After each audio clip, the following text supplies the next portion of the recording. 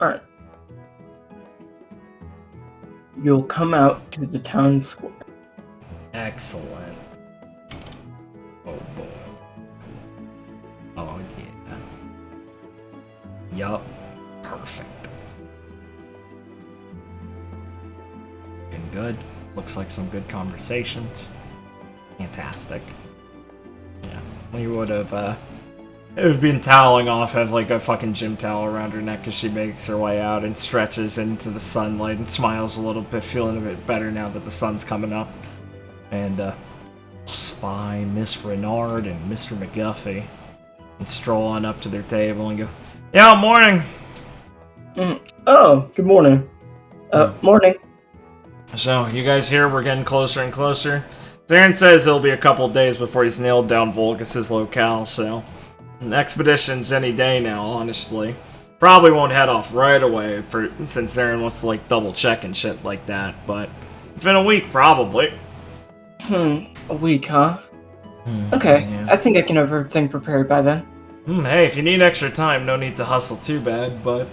No, it should be fine. Well, I don't think I particularly have many more things to prepare. I think I can, I think most people here are more than capable of knowing what we have to get in stock. And since I'm playing a mostly advisor role, it's not like my job at this point is very difficult. Yeah, of course, Teach. Yours kind of starts when we start getting there, huh? But, Sakura, I mean, can't say I'm, like, super familiar with frozen wastelands. Maybe not even to this degree, so, anything we should be considering that we might not already have? Yeah, I think Ivy and Zarin put it on somewhere on this list. You want to go over it a bit? She, like, slides her some of the info she got, and she's like, I'm preparing some stuff, and I have some ideas for, you know, some of the things that we might run into. It's not a lot of crazy diseases that get caught up in colder environments like this, but still, there's some other conditions we'll have to be careful for. Frozen wastelands like this, I think, can almost be as dry as deserts, technically. Oh, yeah. I mean, you definitely want to always keep yourself covered up to stop just even the cold air from freezing your skin. And, I mean, you're probably pretty familiar already just from reading what you have to look out for in terms of the regular, like, frostbite. Making sure you're, you know, properly being heated, but not, you know, to too much of a degree. Everything like that's pretty self-explanatory. But there are plenty of animals that can lurk under the snow that can be very, very, angry when woken up. Really? Things that hibernate just out of the way from normal locations. And if you wake them up, you can definitely, you have to really watch out for any kind of confrontation in that type of environment. One, it's more difficult to just function, especially in a blizzard. And two, any kind of puncture or rip on anyone's clothing can prove almost fatal. And, can severely form to a complication. Any kind of wound you take will be much more difficult to properly heal, as the cold weather will obviously exacerbate things and make it a lot more difficult for your body to actually process that type of injury. And if you don't have any of your clothing is damaged in any way, it can become very difficult to even make your way back to your original camp and rebundle yourself. Oh, yeah, I guess that would be pretty bad. We're gonna need lots of extras then, just in case. Yes, it's a very, troubling task, but you have to make sure to always travel where you're going throughout that environment with at least 2 or 3 extra sets of clothing and other essentials, just in case something happens. So, like, with, like, a really big blizzard and stuff, how are we gonna keep track of things? I mean, compasses and magnetic stuff are normally pretty unreliable with the Grand Line and everything, so... How are we gonna navigate something like that? I mean, we don't want to get lost in there, right? I mean, I'm pretty sure our tracks would just get covered up by the other snow if it's a heavy blizzard. Yes, we definitely don't use tracks, but there is, well, thankfully Nefni has helped me develop a certain tool that has been used by explorers for a while now, but she had some upgrades in mind. Yeah, it sounds like her. It's basically a unique form of Denden Mushi that can kind of form like beacons to one another. So as long as we keep a, well, central Denden Mushi at our base camp, the other ones will be able to guide you directly back to it, or to each other if they're set properly. That makes sense. Wow, that's nifty. Oh, we should bring Southerby! He's one of those, Southtail things. Oh yes, they, well, act as a natural compass. Yeah, that guy works all the time! Huh. Well, we'll need to make him an outfit, though. I don't want him to freeze to death. Guess I'll ask him if he wants to come along. He probably does. He's pretty proud of himself. You should definitely check with, well, Abby on, well, if he could even function in an environment like that. Oh, yeah. Don't want to take him somewhere that, you know, he won't be able to even walk in. Yeah, I guess I'll double check with the doc. That's a good call. Don't want to get overexcited.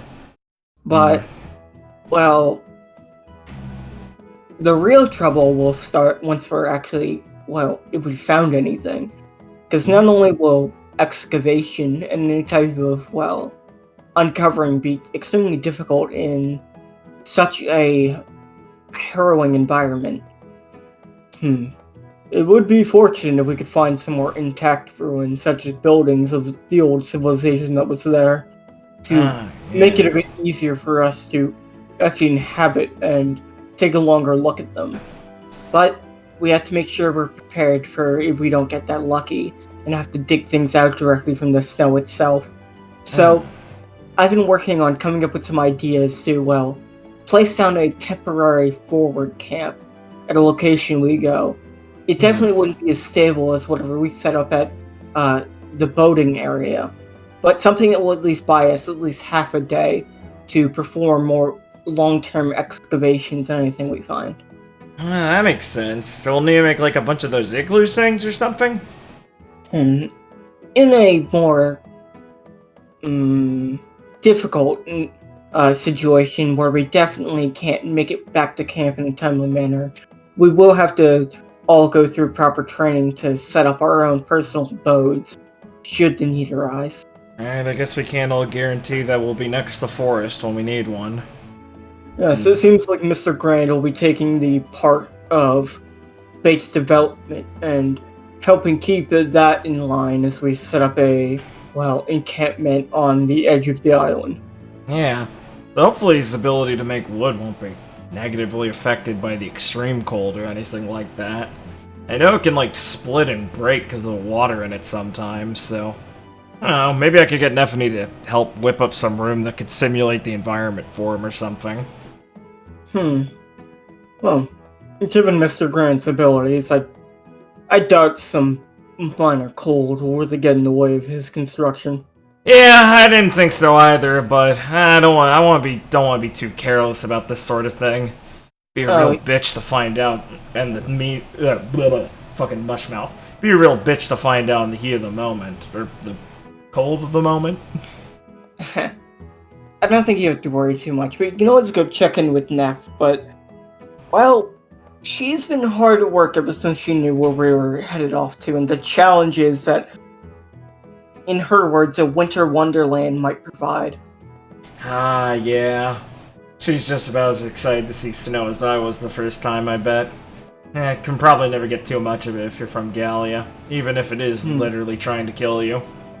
Alright, she came from a harsh desert environment, and you from, well, the South Blue, which isn't known for having its winter islands. Yeah. So this will probably be... You probably had very limited experience with any kind of snow. Oh yeah, like only like one island we visited had it. It's cool. Ah, fuck! Lily looks mad at herself and sputters a little bit. I mean, I like it. It's interesting, but I get the feeling that this is going to be a little less fun and easy than that place was. So I'll make sure not to underestimate it.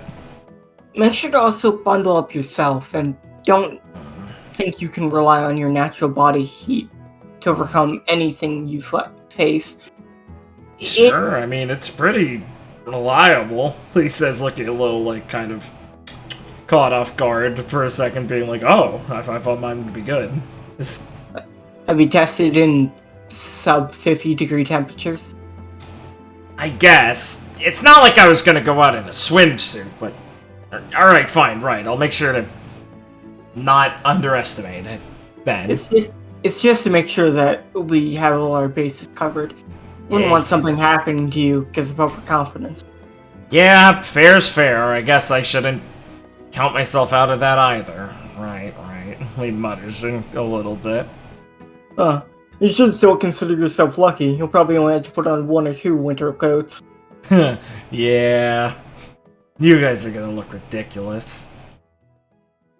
He smiles a little bit and sighs and goes, alright, well this is all some good stuff. I still need to go over it with some other people, but if anything else comes up that is another consideration we'll need, Sakura, tell me right away, of course. Oh, sure. You don't have to worry. I'm trying to keep on top of everything, and I think it should be a good enough deadline for me to make sure I have everything prepared. I've been advising Neff and, well, many other people on procedures and things to look out for.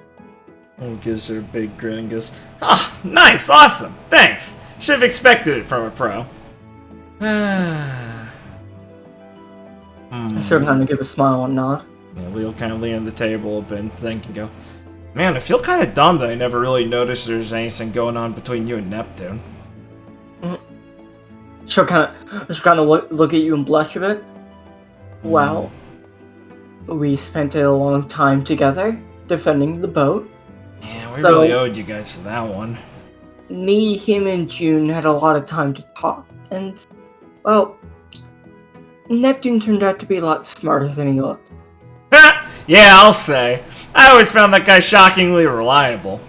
Hell of a way to meet him, though. It's quite the eclectic knowledge of all things marine life. Yeah. And Mr. June is, well, a scholar in his own right when it comes to the fine arts. Marine-like. Yeah, I'll say I got real familiar with marine things. You know where you found him, right, Mr. McGuffey? No, where? It was back at Aine's lobby, actually. Found him in a cell when we were raiding the place. He got caught up. He used to have a bit of a reputation back in the South Blue and then the Grand Line. Really? I did hear him mention that you guys broke him out of prison. Oh, it was great. So it really was in his lobby. Yeah, he wasn't telling a tall tale.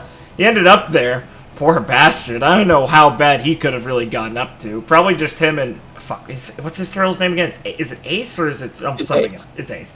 Probably him and Ace probably accidentally knocked over his ship or something and got the government on him. I know he had a bit of a bounty, but didn't seem like this kind of guy to cause too much trouble. Oh, fortunate for him that you guys are passing by when you did. I mean, say. It's not every day people were raiding his lobby. Yeah. Yeah, maybe that was just another happy coincidence.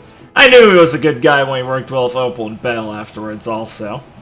Well, it explains why Mr. Neptune is so, well, supportive of everyone here and seems to be so on board with everything. Yeah, maybe a little bit, but...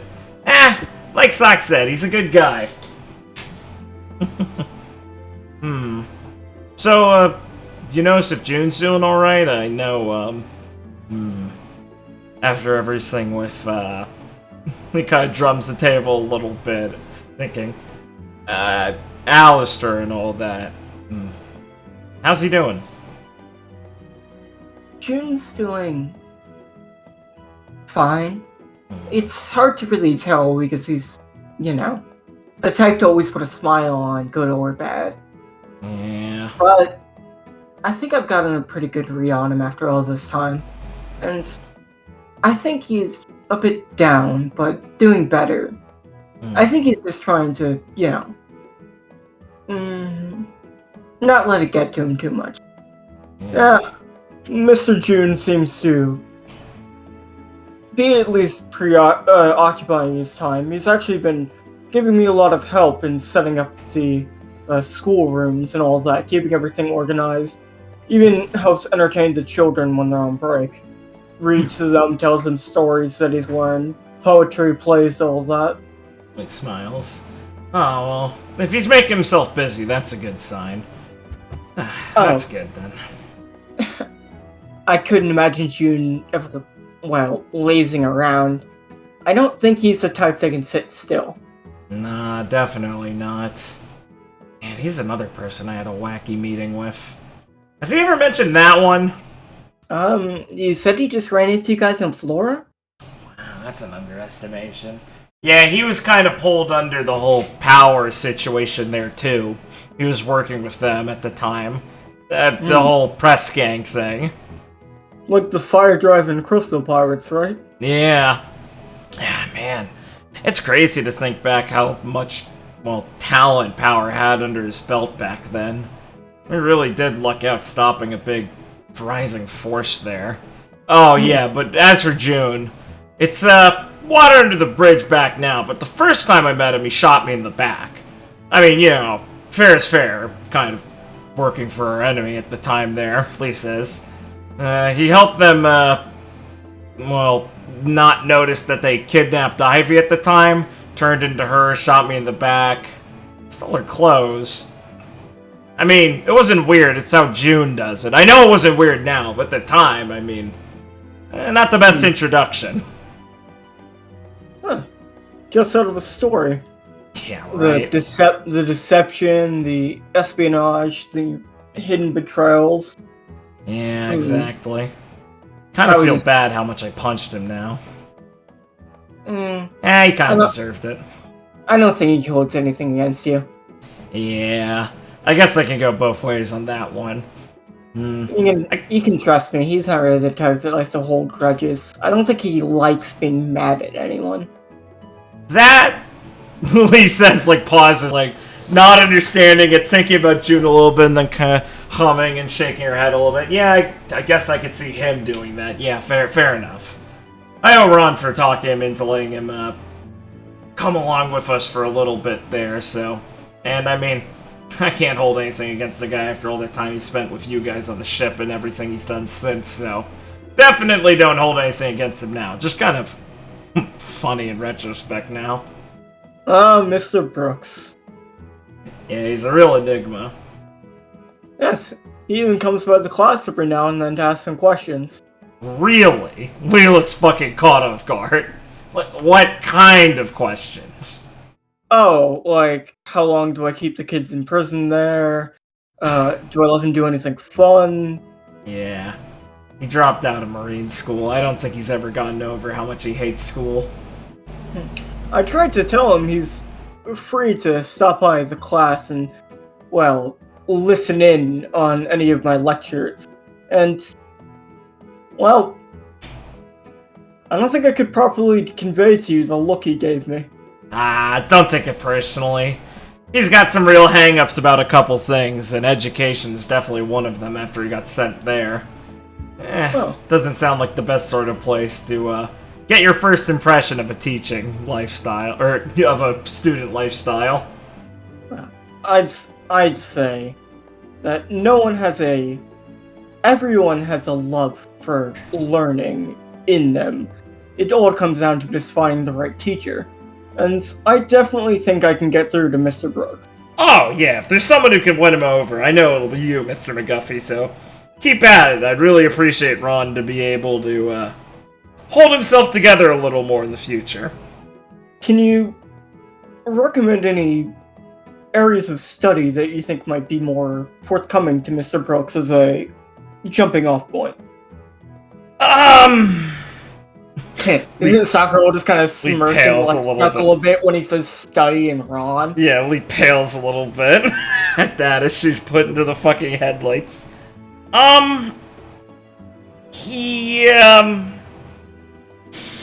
I think she can get back to you on that, Mr. McGuffey. He likes things that are hands-on.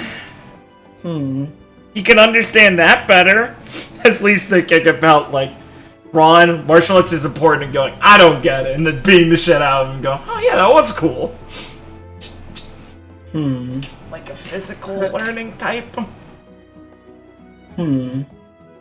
That is a place to start. Maybe I could describe the physical practices that went on in the day-to-days of the ancient Skypian culture.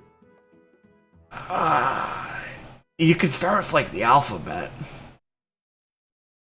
He'll kind of look at you for a moment and blink and then chuckle. I see. Sorry, I might have jumped the gun with what you're assuming of him. I think you'd fit right in with your current students. Oh, I'm sorry, I thought that was a joke. No, he left school really early. He was like 8. Kind of. He'll kind of take out a notebook and look at you more seriously. Is he able to do basic multiplication and spelling? He knows how to spell the words he likes, and no, he left all the money stuff to me when he wasn't spending it. Okay, Sakura's just sipping her tea, trying to not laugh. Alright, He's got a unique way of thinking about things. I say this does come up at an opportune time, seeing as how we're both going to be going on an important expedition. But I now know how to occupy my free time in the coming week. I'll definitely be working up a curriculum for Mr. Brooks to specifically... Well, it does make sense now why he might not have been interested in such a more complex lectures. I'll definitely start from the building block stage and can work my way up to get him a more basic foundation for learning in the future. Yeah! Thank you, Lee. Oh. I definitely feel my services will be of need. Oh, please. Thank you, Mr. McGuffey. This would be a fucking miracle if you could pull this one off. He snickers a little bit more, Sakura, before she pushes off the table and goes, alright, well, I got some more people to talk to and all of that. I'll see you guys around. Okay, see you around. I'll definitely be swinging by Neff's a bit later to talk more shop on things, and I can give you a more update on the technological developments we have going on in relation to the trip. Fantastic. Looking forward to it, Sakura. As you can walk off. Yeah, wave off. I gotta go here. It looks funny. As you walk up there, you'll see... She's looking for Abby anyway, so these two are just a bonus. Amelia, the three of them are drinking tea, as Amelia seems to have brought a tea set she placed down on a table in front of them. Oh, she can carry out a tea set but not clean her own. That's cool. At least thinking to herself as she makes her way over. As Becca will look at you and smile. Morning. Morning, Auntie. Smiles. What you guys drinking? As Amelia will look over. Oh, miss. It's a vanilla blend. Would you care for a cup? Yeah, sure, thanks. And she will pour you a cup of tea very gracefully. I'm gonna take a sip. How sweet is it? It's pretty creamy and sweet, but not like overly so. Okay. You'll taste it and be surprised it's actually pretty nice. Looking at Amelia suspiciously like, oh, I didn't think she could do anything right. Take another sip and goes, oh wow, it's really nice. Thank you, misters. If you have any requests on a more they got cost a few times. On a more specific flavor of tea you'd like in the future for your mornings, I can definitely have it prepared. Yeah. Consider it. You know any from like Kodai? No, not particularly, but it seems like we do have some visitors from Kodai, like Miss Kasumi and Mistress Baki. I'm sure I can ask some of them for any specifics on their friends. Yeah, I'm sure Ma would talk your ear off about something like that. go for it. Thanks. I'm sure Miss Kasumi would be more than enough. What, you scared of talking to her? Kid, I think normal folk might be a little bit hesitant about talking to a big bad Yonko. Yeah, but I mean, come on, it's not that bad. She looks at Amelia expectantly. Amelia will look at you and nod. Alright, mistress, if it's a request, I'm sure I can abide. Yeah, there you go. It's a request. Do it specifically. You've gotten cruel since we last seen each other. Huh? Lee thinks and looks over at her and goes, "Oh, I just wanted to... I wanted to prove it. She's not that mean or anything. She's real nice." Becca's just gonna laugh. Come on, I was just having some fun. I know you are, Auntie, but she's scared of, like, my mom. I mean, yeah, she's got a good position and all, but there's a lot of scarier people here. I am wondering, which one of you got it from the other between you and Ivy? He looks confused. Nothing. Yeah, nothing. As Abby's just gonna sip her tea, and you'll see her just look at her journal a bit. Lee peers over to look at her journal, see what she's reading over. It's a very detailed drawing of the gummy friend.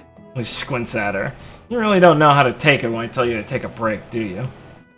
I took a break. Mm-hmm. For how long? Since you told me to? Doesn't really look like it here. I just woke up. I'm starting up my work day. He pinches her ear. Come on. I'm taking you for a day off today. But first I do have a little bit of work, so you can at least get some out of your system. Got any idea how well Sotheby would take to colder environments? Poorly? How poorly? Well, he's typically he comes from a more humid environment. Not desert humid, but jungle. Yeah, alright. Yeah. So, his natural biology is very unaccustomed to the, chilling cold if you're referring to Valgus. Damn it. There's no one else like the Southtail out there that we could use as like a sort of compass thing, is there? Any other animal you know about? She's kind of, chewing on her pen a bit while thinking. Now, let me think. There are plenty of creatures that are up in the more snowy area. Yeah. Weird funny penguin guys. Don't know if they'd be too helpful, though. Oh, I know. You might want to look into getting one of the Who birds. Who bird? Lily's like writing this down. Which are those again? The walk up to you, look really nice, and just kind of say who. Oh, they're usually big and blue, but some of the bigger ones can start to get black feathers. Right. Why would they be useful? Because they'll be able to point an accurate direction fast. Oh, that is nifty. They're like walking signposts, then. Okay. More or less. They seem to have a very natural... Well, actually, they seem to be very good at answering questions in general. That's weird, huh?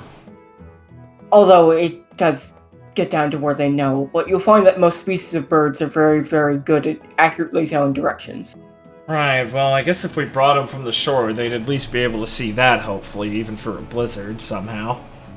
It's more due to their natural physiology. I mean, birds have to fly in the open sky with almost no natural landmarks, so it's just kind of natural that they know the way to the coastline and kind of where to go to kind of perch. That's pretty nifty. I wonder if stuff like that's like observation hockey. Hard to say, but many birds, such as the Who birds, do fly and perch in more Arctic environments. That's why you'll find nests of them up in the, mountaintops of this island. Really nice. And so, usually when they're in nesting season, they'll go to more secluded Arctic environments. And then, well, when they're in feeding season, they'll fly down into the calmer, normal coasty areas. That's why you'll find them at, basically, this island's kind of a, it's kind of a miniature of that, where their nests will stay in the frozen environment, but throughout the day, they might fly down north the docks to feed on the fish. Right. So instead of the average month cycle, where they'll stay in the nesting area for a few months, then feed for a few months, they can kind of just do that by day or every other day. Man, this island's fucked up in a great way. So, you can either check the coastline or the Arctic area. Cool. If you're looking for some of those funny birds, I saw some of them by the docks. I think they were looking out through some of the telescopes. Of course they are. Thanks, Auntie. Man, I never knew birds are that cool. I guess they're like natural adventurers. Sort of. Oh, yeah, you'll find that most animals have a very interesting physiology when it comes to how they, live out their daily lives. Especially when it comes to interesting, very hostile environments. I mean, plenty of animals live in you'll find animals in even the most, even the worst environments that people live in, or people can't even live in. Yeah, I was gonna ask if you have any predictions on how bad things might get in, colder environments. I know Sakura was mentioning there's a bunch of, dangerous animals that you can disturb that are hibernating or whatever under snow, and I guess I'd be wanting to know if there's anything that bad that we could expect in, a super cold environment like that. Well, there are certain insects that live in the coldest environments. They burrow throughout the snow and will strike at unwitting predators. You've been to a more desert environment. You know the type of insects that burrow and then create a whirlpool when passed by. Fucking whirlpool. These things aghast, thinking back to Gallia. To be fair, the desert we saw was hundreds of years in the past, so I don't know if it was accurate. That sounds fucking terrifying. Are there snow versions of those? Oh, definitely. Giant centipedes, to be precise, scorpions are usually the prime suspects, and you'll find some that are accustomed to the frozen wasteland. I really thought all bugs died in the cold. That's so weird. Oh no, their carapaces keep them quite well suited to that environment. I guess that's lucky in a weird way. After millennia of adaptations, of course. And they're usually good at lying in wait for any kind of rabbits or foxes that pass by and then prowling them into their icy abyss. But you'll find creatures like that in all environments. Even in the ocean, there's certain fish that can do the same. Yeah, that makes sense. Okay. I guess it's kind of lucky there'll be big bugs there. Other than that, more cave environments could be home to certain types of mammals like bears and such that would be hibernating and be quite hungry if disturbed. Yeah, my biggest concern would be bats or any weird things that would try and bite us or something there, and I won't really exactly be familiar with any diseases on an island that's been this isolated, so inoculating everyone from that will be a struggle, but I guess that's the one I thought would be the biggest concern. Outside the ones that'll rip open your, cold gear now. Alright, well, I guess I can never underestimate animals in a situation like this. Very true, but I think your biggest concern should definitely still be the frostbite and the natural environment.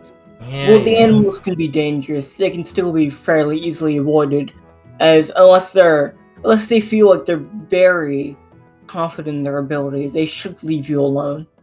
Yeah, makes sense. Well, hopefully we'll be big enough to scare them off. I mean, with the crew you got going, I definitely don't think a few bugs will be a proven match for you. Yeah, probably not.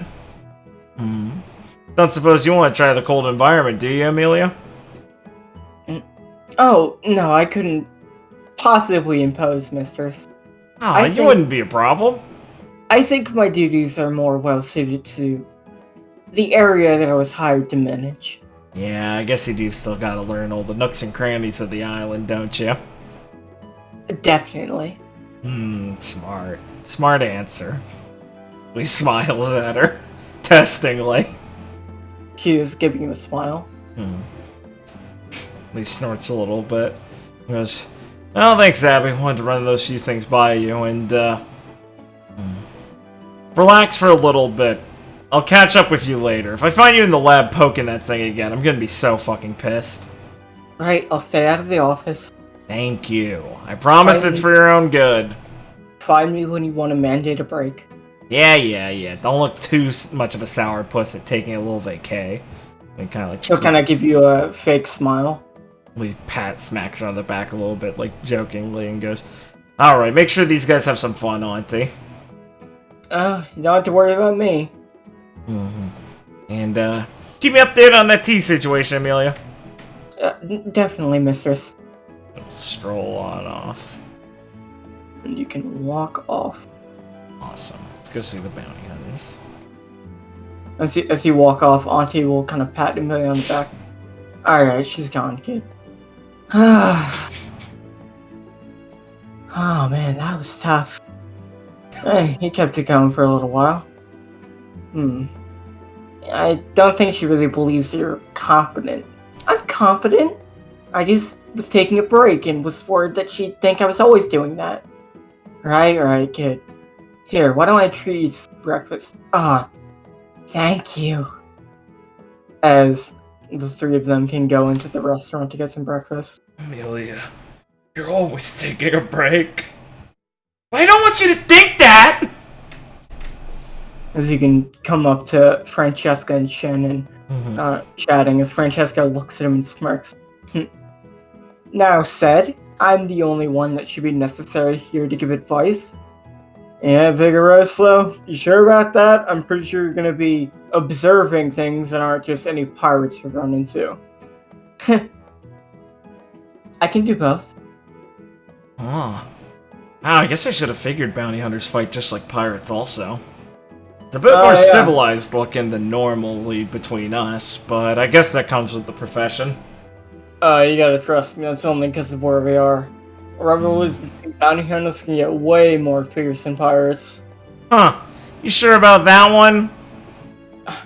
She kind of looks at you. Have you ever noticed why there aren't many big name bounty hunters? As the number gets lower, the more you move up. It's because they're fighting everyone, pirates and each other. Hell, the bounty hunters even fight with the Marines to get the capture. It seems counterproductive since you're normally turning into them. I mean, is there any Well, you just have to make sure the Marines don't really catch you in that you're the one doing it, you know? I've heard some bounty hunters that, you know, get a whole different getup when they go to deal with some Marines that are after their prey and then switch to their usual attire. At that point, why aren't they just pirates? Shannon will kind of like just shrug a bit. Maybe it's about the mystique of it all, you know? I guess. Fighting with the Marines and fighting with the evildoers they run into. Lee just kind of sighs, shakes her head completely like, yeah, I can't grasp this concept, and Fred shrugs. And Shannon will kind of lower his sunglasses. Hey, you'll find crazy people in every profession. Yeah, you got a point there, I guess. Shows how naive I can still be about this sort of thing. I was interested when your captain told us that she wants some consultants and everything. Yeah. But she definitely is right to think that there might be some pirates hanging out in that neck of the woods. I definitely traveled to more isolated locations. Not this one, but like this one. Well, not exactly like this one, but you know what I mean. Yeah, I got it. Go tracking down some marks that are running away. Yeah. Oil and Zarin were talking about it, and I guess just a shithole like this would be a perfect place. No one wants to go there in the first place for any reason, so figured if there's anyone who's gone into hiding, it'd be good to know about that now. As Francesca will kind of think. Though, well, It definitely is peculiar. This is more than a little out of the way. Such a hidden kingdom that we even have to put such a navigator on so many days to find. Oh, yeah. I wouldn't expect your average riffraff to be hanging about there if they want to lay low. Yeah, and that's why I figured, I guess, it'd probably be the best to think of this a little longer term, right? I mean, you know about anyone that's fallen off the radar, like, a while ago with no good explanation? Or just recently, any time, I mean...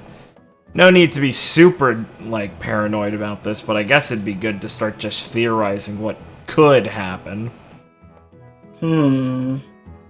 Shen's kind of thinking. What about... No, of course not. Why would they go to somewhere like this? Okay. But... Okay, so how about... No. You know if he doesn't like cold locations. He'd definitely go to some isolated desert, if anything. He just looks bewildered that they can talk without, like, getting to who they're saying. Okay, but they recently... Yes, they're recently in the other half of the Grand Line. Why would they go so far out of the way if they wanted to just lay low? It's out of their stomping grounds. Yeah, it's weird how much a married couple you two can sound like. As Francesco will just kind of laugh. Not my type.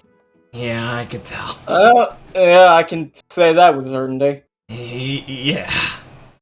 I guess it is kind of asking for a long shot to predict this far in advance, but it's the kind of thing I figured you two would be good for thinking on. Well, we'll definitely consider it more, but... Well... As Vigorous said, place this direction out of the way, it's hard to really, well, guess how anyone would want to actually go there. There are easier places you can go if you want to lie low. I guess we're just here to consult on these things. Yeah, sure. And, well, have you thought about what you're going to do if you run into any explorer types that kind of don't want to share the discovery? Well, it's not like I'd feel good about just robbing someone who completely doesn't want trouble, but Lee folds her arms a little bit and kind of hums. I mean, the stuff we're looking for, this info isn't exactly something I can easily pass up on. Try to buy it off them at that point if they're being really reluctant, but... You find that some of these types can get a bit touchy about their own discoveries. These are the kind of things that might make their career. Yeah, well... I do my best to try and talk it out with them, but if I think it's something that would actually help with the whole situation, Lee kind of leaves it vague, I'm gonna need to know about it. I don't exactly want to go, you know, forcing it out of people, but I guess it'd depend on how reticent and unfriendly they are at that point.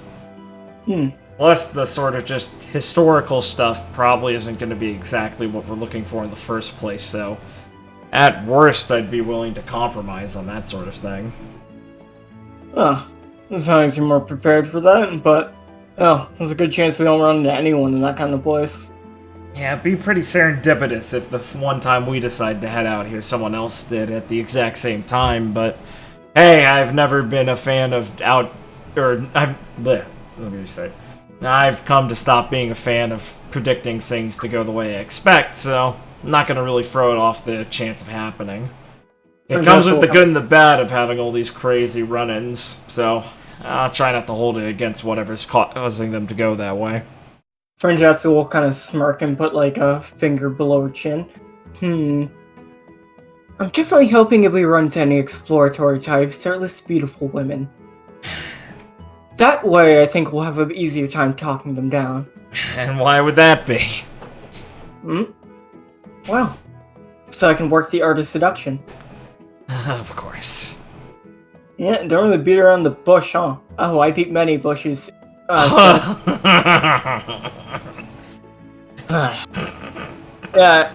we'll definitely keep on thinking if there are any pirates that... Okay, what about... No, definitely not. Right. Okay, well, we'll keep doing our job, but yeah. I don't know if we're gonna have anything concrete we can lay down for you, but we'll make sure we're all prepared for if we run into anyone. Hey, as long as you guys are keeping sharp, you'll be doing your job. So, I'll let you get back to it. Thanks. Because you can head up. I'd be a lot of questions. Jesus fucking Christ. See Jude just reading a newspaper while sitting on the bench. Yeah. Yep. Over we go. Morning, Jude. Morning, Lee. How's the paper? Anything new? Well, this is actually the old issue. This is catching up on it. Gotcha. Yeah. He nods along.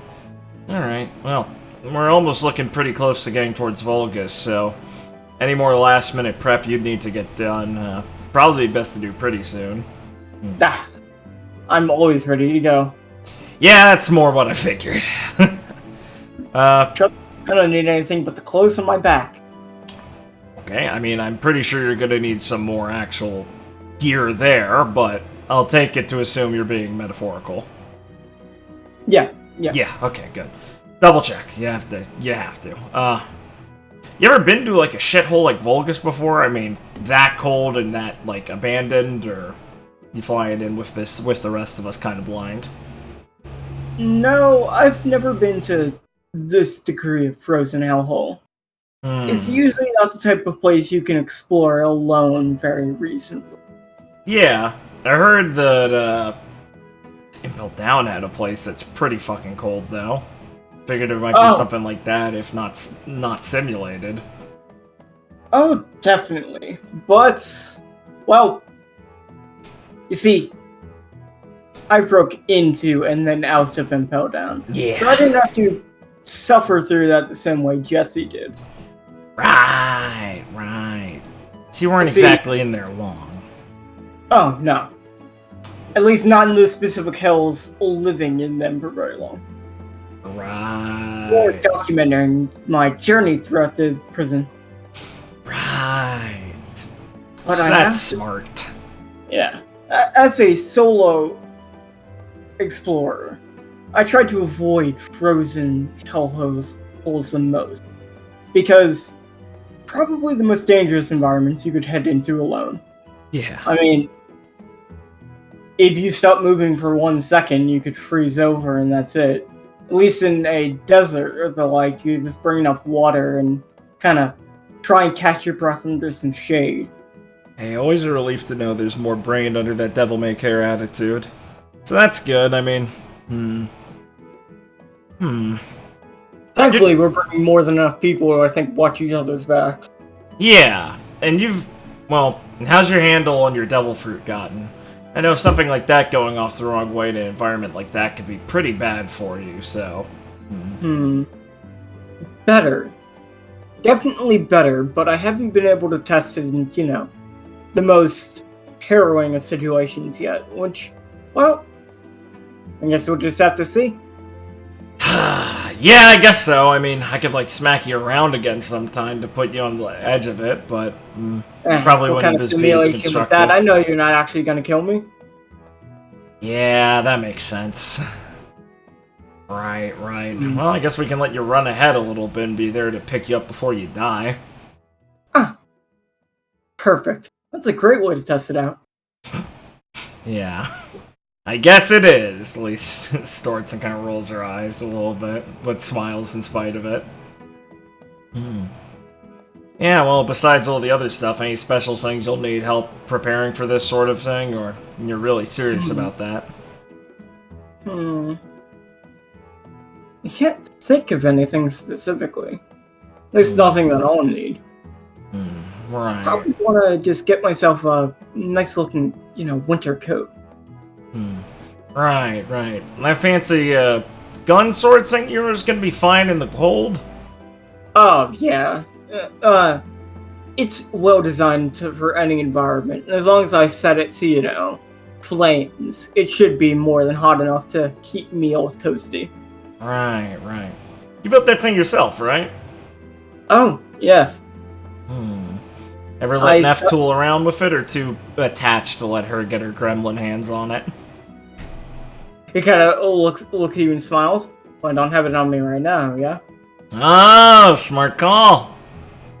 Yeah, I tossed it her way once you wanted to look at it. Haven't seen it in about a week now. Wow, she must really like it then. That's a big compliment.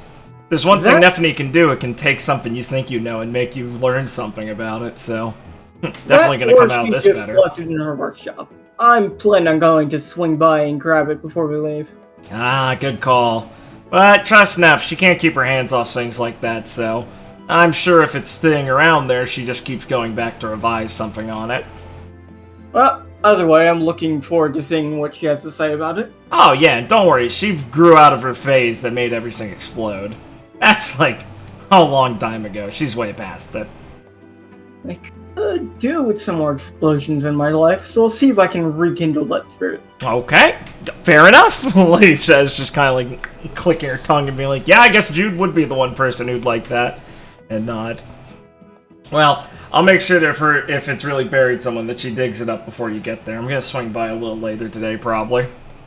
Sure. I was just reading an interesting article, so I might as well get back to it. Oh, yeah. What's it about? The Sons of Plunder. Oh. You know anything about those guys? I hadn't heard of them before this. Only what Van had told me a little bit about. I've only had a singular encounter with their captain before. What's he like?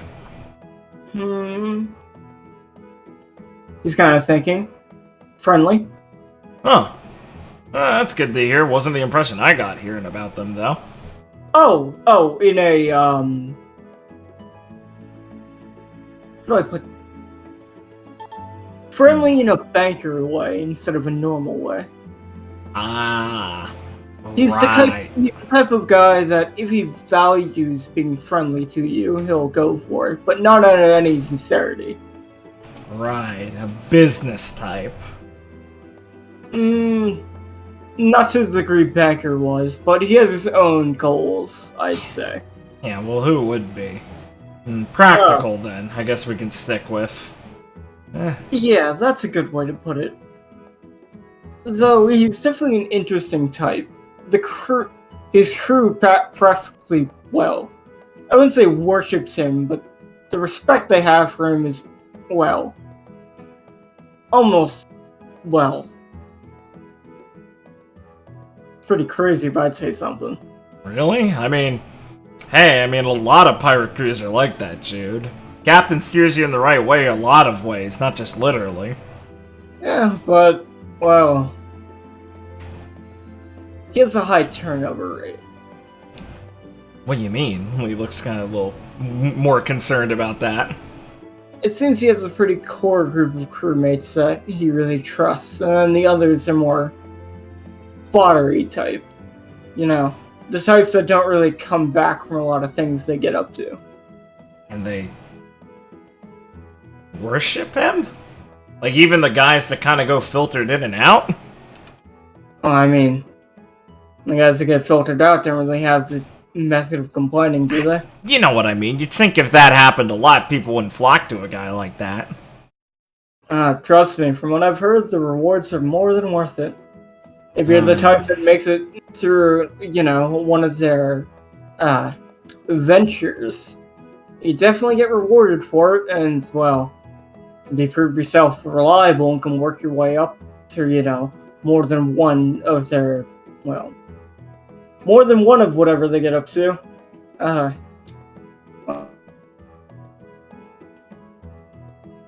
you say? I don't gotta worry about getting filtered out or not coming back if you're good enough.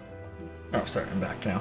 Lee kind of nods slowly and clicks her tongue, looking a little more agitated.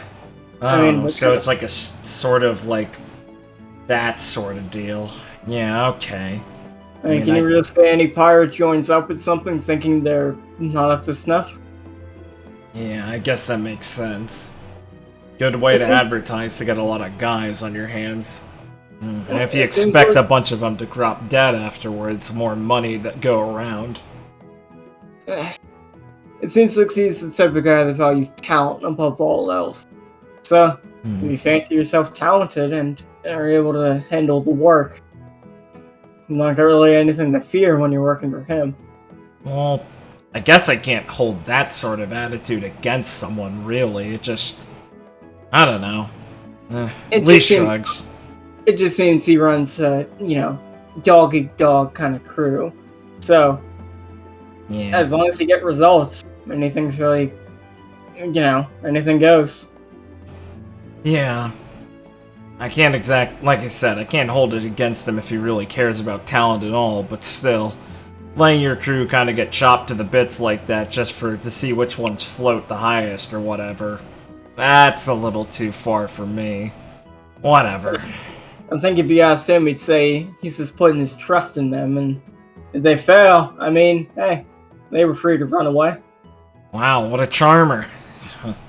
He snorts a little bit and shakes her head. Well, anyway, I guess I was interested in reading about him, because he doesn't pop up in the news as often. Yeah, I heard they say kind of low to the ground for that sort of thing. Makes sense in a, well, practical way, if that's the only way you're viewing it. I guess money is enough of a motivator for some people, right? Yeah, I wouldn't say he's completely monetary focused. He definitely likes his treasure and all that, but... Well, what the hell's a guy like that motivated by if he doesn't want to become, like, famous or get something done? I mean... How are you gonna get the One Piece if you're just some no-name, right? He kind of, adjusts his glasses a bit and kind of leans back. I've only had one conversation with him, but... I think he wanted to talk to me because he saw ourselves as being alike, Or I think what he gets out of it is, well, the journey itself. He likes doing crazy stuff, but he's not exactly, well, he's not after the end goal, more of the path along the way. Oh, he's another junkie like you, I gotcha. Yeah, but you won't find him as I don't think we're exactly alike in the way we portray ourselves. He's a lot more calculating in how he goes about getting his thrill. Right. And you're more of a naturalist. I got you. Alright. I go where my heart takes me. And I couldn't ask for it to be any other way, Jude. But it's hard to say who you have to look out for if we end up having to meet up with them. Because hard to say if Nikki would even present himself as an enemy. Yeah, I mean, there's a lot of pirates on the Grand Line, or in the New World I still don't know about, apparently, so I'm not gonna sweat it too much, but better to hear about him now than be surprised by it.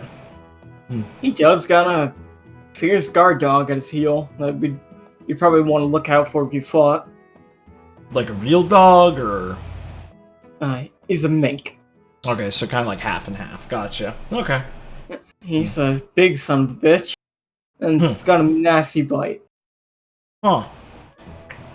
Wonder if Leo knows him. I mean, they all come from one place, technically. She's not the best with names, though. It kind of lets his shades fall a bit. You really think she would? Yeah, okay, maybe not Leona, maybe Abby. When he kind of clicks again, like, damn it, Abby's also kind of unreliable. Well, at least there's a chance with two of them. Or I'll ask the kid, probably. He'd be better off knowing. Wow, his name's Hound. Wow, really? It might be, a Tegan name. Yeah, I hope so for his sake, because that's a little, well, I mean, names are a funny thing. You don't exactly pick them, but for real, just Hound. I mean, they named themselves the Sons of Plunder, Yeah, but I've never judged anyone for a weird crew name.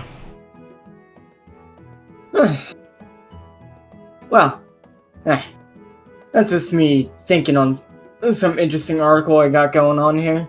I don't think it really matters much to us at the moment. Yeah, but hey, we're on the journey to the end game, so probably gonna go against any pirate crew worth their salt one day. Better to hear about it now. Thanks, Jude. No problem, Captain. Vice Captain. Yeah, don't get ahead of yourself there. Sorry, demeanor and all that. Yeah, well, somebody's got to take the more serious angle with the actual captain. Oh, you should see the captain right now. She's been, well, working hard, recently on getting everything prepped and planned. She's been Yeah. going over everything with almost everyone that is, engaged in this. Yeah, she can take herself pretty seriously when she's not in the middle of the adventure, but it can kind of, I guess she can throw herself into it a little hard like you do sometimes when we're actually out there. But she's reliable. I think she just looks at you to take her edge off when she's not busy working, but I've seen her in her office many times the past couple days, kind of going over the plans, kind of organizing everything. Yeah. Wouldn't say anything other than that. Oh, I guess I'll let you get back to that article then, Jude. Sure. Got a lot of relaxing to do before we get to the hard stuff. Yeah, enjoy the heat while it lasts. Maybe swing by the beach or something. I know I'm going to. I'll think about it. Don't forget you can't swim anymore. He says as she walks off. Right. He will head on off. Where are you going? Oh boy! Where am I going? Let me think. Did say I was gonna go look for Jackie to hang out with her and Abby eventually. So let's go do that. Okay. I will do that after I do a cutaway. Excellent. Wow, cool. Fuck yeah.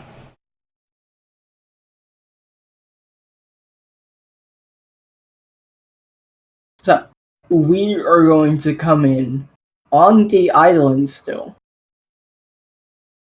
Oh, mysterious. as we'll be showing a crew scene. Yeah! Base! As Van and Grace at night are kind of hanging out, looking at the forest and kind of under the stars and stuff, kind of sharing a drink. As they're like in the middle of talking. It's funny thinking back on everything. How you asked me to do all that stuff. Makes a lot more sense now. I'm sorry for, well, not saying anything. How's it feel, having your mother around again? It's been a long time since you've gotten to sit down and talk to her this much, huh? Van's gonna just sit there and sip his drink. Yeah. It's nice. I'm happy to have her around. Thanks for that, Grace. She's gonna sip her drink and, just look at him for a moment.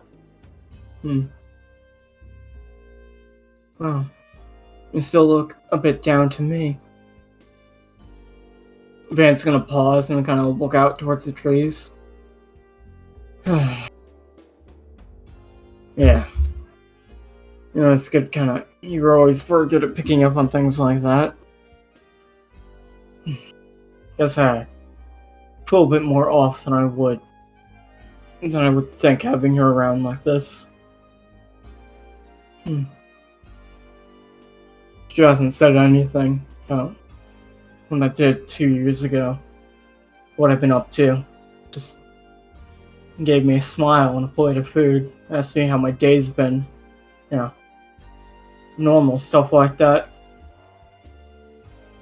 Guess I would have thought she'd want to talk about it more. Do you want to talk about it? With her and Ivy, no. Then I guess that's why she didn't. Mothers have a good way at intuiting things like that, and I would guess that she wants to wait for you to open up on your own, not force it out of you. Yeah. I guess I just don't know what to say, I guess I have trouble opening up about that kind of stuff with her and Ivy. feels like disappointed them, you know? Oh, found this baggage with me. I'm bringing it into. If I start talking about it, I just kind of bring it into our lives and such. Remind them that I'm not the same person I used to be. Not the, happy kid they both knew when we were younger. As Grace is gonna kind of look at him and pause for a moment to sip his drink. Yeah, I know. It's not the right way to look at it. They're not gonna think things like that. And it's only me getting in my own head about it. At least I don't have to remind you. Have you been talking to anyone else about this? Yeah. Lee's actually been pretty good about getting me to open up. I mean, that's why I feel pretty comfortable talking to you too, you know? It kind of makes sense. I think about it, you two do have a lot in common when it comes to how it feels to talk to you. She's gonna give him a smile. Well, you should just take things at your own pace. Talk about them as you will with, any of your family. Me, Lee, Ivy, your mother, anyone. We're in this together now, Van. As close as can be. So, if you ever need someone, know that I'll be here for you. And I hope you'll be able to return the favor. She'll give him a smile. He'll kind of look at her and then sip his drink and, look up the stars a bit. Yeah. Thanks. I'll make sure to make good on that. She'll kind of smile at him as we will fade out. Man, why you're depressed? Just talk about it, you fucking loser. Oh, I showed him. I got him. Fucking got him. So the funny music. You are looking for Jackie and Abby, correct? Yeah. That is correct. It's time to make these losers relax.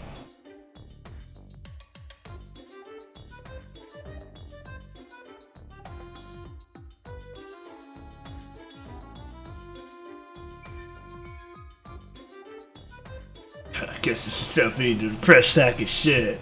Yeah, probably. Would say that.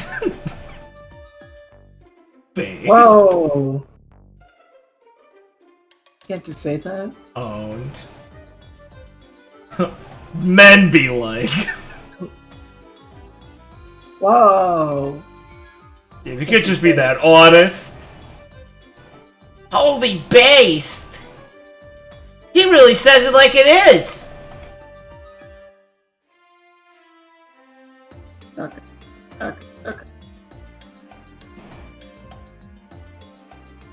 You will eventually find Jackie and Abby actually together. Oh, that's convenient. As they're in the library. Fucking dorks. It's okay. Lee's a dork too. She can't even make fun of you guys that well for this one. Yeah. Makes her way in. Spies Abby for looking for books and stuff. Sees Jackie the other way. Sighs. Okay. Uphill battle. Right. As Jesse will kind of look over the railing, kind of tip his hat, and kind of point down, and kind of mouth, "They've been here all day." His eyebrow twitches, but she gives the cowboy a nod and a mouse and gives him an okay hand. As Clive will look over and just smile and wave. Nice, yeah. We'll wave to them. And approach.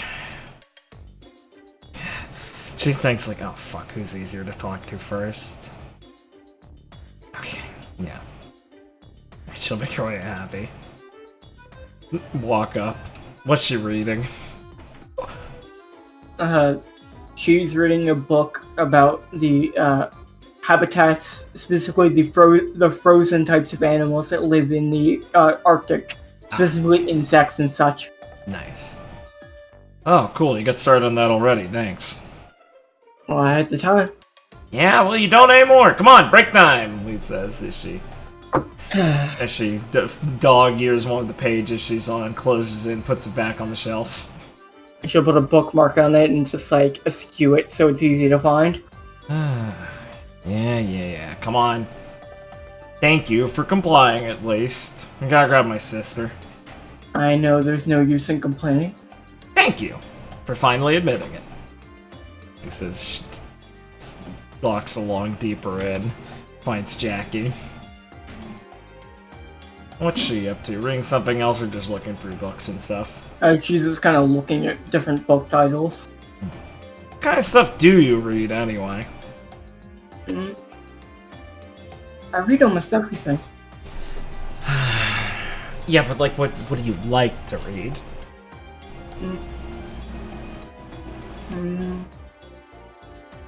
I guess... accounts of marine battles and expeditions and such.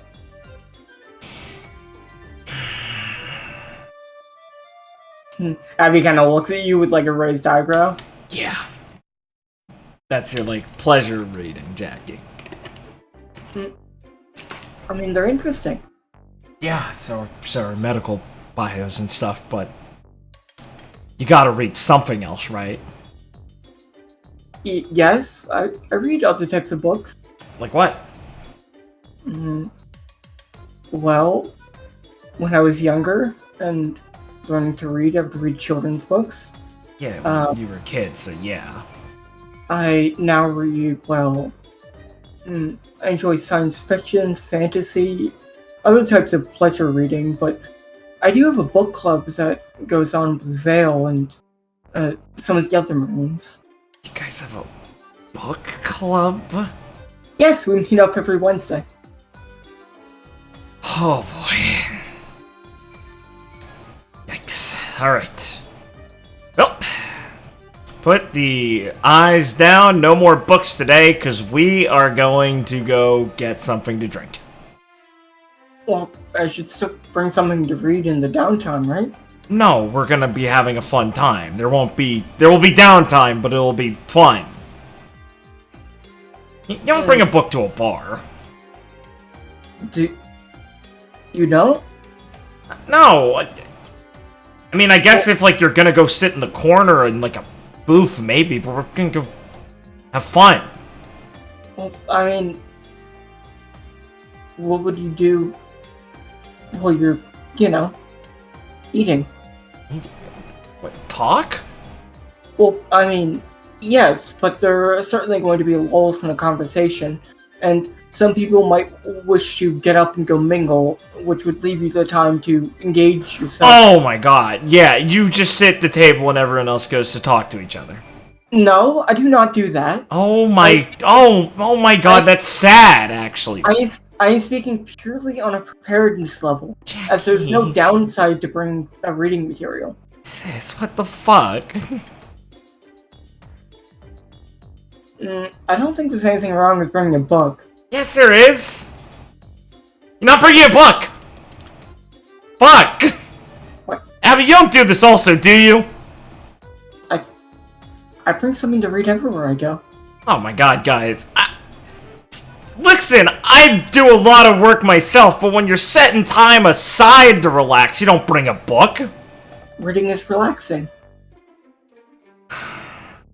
Not the kind of relaxing I'm talking about. I don't see why you're making such a fuss about this, Lee. That's the problem. Oh, I guess if you feel so strongly about this, I can forgo bringing a book. Thank you. Believe me, you'll be busy. Alright. Alright, come on, let's go. The diner would be letting you guys off too easy.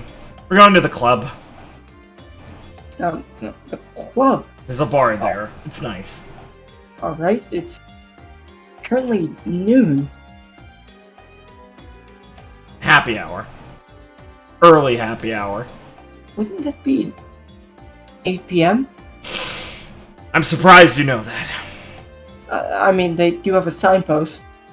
Yeah, well, we're gonna go in early, because we're gonna be relaxing for a while. Unless you have anywhere else you'd like to hit up first. I mean, you seem to be very strong-willed about this. No, I mean, there's plenty of places that are fun on the island. Let me hear some suggestions from you two.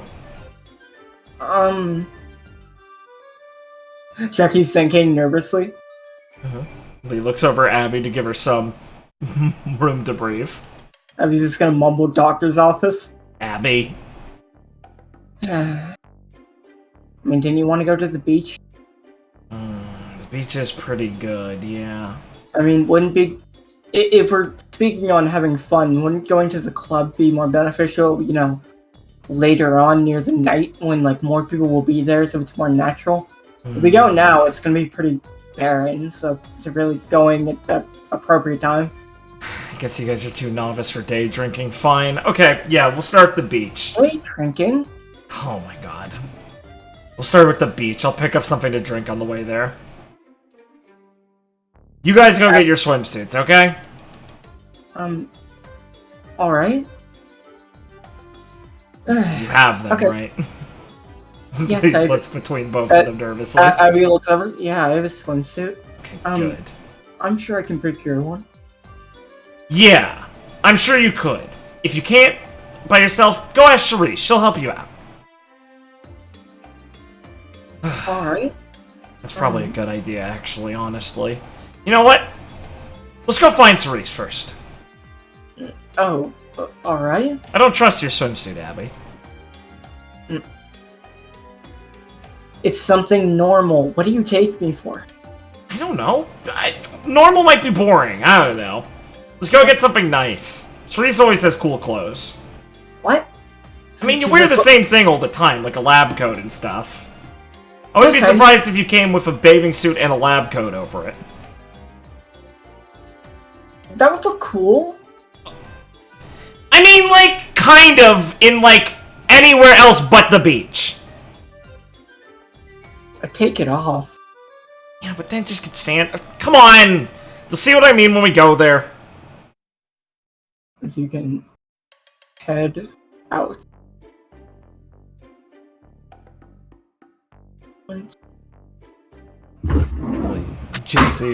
Jesse yucking it up as he watches Lee have to navigate around the two nerds.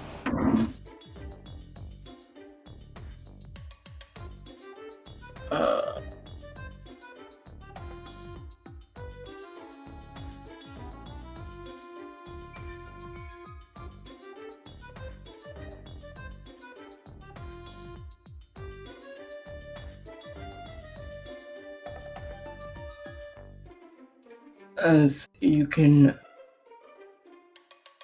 go to the Coliseum area, Nice. where Cerise's shop will be set up. There, boutique will probably nearby, right? Alright. Lee's over here. She got like a cooler by now she's carrying with some drinks and stuff in it. She's heading up looking for them. Did you make sure to bring any, well, fruit beverages? Fruit beverages. You mean juice? Yes. I mean, yeah, there's like some lemon rum in here. And stuff Ron always likes too. Rum? It's a fruit drink. Why would you... I really don't agree with drinking at this time of day. It's not like you're gonna be pounding them back, right? It's just to wet your whistle. Yes, but I could do that with, well, a non-alcoholic drink? Yeah, you could, but you can drink that stuff anytime. This you generally don't want to drink when you're working. No, I'd like to comment that I think you of all people know that you can drink that at any time as well. Yeah, I can drink at any time, but I know you don't. Besides, if I'm doing something serious, I don't want to be drunk off my ass. Abby's just gonna look over it, so it's training. Huh? Yeah, exactly! Yeah, I should have known. Yeah, basically. Oh, thank God. Yo, Cerise! Claire! Oh, hello. Hey, You got up bright and early.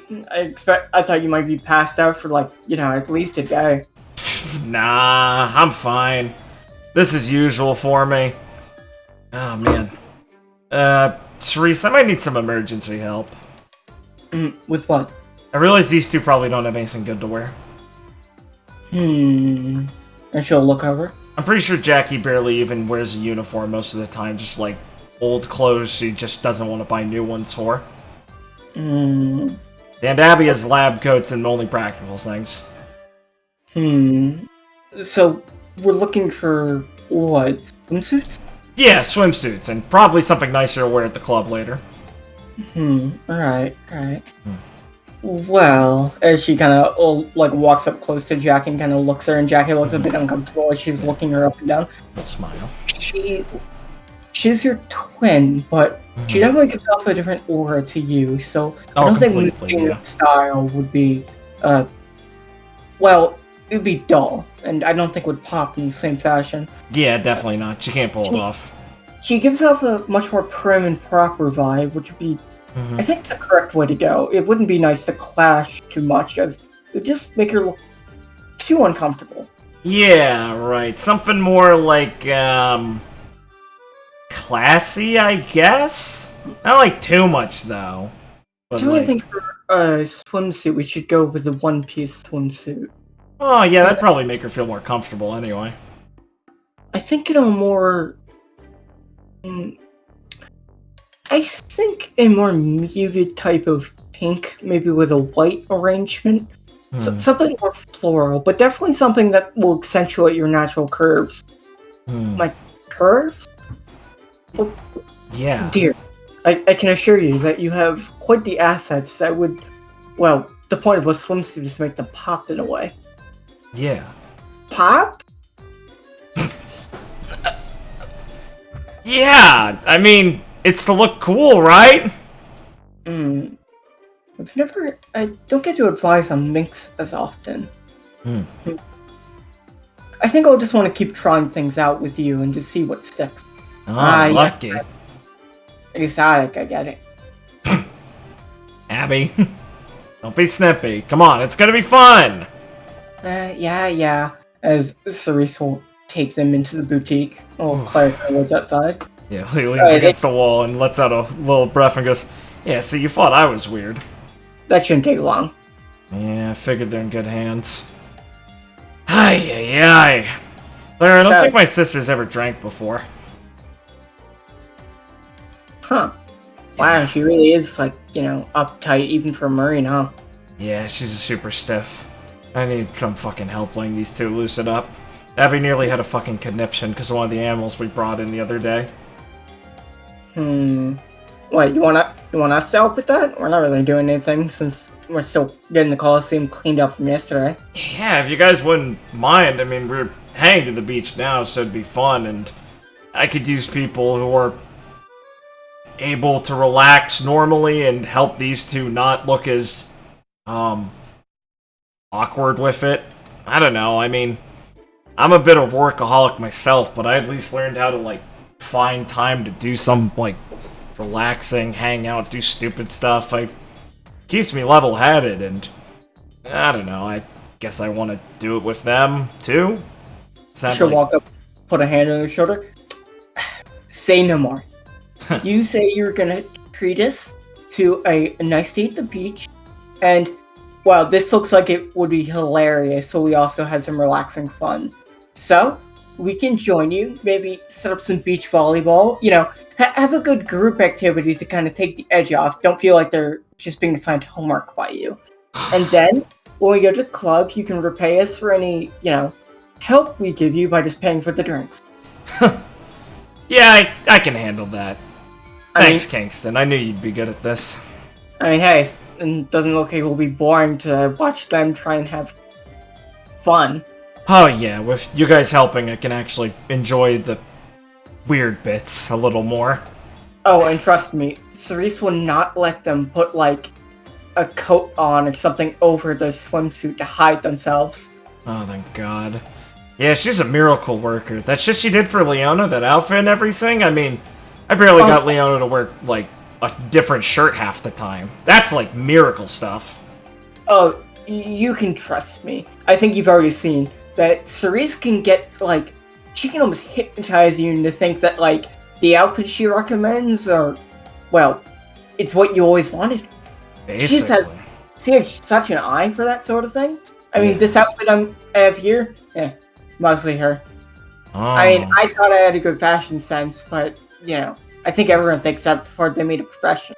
He, like, looks up and down, nods and goes, yeah, totally. I mean, shit, she recommended me some Kodai stuff before I even knew I was from there. I guess she's just, like, got the eye for it. That's crazy. Oh, she's been managing things with Ivy on getting the winter wear, because she has such an eye for that sort of thing. Not even, like, just in the fashion sense, but also the practical sense. Able to slim down what you actually need so you don't have to go wearing, like, you know, a mount and a coat. He whistles and then lets it, like, sighs and slips against the wall. Like, oh, thank goodness. I gotta be honest. I haven't had to wear a coat since I got this devil fruit, and I really didn't want to have to go bundle up ever. Honestly, I never had to. They looked really uncomfortable. Call it, like, the South Blue Syndrome or whatever, but I can't really take much, like, actual heavy clothing. Makes me feel, like, congested. Cerise was actually working with Ivy in your R&D, one-man R&D department in Nephany, on developing, like, this Under Armour. So, you know, like, a pretty thin layer of, like, t-shirt and pants that you kind of put on, like, under your clothing. But, like, they're heated and can actually, like, heat up your body. Oh, shit.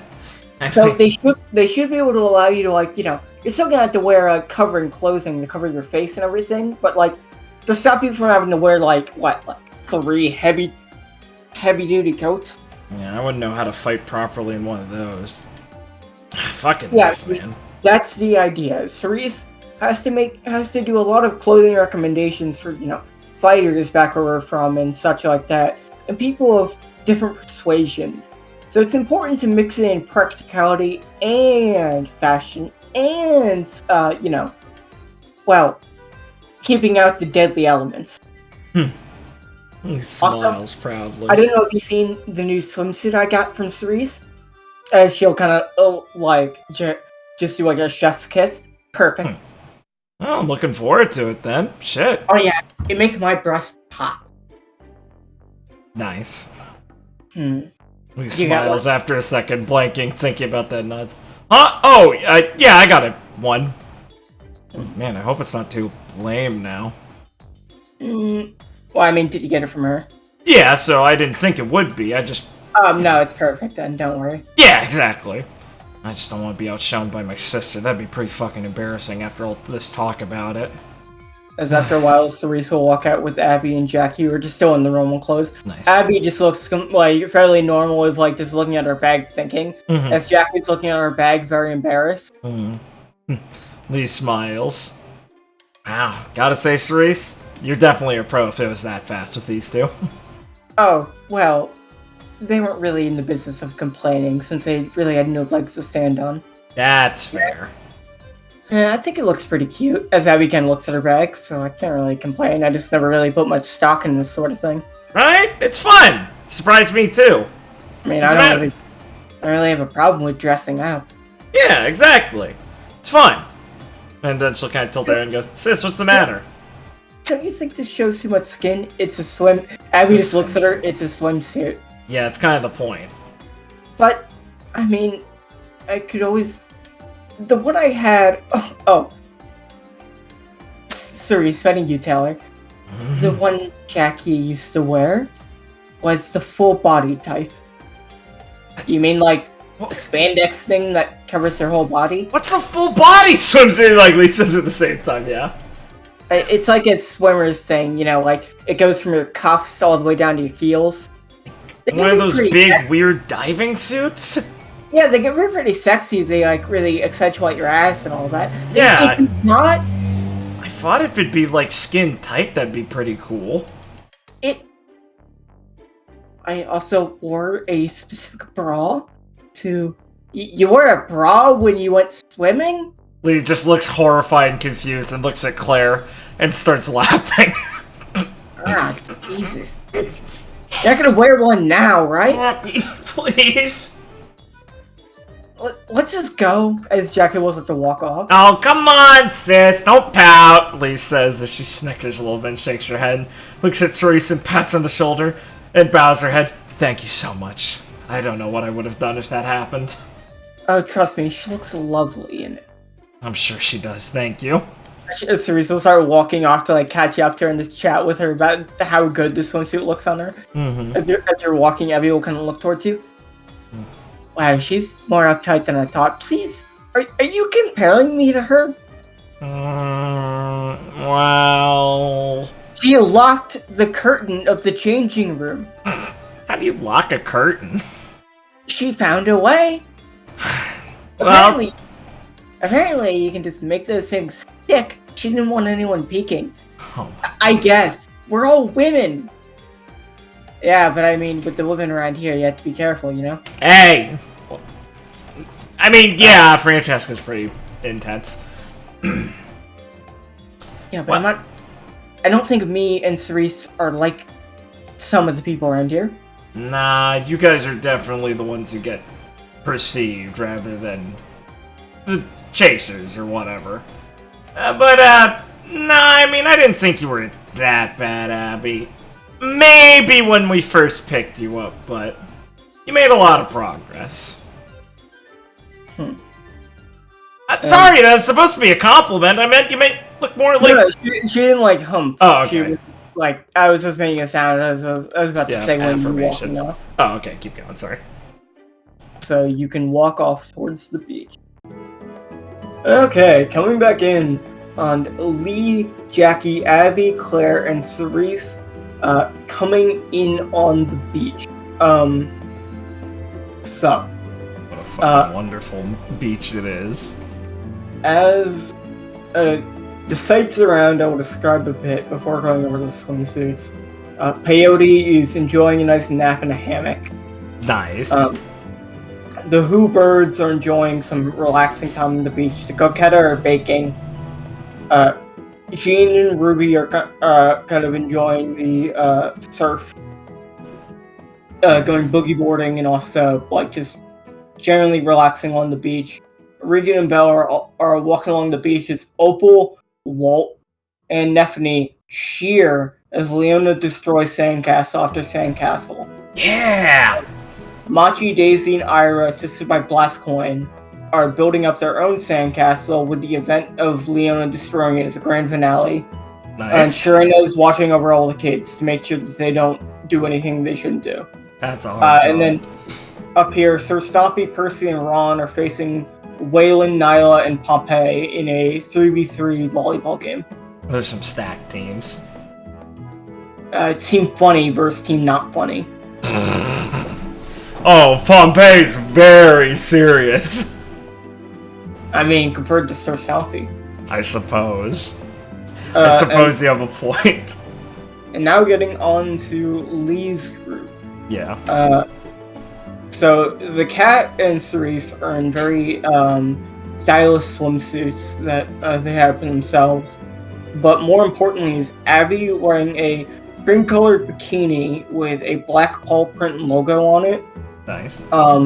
That seems to be fairly tight, but also like very well fit and stylish. She has like a little see-through skirt. But, like, you know, those are good. Yeah. Yeah, with a big sun hat and some sandals. I love how many articles of clothing I know from imagery, but have no way to associate them with words. Yeah, there's a lot of clothing that I really wish I was not, like, retarded and actually had a word bank for those.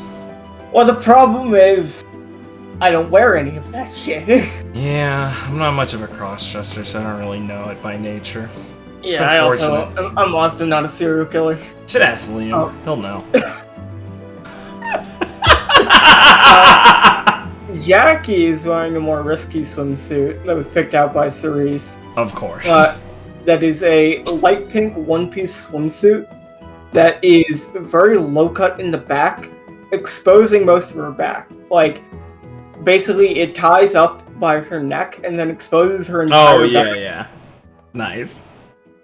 And Cerise gave her the flawless logic, but so she can extend her wings if needed. I was literally about to say that. Fucking Cerise is like a master negotiator when it comes to convincing people to wear clothing. No, I've got a good answer for her. And fucking tastic. And Jackie seems very uncomfortable with just how much of her body it exposes. What a pussy. And you can come in on the beach. Nice. Well, he's gonna kind of give like Cerise a nudge as she's looking over at Jackie worrying about that swimsuit and goes, "Wow, that's a miracle." Oh, I know. I'm happy we had one that fit her body type so well and let her back be exposed. Yeah, I'll say. How'd you talk her into something like that? Oh, I told her if she needed to release her wings, this would be the perfect swimsuit for it. I never knew you'd be that manipulative about it. That's smart. You see, it looks amazing on her, and she's still seems very shy about it, but she wasn't really able to argue with that logic. Yeah. Once you say something and it makes sense to her, she'll put up with it. For better or worse. Oh well, she'll get more used to it anyways. Cerise will look you up and down to assess your swimsuit. Oh yeah, I was imagining Lee has like it's like a darker green like bikini top with one of those like rings in the center to hold the two pieces together. Yeah, and then a what's up? I said the swim. The swim. Fuck. You're wearing a big floaty. Yeah, big floaty. One of those like kind of like short they look like wrap skirts, you know what I mean? Like those really short ones, and then like the green like other like bikini piece under that. Yeah. But like one that just goes like slightly down her like thighs, not that long at all. She doesn't have like her bandana and everything, so her hair is down and stuff, and she has like a pair of sunglasses, Disco's old pair probably, like tilted up on her forehead. And yes, an inner tube under one of her arms. Yes. Of course. It's ridiculous, but survivability. Of course. What's a girl supposed to do on the beach? Come on. So, what would you like to do? Well, looking around the good beach, Lee will tell them to go, like, find, like, a nice spot to sit down on and start, like, you know, scanning the people around here. And kind of nudge Jackie a little bit as they're, like, moving down the beach. And go, come on! Enjoy yourself a little bit. It's not like you're naked. She'll kind of look around and then kind of get behind you. He rolls her eyes a little bit and tries to like reach out behind her to pull her out. You're being ridiculous. Come on! No, Lee. Waylon's over there playing volleyball. Huh? Oh, perfect! Yo, Waylon! She grabs her mouth. I don't want to see me wearing something like this. Why not? As she kind of looks at, it's embarrassing. Lee kind of pulls her hand off and turns to look at her and squints. As she looks at her very nice frame, which is identical to yours, and like, just looks down. I wouldn't be embarrassed. I'm not like in every way. Yeah, I know. You know he'd like to see that, right? She kind of blushes. Yeah, see, you do know! What? What are you afraid of? She just kind of looks nervous. I don't know.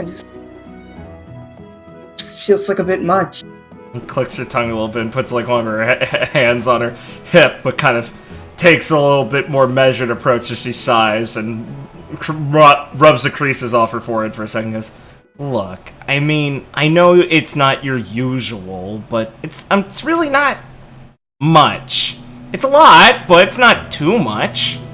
It's a lot? Well, like... I know it. Like in a good way. Compared to what you normally wear, I mean, you hug your vice captain hoodie like it's, or vice captain coat like it's a paper bag sometimes. And Look, she'll kind of.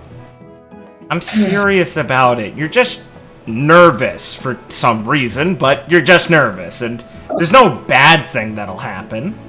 Okay. We can. She'll take a deep breath, and then her wings will expose. There, you feel more comfortable? Yes.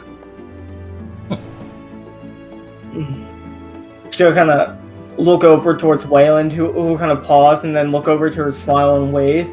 And she'll smile a bit, blush, and then cover herself with her wings. She puts her face in her hands. I'm gonna go find a place to sit down. I'll be okay. I just need. No, I get it. You gotta dip your toes in first. You can't go off the deep end. I got it. Sure, fine. Good work. He pats her reassuringly on the back and helps direct her as she's covered with her wings towards someplace. Jackie will go to find a place to sit down on the beach. Yeah, as Lee's walking over with her to help her sit down, and she sees these birds and blinks for a second, goes, "Oh, hey Abby, are these those who birds you were talking about?" Oh, yeah. It's pretty easy to tell. The big one kind of puts down its newspaper and looks at you. Who? Do these things actually read? Mm. Do you read? Lee looks at the who bird. He kind of picks up the paper and scans it a bit, and then nods yes. Who? Wow, that is cool. You weren't kidding. So, what kind of other things can I ask him? They're best with, things you don't need complex answers for. Like something they can, either do or that just has a yes or no response. Right. And they're good at remembering directions and stuff, right? I kind of wanted to get a feel for these before we we bring them out there. Yeah, don't expect them to talk to you like some other monstrosities we have here. Happy thoughts. But they can understand what you're saying and respond appropriately. Right. Okay, let's start with some easy ones then. How do you feel about... Wait, no. Yes or no, right. Do you mind the cold? Who? He'll nod no. Oh, shake his head no, yeah. Oh, but really cold. We could get you a coat and stuff, but would it bother you too much?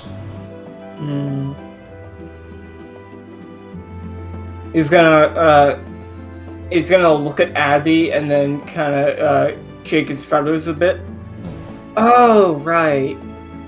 Who birds, when they have that black coat, they usually get it. You see how the little one over there, it's playing with a little ball? Oh, look at him. How his coat's blue? Once they have a black coat is when they're more mature, and usually those quills offer a better protection against the elements. So an adult who bird like this should have a natural resistance to more extreme temperature. Oh, no way. Can I touch him, buddy? The who bird will nod yes. Literally. As an affirmation to Abby and affirmation to you. Based. Awesome. Lee will be kind of messing with his feathers a little bit, feeling them, being like, "Wow, these things are heavy. You weren't kidding. Nice work, buddy." Cool. Gotta eat some crazy stuff. Do you know which direction north is? He'll nod and then point north. Ooh, this is pretty good. Hold on, Abby. We need to think of just a few more. I want to make sure they're good. All right. Would you be willing to go on a pirate adventure? Cool. He'll nod yes. Oh, that's a good one. Nice thinking, Abby. He'll kind of look towards both of you and then wait for a moment, then point towards the small who bird. Oh, do you want us to make sure you have someone to babysit your kid? He'll nod yes. Oh, we can definitely get that sorted. Don't worry. You'll be good for that, right, Abby? Oh, definitely. I can look after your kid while you're gone. Abby's a specialist. Don't worry, buddy. He'll nod yes, seeming to be content with your answer. He grins. Man, these guys are so cool. Okay, one last question. Do you think that's too much? She points towards Jackie's swimsuit. He'll kind of tilt his head. She's really nervous about it. He'll nod yes, like he understands that. He'll kind of shrug. Yeah, that's what I said, buddy. Thanks. Wow, these guys are smart. He'll take an apple from the table and just use and quickly break it with his hand. Oh, that's badass. And just hand both you and Abby a third of an apple. Aw, thanks, man. Then hand it to the last third to Tiny Hoopert. Hey, cheers, little buddy. Lee'll go over to clink her apple piece with his. Woo! Oh, make sure to keep good care of this guy, Abby. He's gonna be real smart one day. Don't worry. I'll make sure that he's doing fine, and he will be just fine when you come back. Do you want to give him a name? Oh yeah, we probably should. You don't have a name, right, buddy? Lots of people on the island name these things without telling people, you know. He'll nod no. Okay. The little Hooper basically is a suggestion of give him a name first. The little one first? The little one looks at you excitedly. Alright. How about Play-Doh?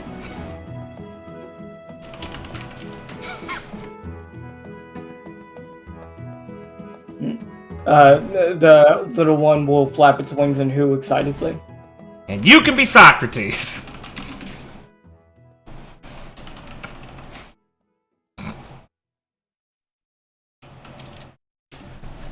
Dear Granite. Because I answer questions. I'm so fucking funny. Which one stays in a barrel and shits itself? Well, we'll have to find some other more radical Hoobirds for that one. Comes out and just picks a coquetta of all its feathers. Look! It's a man! It's a man! It's a man! It's a man! See, even he's saying it. That's like one of the funniest fucking little trivia Such things. a joke. That guy was such a fucking crack addict. I love Diogenes, the retard. That's so fucking He was funny. the first shit test for intellectuals that's ever been widely documented. He was the first, if God put dinosaur bones to trick you, why are you falling for it? Genius! Man, Abby. You know, if these guys prove to be that helpful, maybe they can help you with figuring out your new funny gummy friend. Maybe I'll do some more self-study. I don't know if I want to subject anyone else to that just yet. He pats on the shoulder for taking the very measured response. But I'm not going to fall for your tricks to start talking about that right now. I know you're just going to use it as a point to chastise me if I start getting into it. Now you're picking it up. Good work, Abby. Sorry. Now, I've heard a lot about how you play these kind of mind games with people. Lee kind of pauses and thinks about it and goes, I wouldn't put it that way, but I was just checking. It's what you do as a friend and doctor, and oh man, I really gotta stop doing that outside the therapy room, sorry. It's fine. It's fine. It's okay, you won't have to do this anymore once I prove to you I can pass this trial. Lee nods. That's the spirit! That my time won't be taken up unnecessarily. Won't be forced into anything. Hey, I think it'll be something helpful in the end. I know what the point of this is. Yeah. We'll make sure to have some fun. And she starts walking along the beach. Lee shakes her head and looks at Socrates and goes, she thinks she's not enjoying this. You see her look back at Peyote, just like basically pincushioning a hammock while sleeping in it, and almost bending the trees under his weight. And he kind of shakes her head, being like, thinks to herself, no, that would be work. I'm not supposed to do that. That's another trick that Lee set up. Peyote's a plant. He's a honeypot. Oh, he is. Fuck you. Oh my god, fuck you. Die. You made the joke. I wasn't what I meant. Fuck you. He's a plant. Yes! Alright. Let's see. I can love these Who birds. Just goes back to reading the paper. That's awesome. Alright, let's see. What group should I go to next? Some of them are pretty self-explanatory. That's true, that's true. I don't know if this one has a lot of dynamics. No, probably not. It's mostly them staring at sandcastles being broken apart. No, probably not. That one would more like be talking with Sharada, if anything, but it is a very funny dynamic. I do like that Machi's already found her friend group. I'm shocked to see she's up to something that isn't eating or fighting. So that's good. She has a burger. She has a big burger. She brought food. Daisy and Machi just continuously having food in their mouth as they're working. See, it's good, because you can bond with Daisy about eating and bond with Ira about fighting. It's perfect. Ira doesn't stop them when they sometimes eat sand.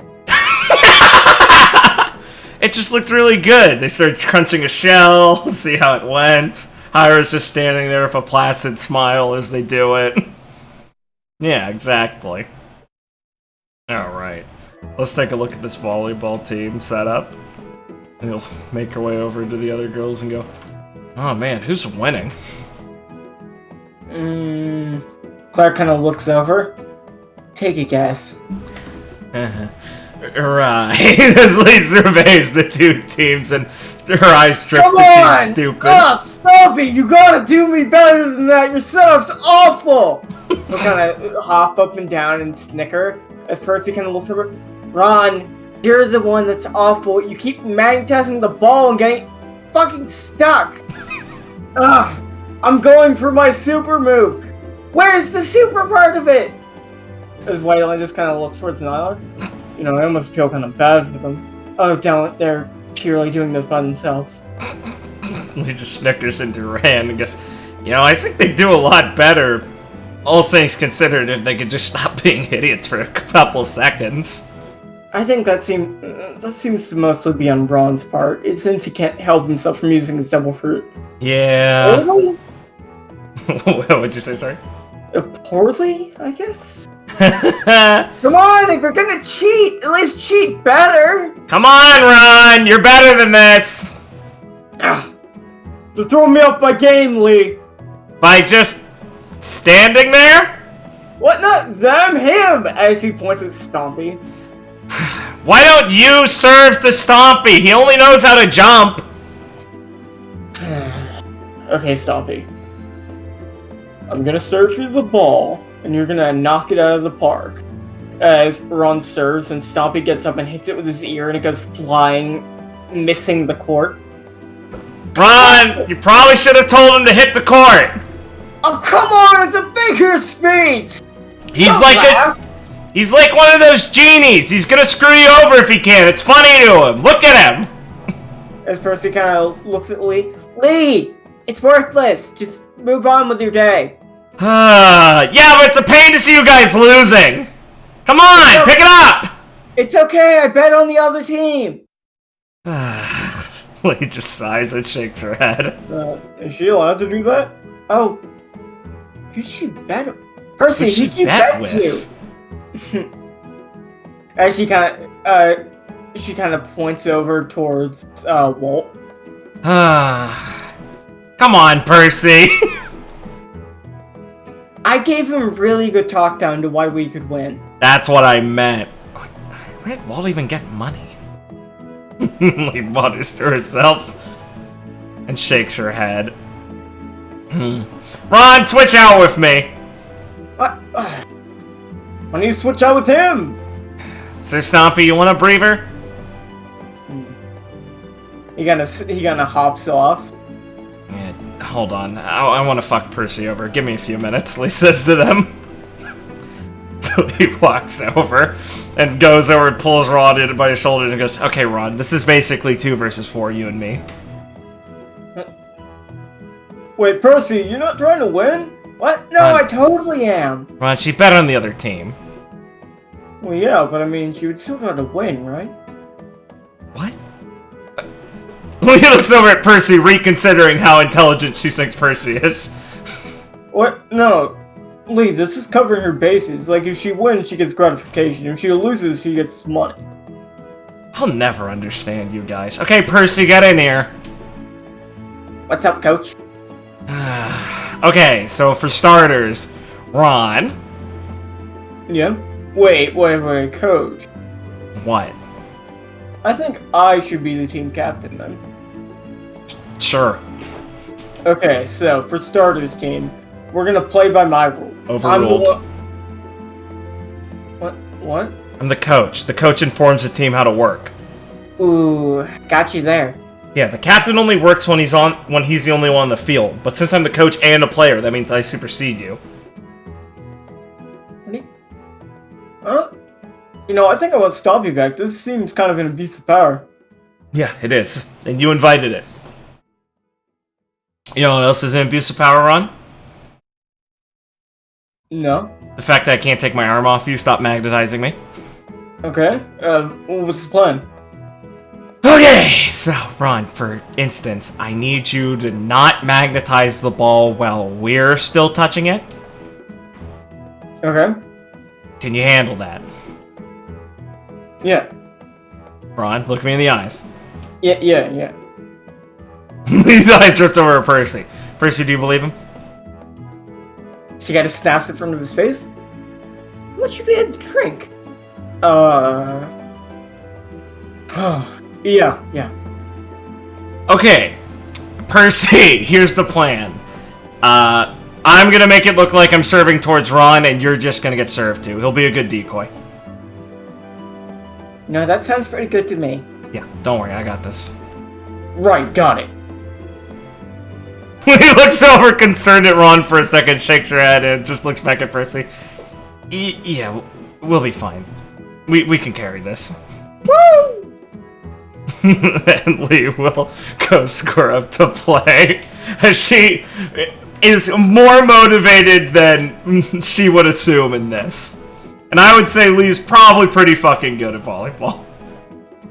I'm gonna go out on a limb here. Probably. How about you give me a... Based? Give me a jump roll.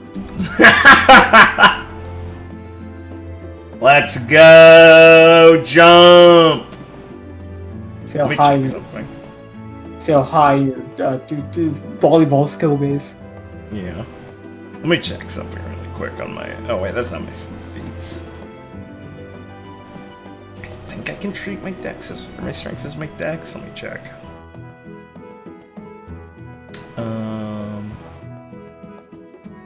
Now watch me ask for 6 more rolls in this encounter, you know, Eddie you. That would be base, as they say in the business.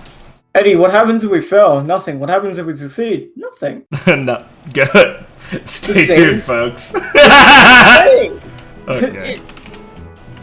Stay tuned, folks. Yeah, I'd like to spend an aura point.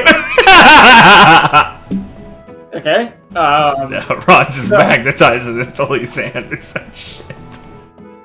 You serve it. Ron magnetizes, jumps, immediately spikes out of the air, and Waylon easily catches it. Or doesn't catch it, but like... I was about to say, hey, hang on. No, he doesn't catch it. He hits it up, easily deflecting it. And Nyla comes up and spikes it down in between all of you. Okay, that didn't...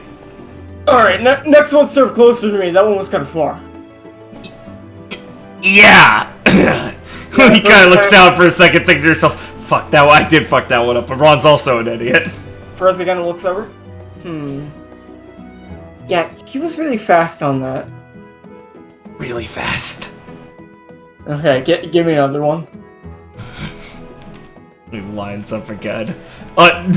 Pissed off, thinking, coming in cockshirt in this and immediately fucking up and going, oh no. Okay, this time Lee's gonna take a breath as she goes to serve. And she's going to pause, take a deep breath, focus up, and go for a proper serve this time. As you serve, Percy will effortlessly jump, hit it. Nyla will receive, and Waylon will get up and spike it, but you will be able to receive it and basically hit it up and spike it back at them, scoring a point. Yeah.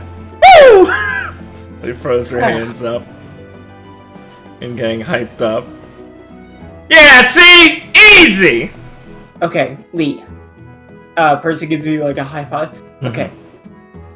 Okay, we're gonna have to throw Ron off his game because he's probably used to you serving now. Yeah, so exactly. Give it to me and put all your power in this. We're gonna try and get them in one go. Alright, yeah, sounds good. And so you can switch with Percy. Yeah. And give me one more, and this will be the finisher. If you get above a 28. Let's go. Actually, 27. I'll say it's very kind of you. Bros, no! It all comes crumbling down to Lee rules. As you Percy possessed me! As you knock the ball, as Percy launches the ball, Ron will run, body checking you, hitting the ball, effortlessly being received by Pompey, who will set it up, and Waylon will spike it with all his strength into the ground, winning the other team the game. Yeah. As Ron will land, shit, Lee, got in my way! Lee, after getting body checked, just, instead of responding properly or anything, in Lee's head she's just like, oh, it's all over, and just lets herself get thrown back a little bit, and just landed on the ground, arms and legs spread out, staring up at the sky with a sort of disappointed face, like, what was I expecting? Percy will walk over and give you a hand. So I'm gonna get a 50-50 split on that bet. Sure. I think you've earned it. Thanks, Purse. What about me? You know, I really tried my hardest out there. I mean, you did try the hardest to make sure your money would come to you. Yeah, but he didn't mean it. Yeah. Tell you what, Ron.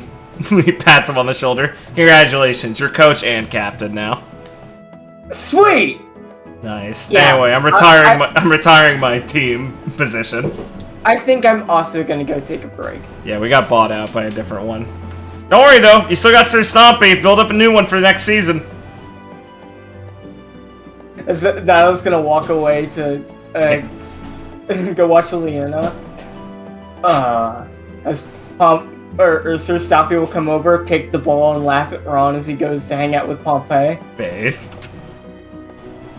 As Waylon will catch you as you're walking off the court. Oh, good. Hey, that was fun. What can I say? Been a while since I played. With Ron. Yeah. It seems like he had his own idea of how to play. Oh, no. That's why we got so good in the first place.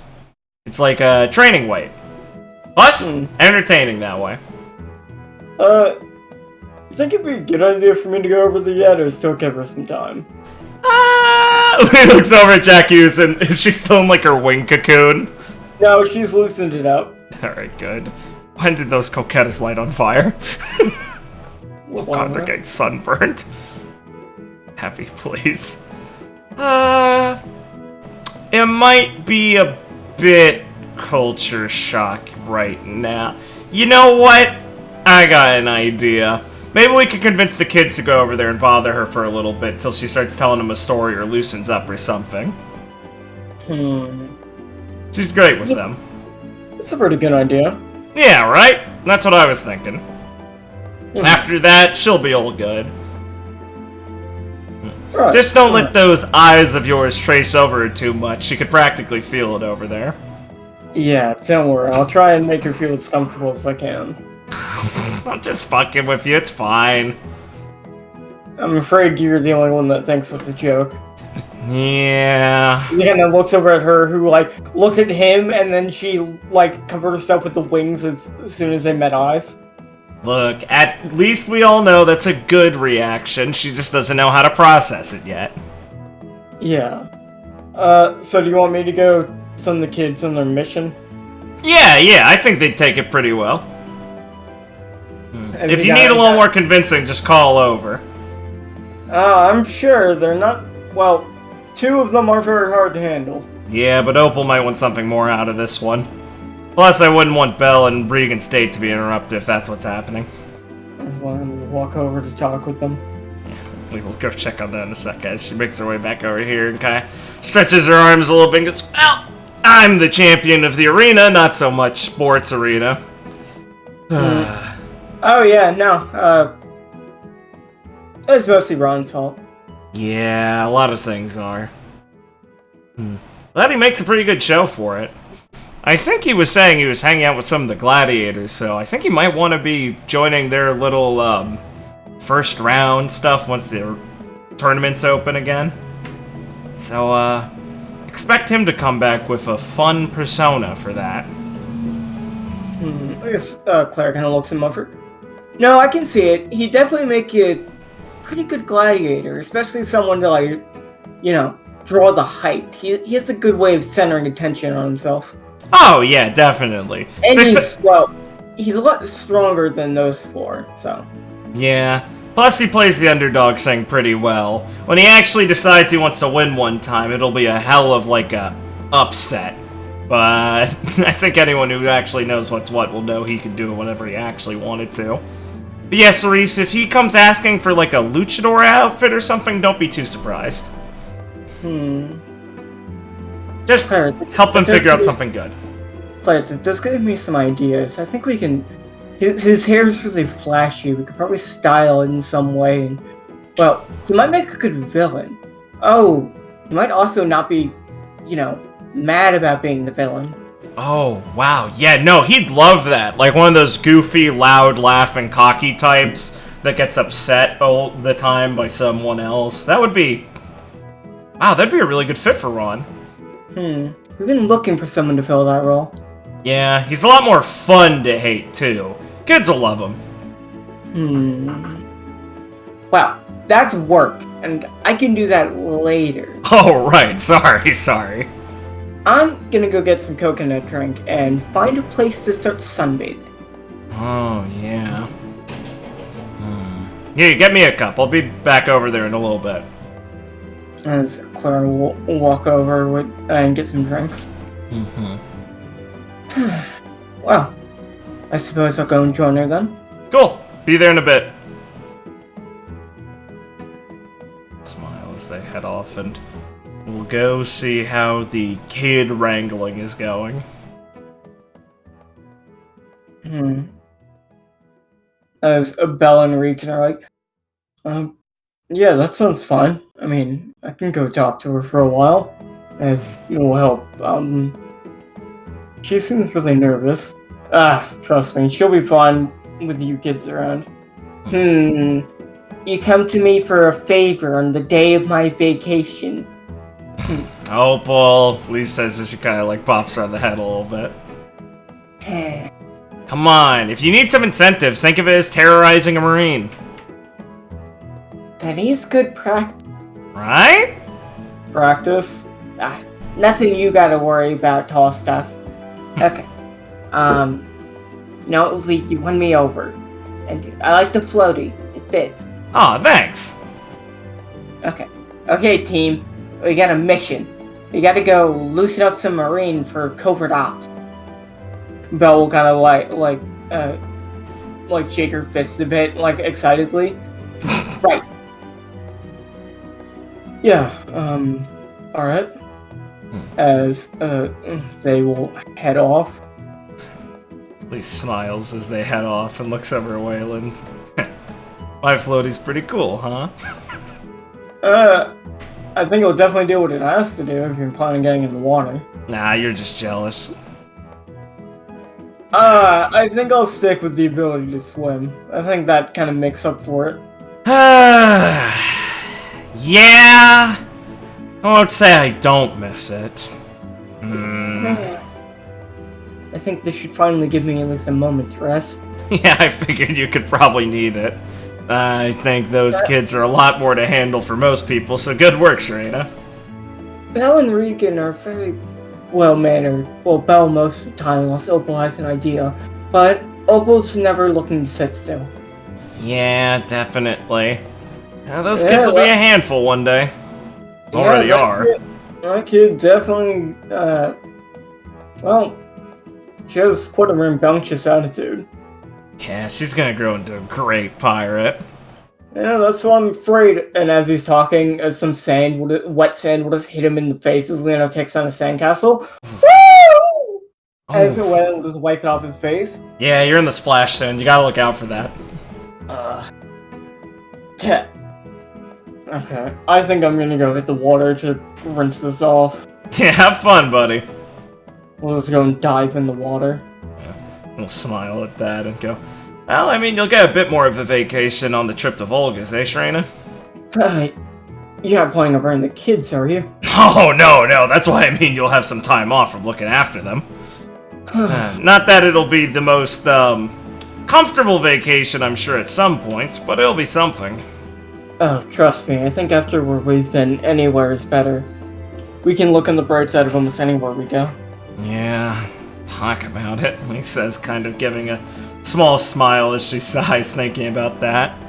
Besides, with what we're hoping to find, I mean, I think that'll keep me motivated through any of the cold. Yeah, I figured you wouldn't want to miss out on that, so it'll be good. Definitely not. I'm happy I was already put on the list before I even had to ask. Hey, I knew you'd want to, and Ivy thought of it herself, I think, honestly. She is very thoughtful of these things.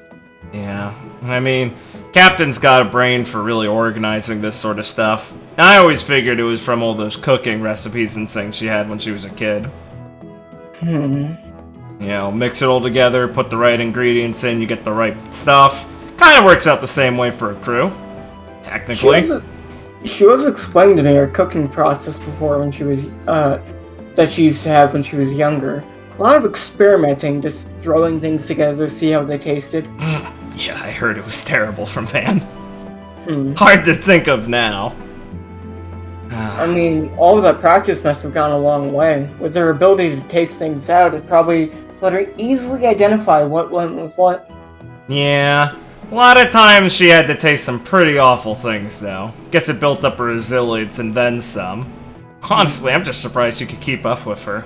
Once she starts talking for a while about that stuff, she goes at like a mile a minute. It took some practice. Practice? You make it sound easy. What, how long did it take for you to understand her? A while, I'll say. A couple months or so, maybe longer. I was able to smile and nod, but actual details, I mean, that was a little different.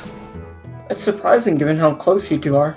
Well, I mean, I still liked listening to it even if I couldn't understand it back then. Cooking's never exactly been my, forte. You should definitely try it some more.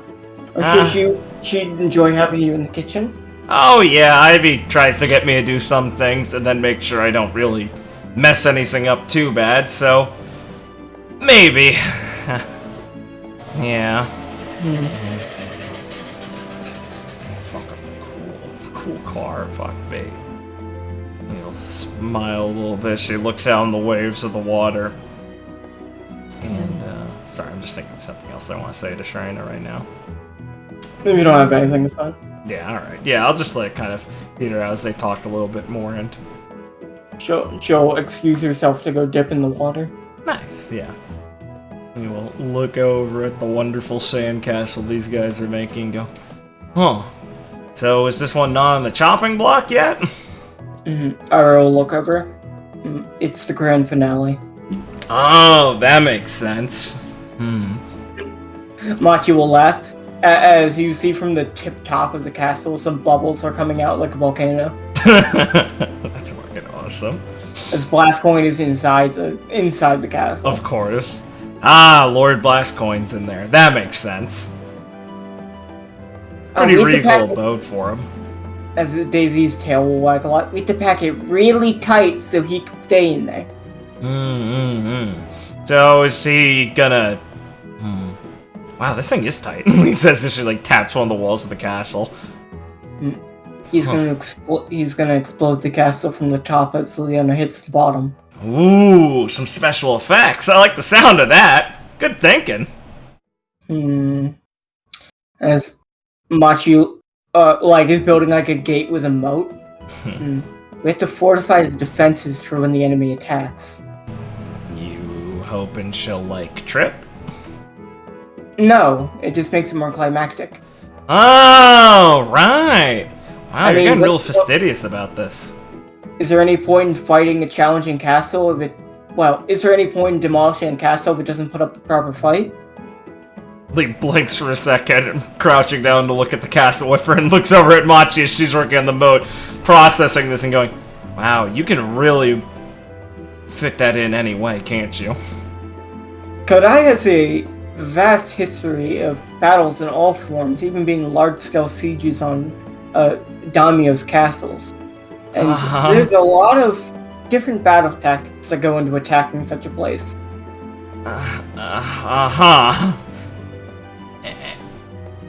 Lee looks up at Ira, like, are you fucking hearing this shit? I was just gonna, just calmly laugh a bit, as Daisy will wag her tail and eat a chunk, and, just slurp up, half a watermelon. Jesus Christ. Yeah, and, getting the water in that moat's so pretty. Yeah, Daisy, it really is, isn't it? Lee nods, choosing Daisy's mindset of simplicity over Machi's art of war interpretation. As Daisy will dig herself into the sand.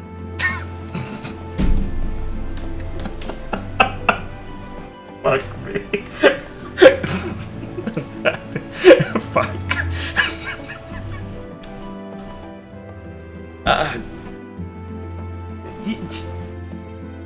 Make sure she gets out of there before the tide rises. So, as she comes up from inside the moat, I'm a crocodile. He blinks, actually surprised, and kind of stares down at her. You're a pretty scary one, Daisy. Good work. Thank you. You're scary too. Thanks, Daisy. Lee leans down to pet her. As her head, it's only her head sticking out of the sand. Yeah, exactly. Wow, you can really dig, Daisy, huh? Yeah, I'm really good at digging. That was really fast, yeah. Oh, so, Ivy said I can go with you to Snow Place to dig. I heard, so... You're definitely okay. This isn't just, Snow Place, this is, really cold Snow Place. I'm okay with the cold. I come from one of the more snowy areas of Kodai, so I'm also okay with the cold. The idea is it's gonna be pretty serious there, guys. I mean, we'll have some supplies to help it out. I just want you to understand that. I also have no problems with the cold, no matter how biting. Right, and Lee nods a little bit. I guess that makes sense.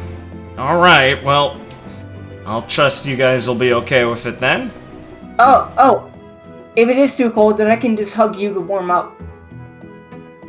Lee gets that, blushy, happy anime face, oh my god, she's so precious. And just kind of scratches under her chin a little bit and goes, alright, I guess that'll be fine then. Just remember to stay with people and don't dig away too much. Right. He smiles as she sees the dog fucking go down again like a fucking Doug trio just disappearing. And shakes her head. God, that's so fucking funny. That shit caught me off guard. Daisy disappears.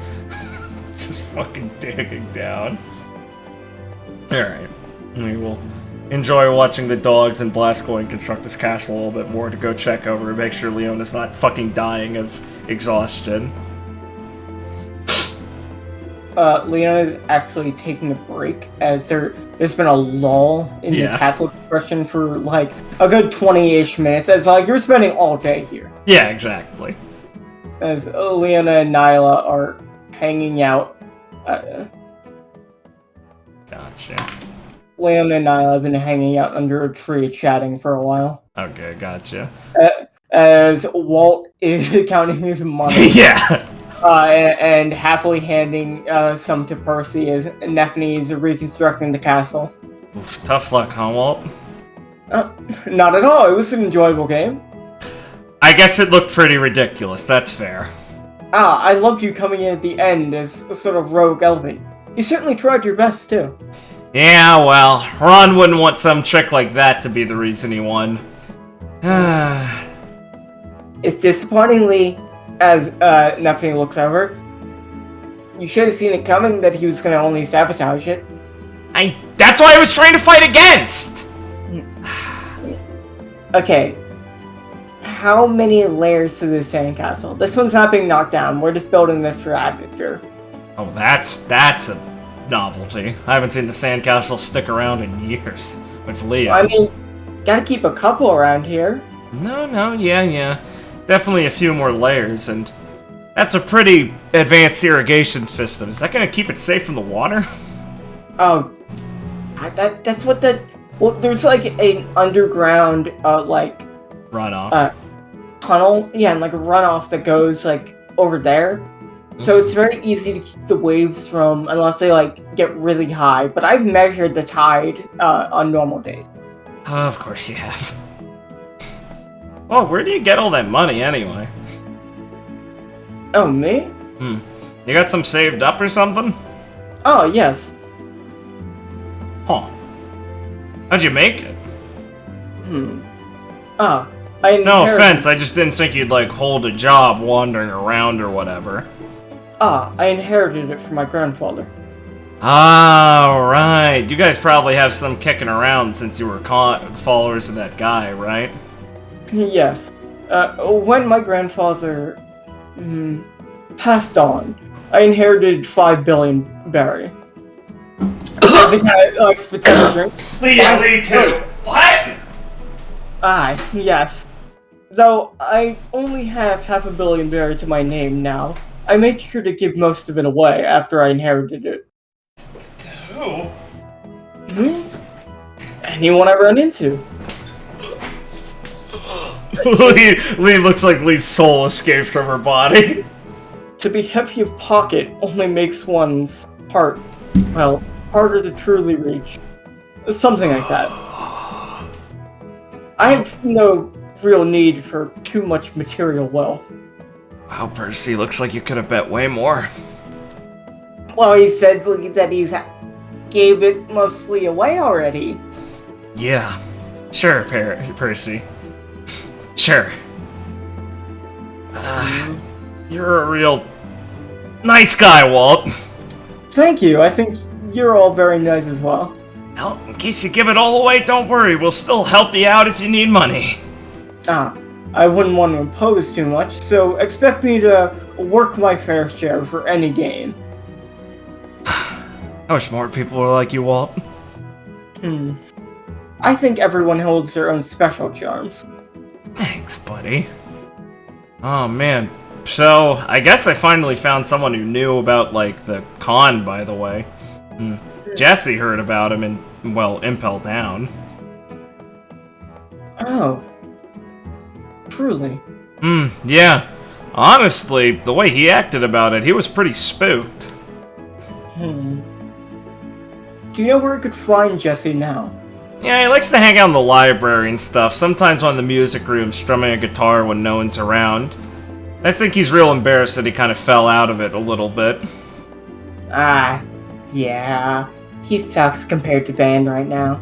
Yeah, well, I guess he didn't have a lot of time in prison, so I'll give it to him. But Jesse's never been the kind of guy who'd ask for help, so those two would probably do pretty well to do some jam sessions. I just wish one of them would ask. Well then, ladies, if you'll excuse me, I have something to go inquire to him about.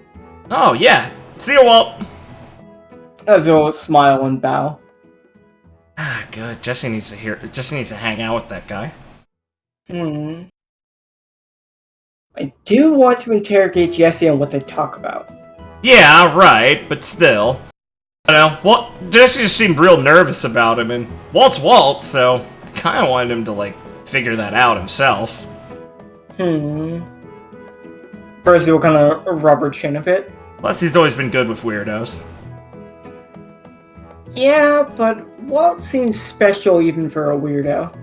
Oh, yeah, way more cognizant. What's up, Percy? I just hope that conversation goes the right way. Yeah, I figure Walt's unerring friendliness probably will be able to keep it from going off in the bad one. And besides, it's not like they could dodge each other forever, so might as well go over it now. Right. Still, he doesn't seem like someone that, well, wants to take a no for an answer on this topic, and you said Jesse didn't want to talk about it. Hey, Jesse can be prickly, but he's not gonna exactly shut a guy out forever. I guess that's what I'm afraid of. What if he doesn't hear what he wants to hear if Jesse was spooked? He thinks for a little bit and shakes her head and go, Nah, I mean, I'm pretty confident it'll work out. Just a feeling, you know? If you say so. Not like I really have any room to complain. I guess you can get a lot more money out of Walt then. Don't abuse that too much. Oh, trust me. I won't. If you do, I'm gonna tell Phoebe about it. Yeah. Yeah, it's a shame she's not here. I guess she really is super busy with this mayoral stuff. Basically, the only time I see her is when she's running from people to people. Ivy's got all that expansion stuff lined up, so there's a lot of work to be done. Yeah. Lee kind of looks around, noting, and clicks her tongue. I guess once I take my fun day here, I probably should get back into seeing if there's anything I can do for it. I even saw her muttering to herself while working in her office before, like, earlier today. Apparently, she has some big idea she's working on before she shares it with anyone. Oh, well, she does like her surprises. I'd expect her to reveal it sometime before we set off. Probably just so we can get it going. Probably. That or she's really committed to it and wants to wait till we get back, but... So, she can't hold a secret that long. Chris puts a hand on his shoulder. I'm curious, so find out for me and report back. You got it, Miss Willow. Lee does a cheeky salute. Percy will kind of lean over Nephany and start, like, helping to build the sandcastle. Nice. We'll go check on these two. Leona and Nyla, correct? Yes, sir. Okay. You'll find them both kind of relaxing under this palm tree, drinking, like, some coconut drink. Leo grin as she makes her way up and sits down and go, Tired out, Leo? Like a bit? He snorts at her instant, like, defensiveness on that. I mean, how long have you been going at those castles? What time is it? He looks down, kind of thinks for a second, looks up. It's like around noon, a little after. Probably the afternoon, so 2 o'clock maybe? It's about 2:30, Leah. She like rubs back her head. I don't know.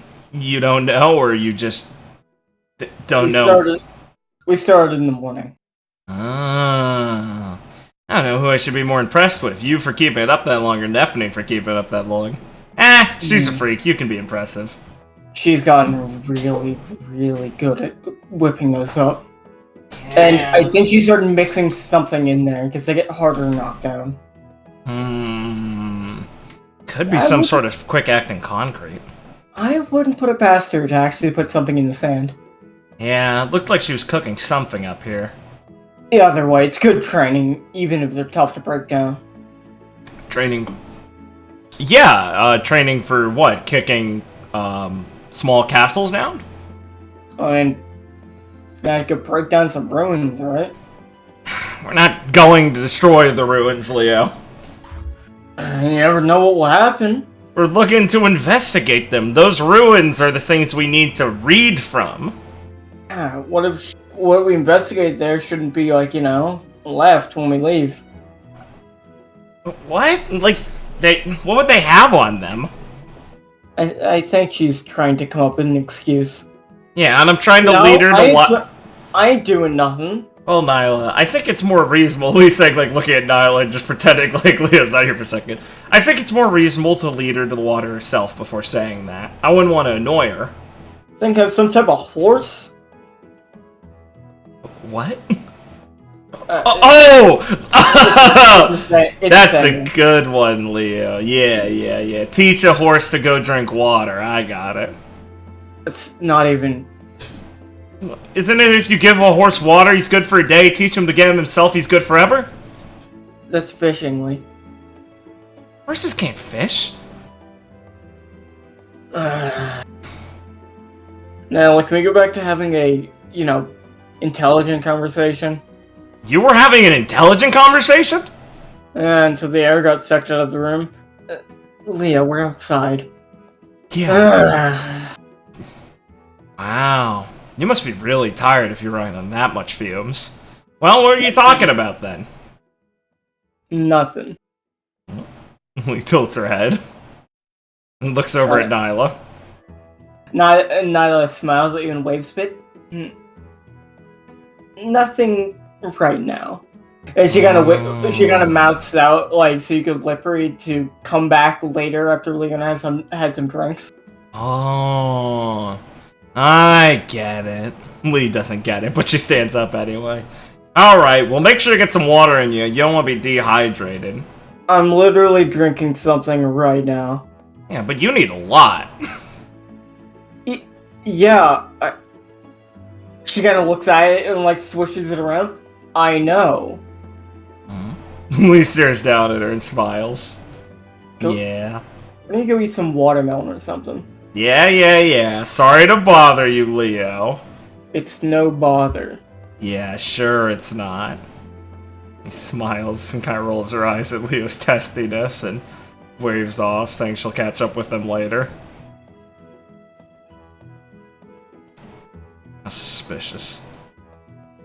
God, that's a big fucking beach ball. Holy shit. Alright. Lisa's gonna make her way back over to her pals. She can't. Hold on, stop by the beach ball. Oh. It's a landmine. It's gonna raise up the ground a little bit. Nice.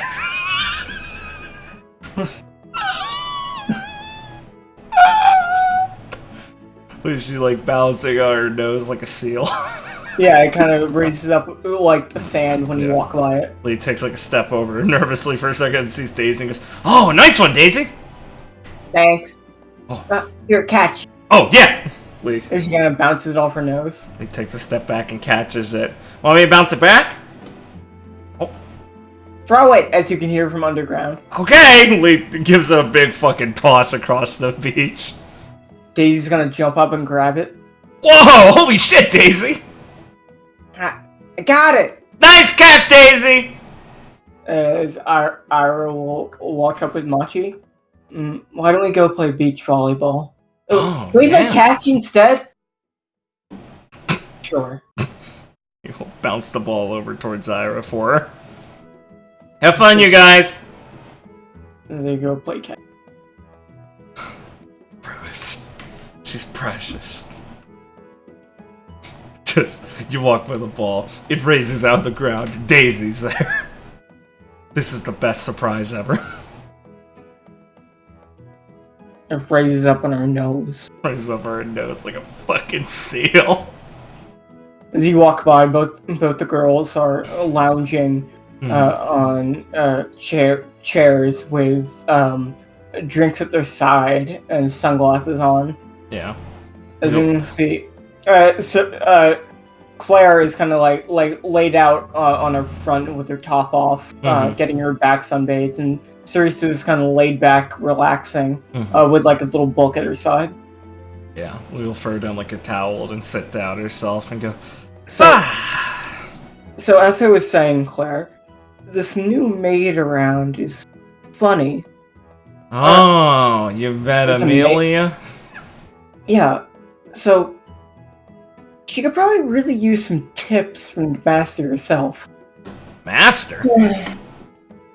Oh, you didn't know? Claire used to work as a maid. No shit! Lee sits up on her towel immediately and stares over at Claire. Really?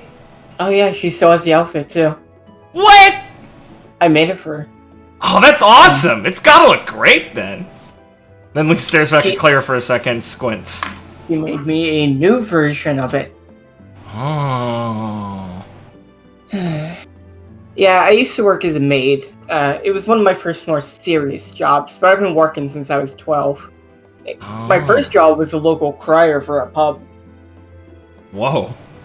You started at like 12? That's pretty serious. So you've always been a workaholic. Yeah, I mean, when you just, I don't. My family was kind of a little on the poorer side, so I got to pull my weight, Hey, that's real cool. So between going to school, I was also, trying to find ways to fill the time while making some cash. And I'm not exactly the more unscrupulous type, so I stay off the streets, and that's...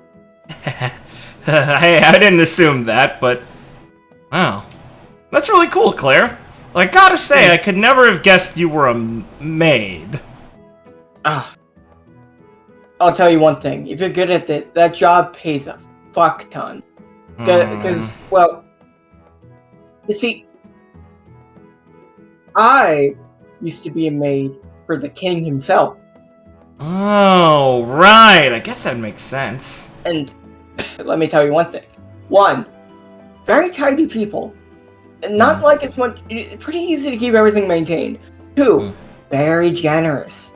Oh, yeah. I'm sure being just like a normal girl from the kingdom and everything probably made him pretty happy to pay you well, huh? Yeah, but I mean, they were always kind of like that with everyone around. Yeah, good people. Yeah. So...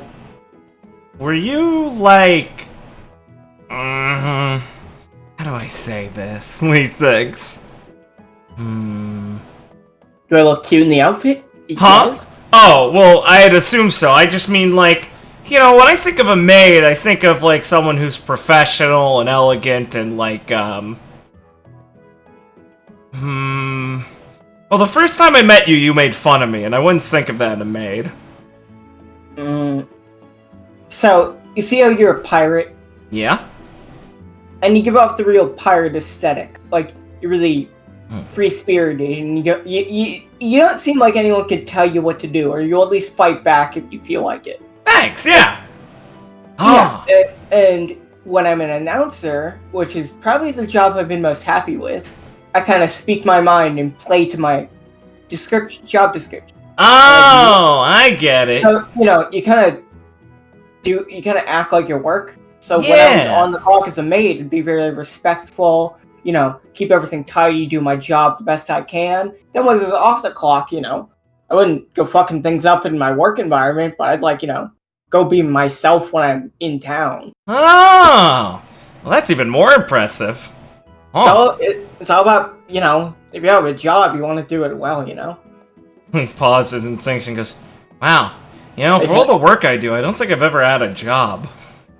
Well, I mean, isn't that pretty common with pirates that start so young? I guess so. Ivy had a job. And Zarin does, like, map stuff and would do work sort of things. I guess the closest thing I had to a job was learning medicine, but it still didn't start out that, professional. Well, my clothing fascination started very young as a hobby. I just happened to turn it into something profitable.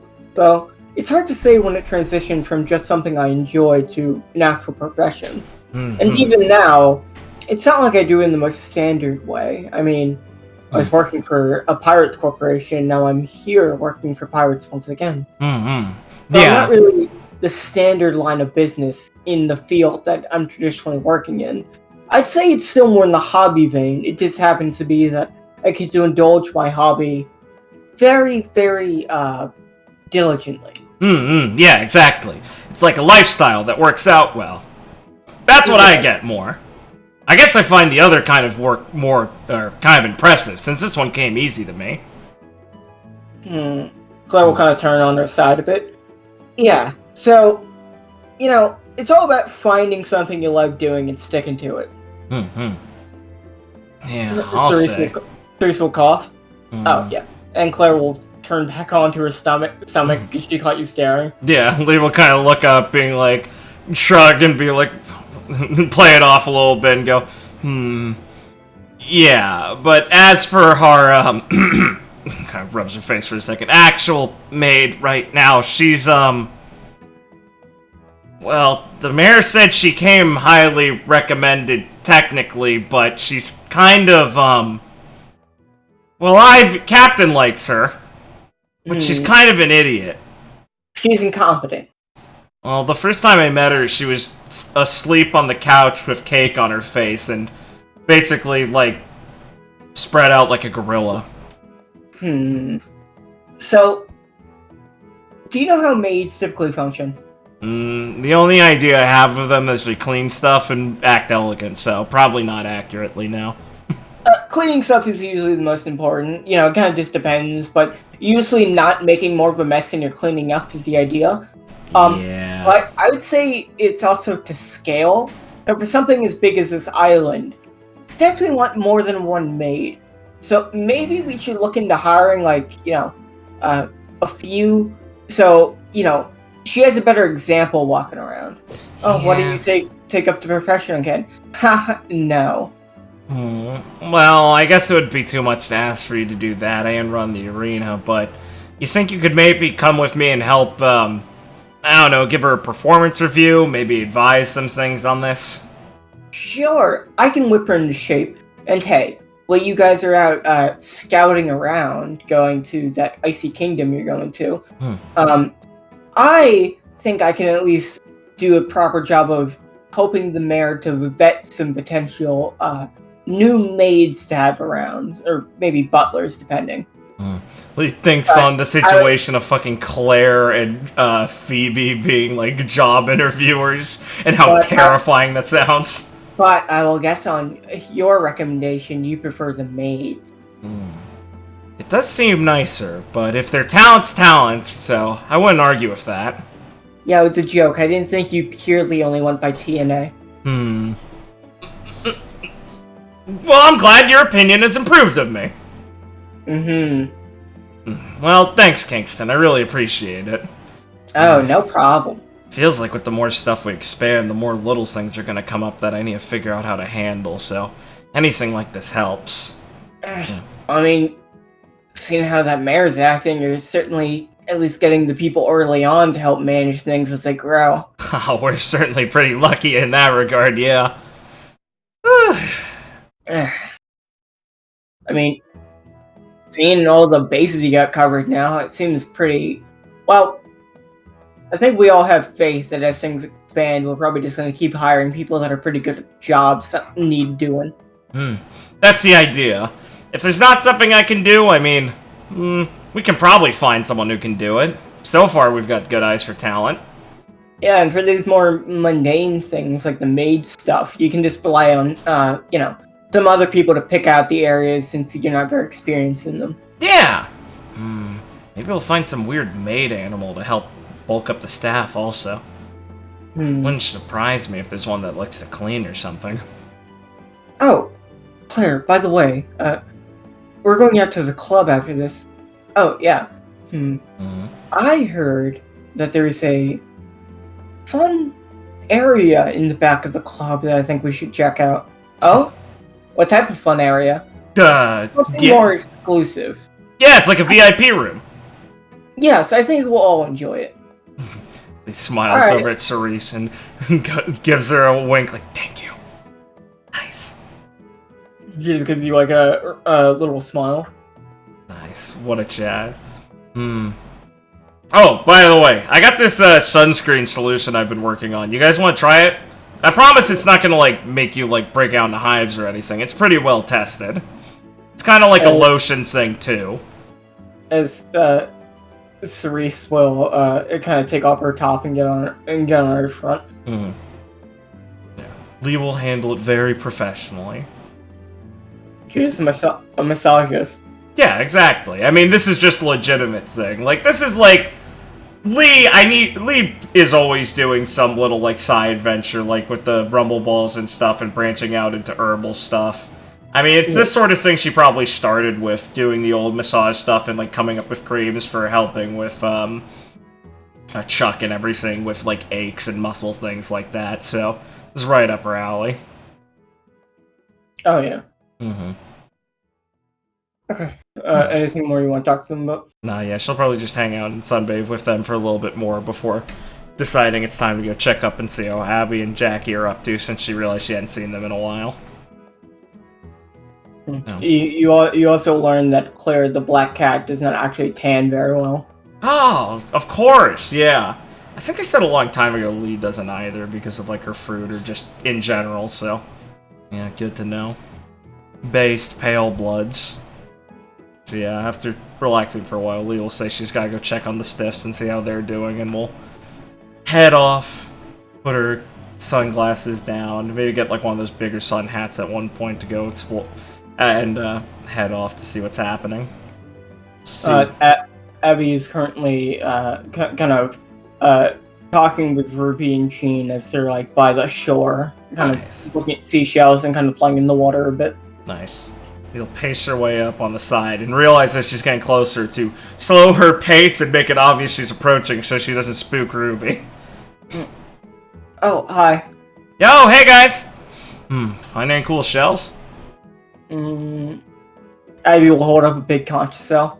Yeah. Ooh. It'd probably be a little reductive to say I bet you can hear the ocean, that considering how close we are, but that's pretty neat. Aren't there like hermit crabs and things like that in those? I mean, you can tell pretty easily if you just look in. Yeah, I guess so. I shall toss it to Lee. We will look in, check out the cool shell, then hold it up to her ear. It looks empty, but then something will wiggle out of it and almost snip your face. Oh! Lee rears back. Abby will start laughing. Lee snorts and goes, yeah, I probably should have seen that one coming. And she'll gently place it back near her so the little fellow doesn't get tossed in the air too much. I start skittering around. Lee, I don't know if Zaren's talked to you about it, but, we're working on a, so, you might not be interested. No, I'm listening, go ahead! A weapon classification, booklet. Oh. Well, it's more of a large-scale project. There have been studies done on many ancient weapons and swords and such, and other things that are very high quality and such. And well, he nods along, letting her figure out the words. It's been a long time since anyone's made an updated version, and well, it's been made by scholars, and there hasn't been one made by only theoretical fighters, not actual fighters. Oh. So I was thinking, with our first-hand experience, Zaren and I, and among some others that have agreed to help, can help catalog the actual attributes of some more notable weapons we've run across. He watches Ruby fidget as she explains this and kind of nods, looking a little like, not like skeptical, but like she's processing and understanding. She's like, so it's kind of like a grading and rating system? Exactly. Zaren's sword would be, well, Ragnal, and its twin Alondite would be considered probably the top of the grade, S. I can only think of one other pair of swords that would be above them. Oh, you can think of things that would be above those? Really? Well, Alondite and Ragnal, at least as far as the histories go, except they're very old, but they were said to have been made as a response by, a stubborn blacksmith from a faraway kingdom, as a response to the ancient sun and moon blades of Kodai, that were wielded by the first emperor, or first shogun of Kodai, when he slew the Orochi. Oh! I didn't know he had, like, super cool swords. I guess that would make sense. The moon blade was passed down through the house of Kodai, while the sun blade was passed down through the house of Shinichi. Ooh. Ah! That means I probably saw that sword! Maybe he didn't bring it out with him. Actually, I don't know if the rumor is true, but it says that the, Sunblade isn't in the house of Shinichi right now. Huh. Any idea what happened to it? Jean kind of looks over. Oh yeah, I was talking to, I was talking to Kirk about that because it was actually pretty interesting once I heard Ruby mention it after a lot of stammering. He just kind of snorts like, "Oh my god, Jesus, got him." He didn't really know because he's not really into that kind of thing. So I want to ask, well, the Yonko, your mom. Apparently, the sword is currently being wielded by I forgot her name. Izanagi, the first dragon's older sister, who kinda left the house. Apparently, she'd rather go and become a Ronin and give up the family name and just focus on, whatever she wants to do. Huh. I never heard about her. Apparently, she just wanders around doing whatever she wants with the most powerful sword in the world. Sounds like a problem child, Lee says kind of fondly. Huh. Apparently, according to the Yonko, probably really strong. She had ways of talking her up. Probably something more comparable to like an admiral or higher. Probably one of the strongest people in Kodai that's not actually, affiliated. Yeah, Ma says Kodai is basically filled with tough people like that. And judging by, like, Machi, who's apparently just one of the people going around challenging them, I'd say she's probably right. Yeah. Man, but this, like, sword rating stuff, so there's a way to catalog and, like, order this stuff, Ruby? More or less. You can kind of do it by general feeling and, abilities of the weapon. Also, it also depends on who crafted them and how they were done. Yeah, I mean, for weapon, it's probably got to do somewhere in between the weird metals and stuff, techniques, and the people who make them. Then it comes down to the wielder a lot of the time, too, to measure up to it. Yeah, and any weapon of A class or higher usually has what we call a spirit. Huh? Or of a will of its own. It's not like it will talk to you, but usually you'll find that they're more picky about who they will let wield them. So, even if you picked up the Sun Blade or the Moon Blade, you couldn't bring out their full potential unless the blades themselves accepted you. Weird. But I guess that makes sense. I think it's the same for your weapon, right? Oh! I get what you mean when she says that. Right. I think Van knows how to make those. Yeah, and, well, it's about having a deep connection with your weapon. Something that could only be formed by either such a natural bonding or many, many fearsome battles together. That's probably what happened with Machi's stick. I mean, that thing's kind of old and looks a little rusty and all that, but how would you rate it? I would say that Goodnight is, well, it's an A-class weapon.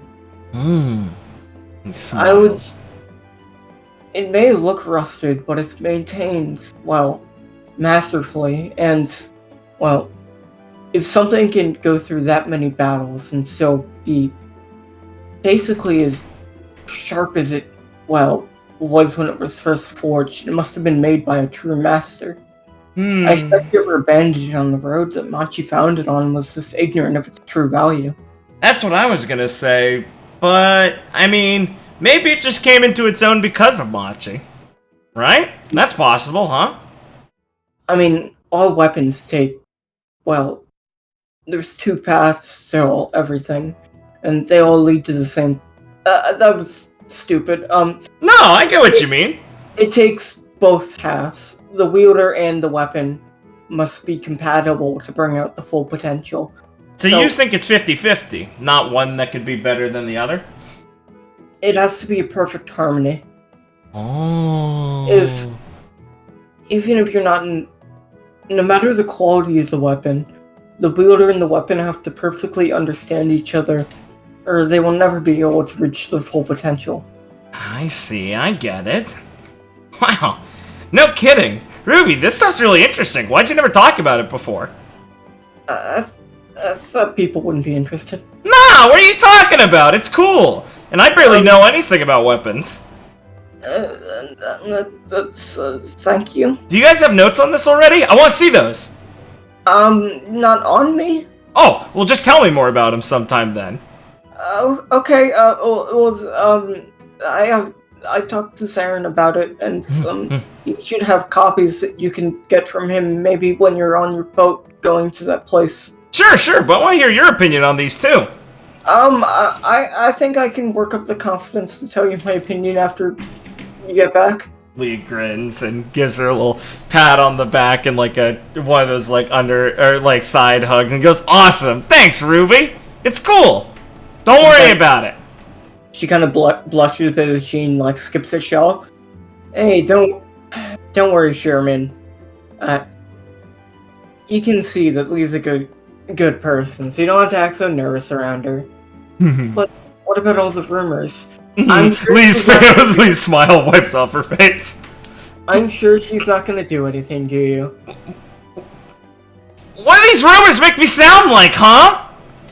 Oh, it's not like they're not having a good time too. She's just gonna start laughing. He just rolls her eyes and huffs. It's a good one, isn't it?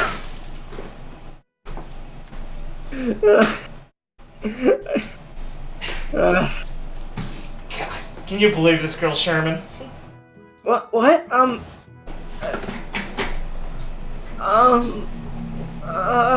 She just kind of looks nervously at both of you. It's like a sword. As long as the owner does the right things by it, it's having a good time.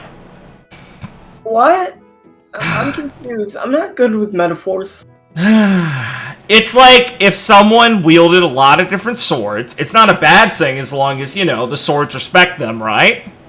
Yeah, I'm sure that Lee's really looking to pull out her sword. Shut up! I'm trying to make a point here! I think you're kind of losing the battle. I think I'm winning it. Sherman would agree with me, right, Ruby? I don't know what's going on. As like her head steaming. I'm right though, right? Lee just kind of pushes forward a little bit. Come on! Abby kind of lowers her sunglasses. I think you should probably take a break. Okay, Ruby, we'll get back to this later, alright? You want to cool off in the water? As she just like dives in and swims away. Yo! Don't take it personally, no, dude, I'm sorry. Jean, look, you got all worked up. I think she wasn't the only one getting worked up. Oi! Watch it! She's just covering her mouth, like, just laughing. I'm sorry, it's just too easy. It's not too easy! I'm not too easy! Lucy says she hears people radiate, "You're too easy," Celestia's voice in her head, as she misreads what she just said. Jean will look confused and Abby will just raise an eyebrow. Yep. I misheard you! Shut up! Not you too, Abby! Come on! You know me better than that! Yeah, are those coquettes on fire? What the? Oh, shit! They'll run over towards them. Help me throw these guys in the water! Oh, God. They'll just pick them up as they're on fire and fling them into the water. How did that even happen? They didn't know when to stop sunbathing. They can just light on fire? Yeah, they... Oh my God. Abby just picks up a bottle of cooking oil that was next to them. How did they get that? They must have thought it was suntan lotion. How did they put it on them? Oh shit, hold on. Lee puts our air tube and pushes out before they start drowning. As you can pull them out of the water. You two are unbelievable. Where did you get this stuff? Unbelievable. Unbelievable. Lee looks at the other one praying. She gets down at eye level. It kind of cocks its head a bit. Where'd you get that stuff, buddy? It shakes its head no. Nobody's gonna hurt you. You're not in trouble. Looks nervous. It's fine, it's fine. We're just You're not in trouble. We're not gonna say you were involved. Percy! Yeah, I thought so. Thank you, buddy. You did good telling me that. You'll scratch it under the chin and help apply some salve to it to help its burns. He smells like fried chicken. Yeah, he does. Alright. Take a Alright. second to think of names for fried chicken. Good work, Snitch. Snitch. Oh, he snitched! The other one's Alibi.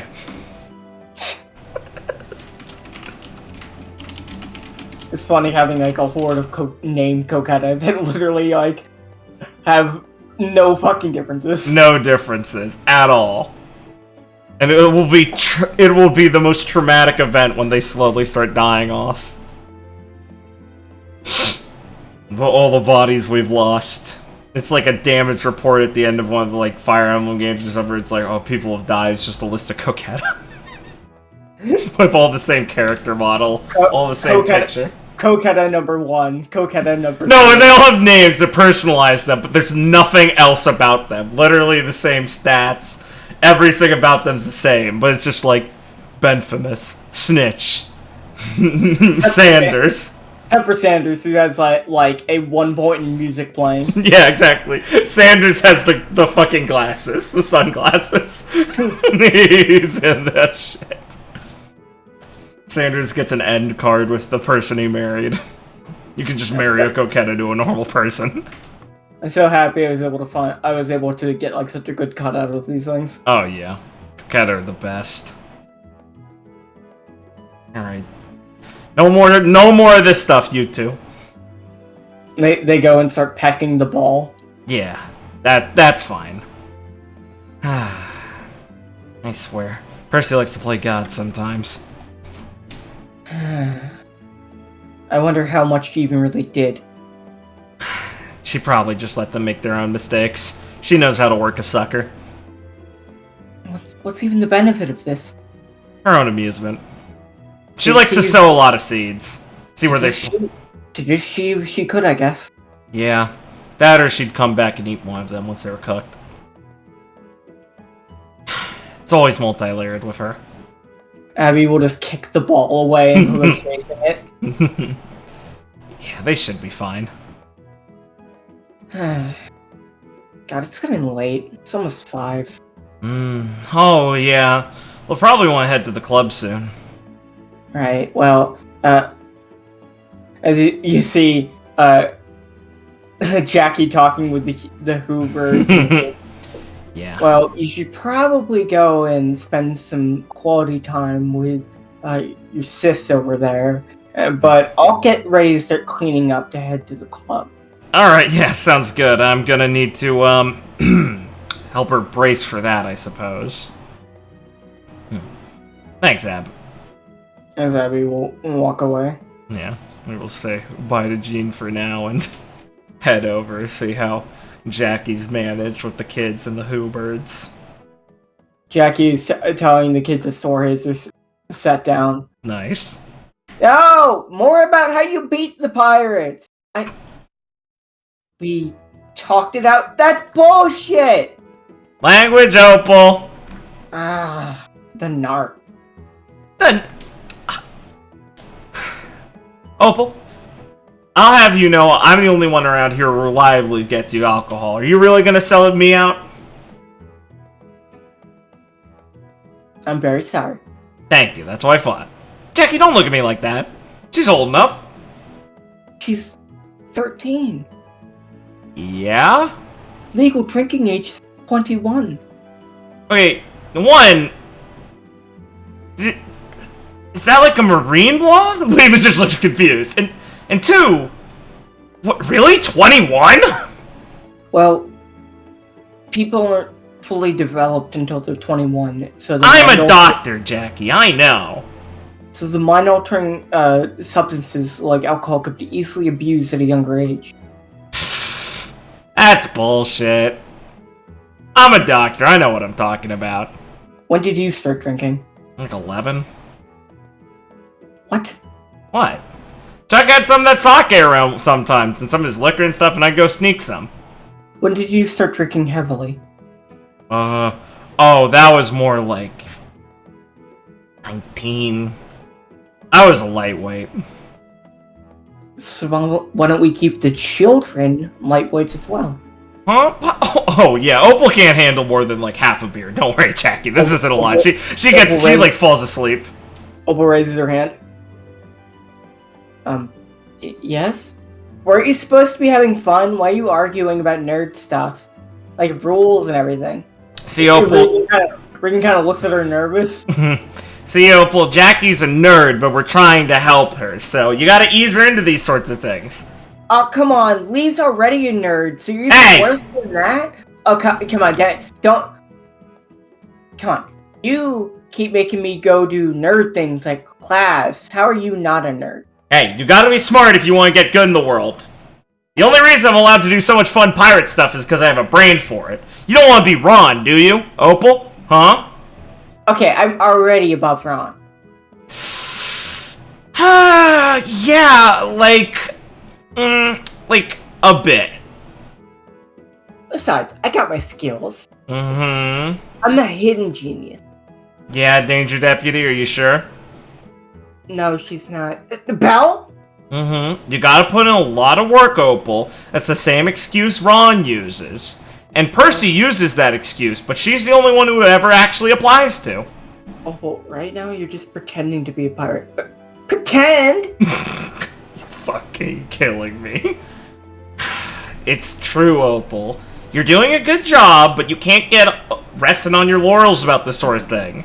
Oh, just stand up. Okay, who do I have to kill to be a real pirate? Opal, as Regan will stand up. Opal, that's not the mindset you need to have. If you're trying to prove you're a real pirate, you're not gonna be one. Jackie will furrow her brows. Lee, what are you teaching them? I'm teaching her. Oh, look, the nerd got mad. Nice. Nerd? Yeah. Stop calling me that. Well, stop acting like one. Make me stop. I'm not going to get into an argument with a child. If Why? I'm the child, what are you? What? She's got you there, Jackie. Lee. What? She's winning. Why didn't you just tell her to shut up? Why do you have to be so respectful? She's not gonna respect you back if you act like that. She's right. Belle kind of speaks up. She's right. Regan kind of looks at all of you being like, fuck? Ellie just agrees with them. But what I'm trying to say, Opal, is you try and force yourself to be a pirate, you're missing the point. What you need to do is practice on your own skills, and you'll just be one naturally. Well, doing great so far. That's right, Opal. As I've heard, you have to have a bunch of self-confidence. Yeah, exactly! Yeah, that's right, kid. You gotta have confidence in yourself to do anything. As, Waylon just puts a hand on Opal's head and rubs her hair. As Jackie will, like, make like, a panic noise and cover herself up with her wings. Hey, off that! See? Waylon's a perfect example of someone who worked hard. Now, come on, Miss Nerd. You don't want to get like Belle when she saw Regan in his swimsuit. Belle will just look at Opal and then like just punch her in the arm. Ah!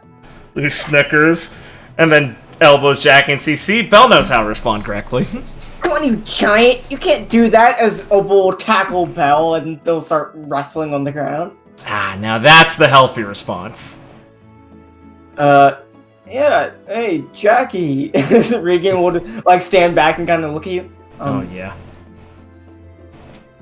And things will be fine. And it's like they start like punching each other. Oh yeah, those two, they've been going at like this for a while. Honestly, Belle used to be a lot more demure about it, but the fact that she's coming out of her shell now is good for both of them. Her for her confidence and Opal for a reality check. So this is really good.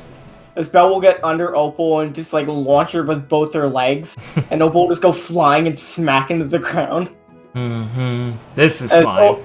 Opal will get up and Belle will run and try and close on her, but Opal will dodge and grab her by the legs and they'll just topple into a fucking mass again. See, the thing, Regan, is these two know each other so well that they're not gonna hurt each other more than they should.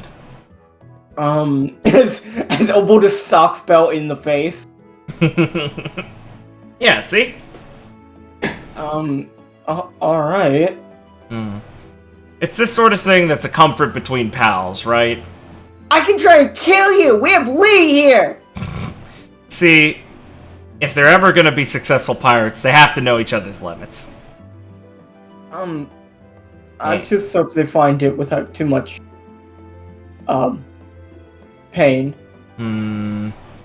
Well... Isabel spits blood into Opal's face to distract her. If they have to get hurt, this is the best way to do it. I guess better to each other? Yeah, exactly. I'm just sorry it's probably hard for you to do something like this, because your fruit's a little too extreme for them right now, but don't worry, one day you'll be able to play with them like this. I don't think I'd ever feel comfortable doing that. Ah, you'll figure it out one day, don't worry. Opal is a certain way of making people feel that way. As Waylon's kind of standing there looking at Jackie who's covered up with her wings. Now this, she points towards Regan, this is what happens if you're not allowed to punch each other once in a while. Jackie, I think you look really nice in your swimsuit. Thanks. It's true, sis, it looks great! I think you look really dashing in yours. Thanks. Remember, sis, if you cover it up, it makes it more scandalous seeming. What? She'll open up her wings. I mean, that way it makes it sound like, wow, if there's nothing I can see, I can imagine it's even more revealing. You're not thinking that, are you? No, not at all. Well, now he's not. She's gonna, like, look between you, and Waylon's gonna look to you, giving you a look of, like, come on. He snickers and lets it go a little bit as she turns back to Belle and Opal and sighs and goes, alright, I probably should stop him now. They're basically like two snakes as they're writhing around. You'll pick them up both by the scruff. Alright, guys. Who won? They're both panting. And Opal will just take like a very light punch at Belle. I did. Belle? At least I'm not gonna stoop to her level. Ha! After you've broken it up. Good work, you two. Alright, you guys want something to drink? Oh, I do. I want to go to the arcade. Oh, good, we're heading there. Probably want to head into the water to wash up, though, for a little bit. Okay! As I just run past Regan with, like, blood on them. Yeah. Little smile. See? Yeah. Can you please examine their injuries? Yeah, of course. I took a look. There's nothing serious, but I can do a double over for you if it'll make you feel better. I know this sort of thing's a lot for you, but don't worry. You'll loosen up, and it'll feel more normal. I guess I'm just not exactly used to what kids my age act like. Lee gives him a sympathetic smile and kind of tussles the back of his hair and go, yeah, I was like that too. I got to figure it out later, though. Sometimes I'm a little jealous seeing them like that, but... Regan! Yeah? The moat needs defenses! As he'll walk over with them, as they're impatient, and fill the moat with magma around the sandcastle. You can make some windows with it, too! Just heat up the sand! As you see a burrow start approaching. Careful, Daisy, there's lava!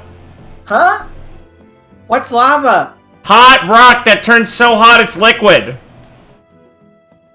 You see her start to drool. No, Daisy, it's very dangerous. It's worse than eating glass! You see her start to drool. Lee looks bewildered. What? No, Daisy, don't eat it! Okay. It'll burn your fur! As she starts to burrow back over here to play ball. Atta girl! Lee will sigh and kind of put her hands on her hips as she stares at the kids, thinking like, I was trying to tell Regan something. But then she looks at like Opal and Belle, keeping them at their pace, and shake her head and be like, nah, they're teaching him it. She'll look back at Jackie and Wayland. As you see, Jackie is now opened up and is just talking to Waylon, like, fairly casually. You see her just kind of giggle and smile as they're talking. Lee'll smile, really happy for the two of them, and think to herself, I fucking did it. And leave those two to themselves. And now we get the club. Based. Awesome. Ah, yes, Dr. Galen's busted a move. She knows how to take her breaks. That's based. Oh, good. Marie just got Soren here. That's good. Oh, hell yeah. Mordecai's watching the kids with Sharena. Tran's busting and fucking fighting games out. Ruby's intimidated by the dance machine. Oh, she was supposed to be over here. Nice. Oh, what's Tex doing? Where's she? She's over, like, on stage. Oh, she was supposed to be over here with the group. Gotcha. Okay. I accidentally deleted things off my token page. Understandable. That's why I always make a duplicate before the session starts for when I'm fucking with it. Nice. Because I know I'd be so tilted if I did that without having a duplicate, and I'm going to make full use of that feature when I'm doing that. Oh yeah, definitely. So I just have a base token page, so I'll never actually change and only add like new tokens to it when I need it. Yeah. That's smart. That's some good tips. Tips for you roll 20 heads out there trying to make sure your game is in booty. Man. LeBron versus Neptune. That's a good match. Trident user versus Pool Master. It's intense. Oh yeah. Alright. Well, as Lee hits the club, catching up last with the group after changing out of like bathing suit stuff and, you know, getting more casual stuff. She's gonna make her way over to the bar to go get something to drink first. She'll say, nod to everyone, and be like, "Hey, Miss Bunny, can I get something to drink?" Coming right up. Thanks. Whew. So it's your fun day at the beach. Lee will tilt her head back a little bit despite Jackie and Waylon chatting at the table. And then kind of see Abby out on the dance floor. And smile and go, "Looks like everything's been working out. These two have certainly relaxed." So I guess you've bought yourself a good night of relaxation yourself after a job well done. I'd figure so. Yes, thank you. So feel free to take a drink and let all your worries melt away. Thanks, Naomi. No problem.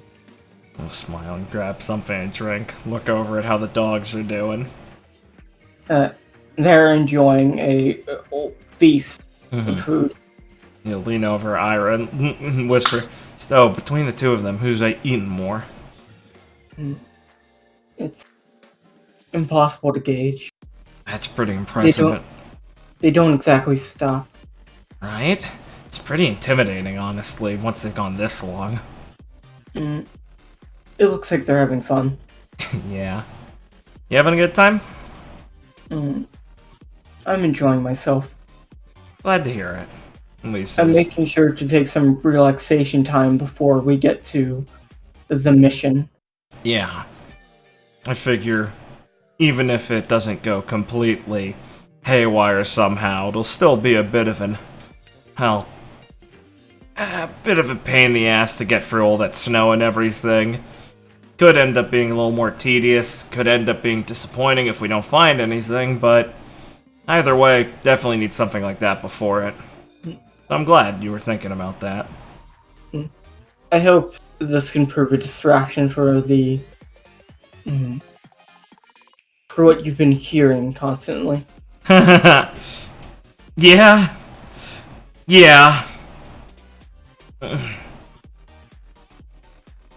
He pauses as she thinks, like, what does Ira mean what I've been hearing constantly? What do you mean exactly? She's gonna kind of look at you without really changing expression. I assume you're still hearing the whistling given your demeanor. Ah, right. Lee relaxes, being like, good, she's not talking about people talking about this weird rumor about me. And she'll sigh and she'll place her drink down a second and think. Tap the bar a few times. Lee, happy it's just the terrible, horrible trauma and not people think I like to have sex. Well, that conversation's weirder with Ira. This one she has a hand on. Yeah, it's, I woke up today. Again. Hearing it. It's weird.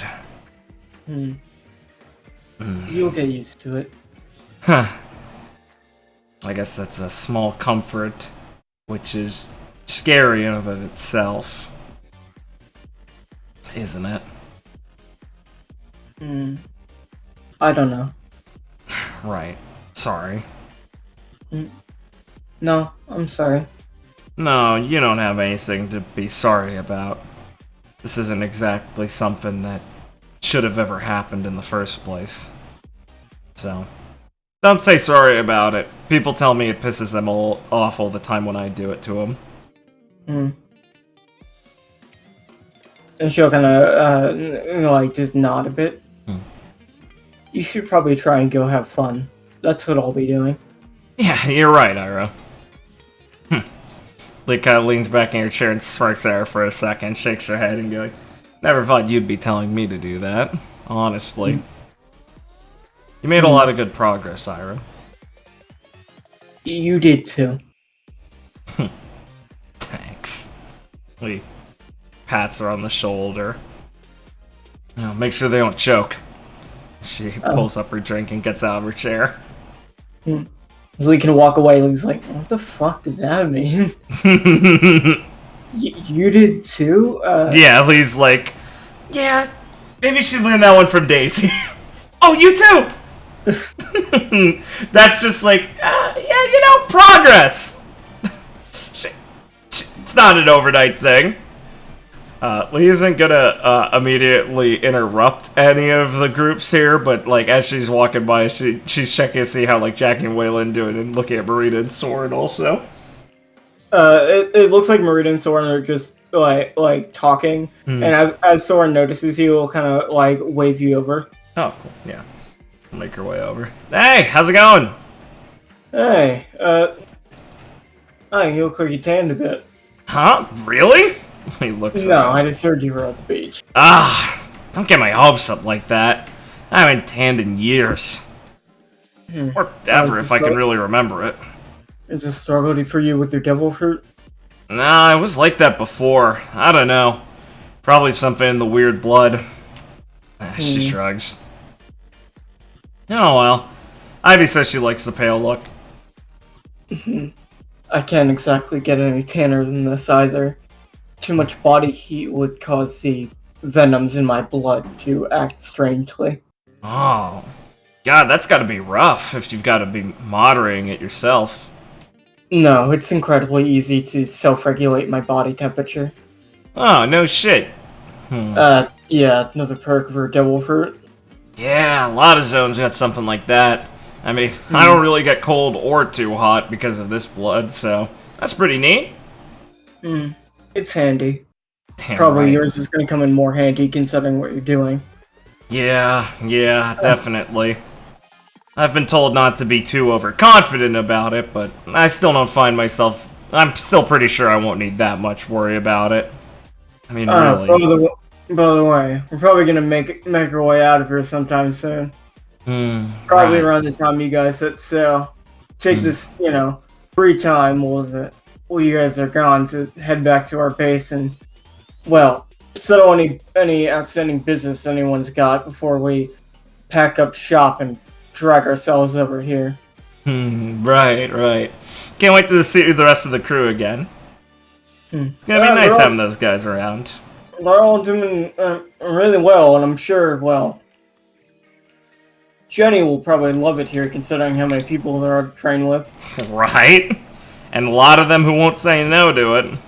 Also, I'll try and put in good word for, Master Blanks so he can make his way over here sometime. That'd be great to see Gramps. I suppose it has been too long since I've gotten to see him. Hey!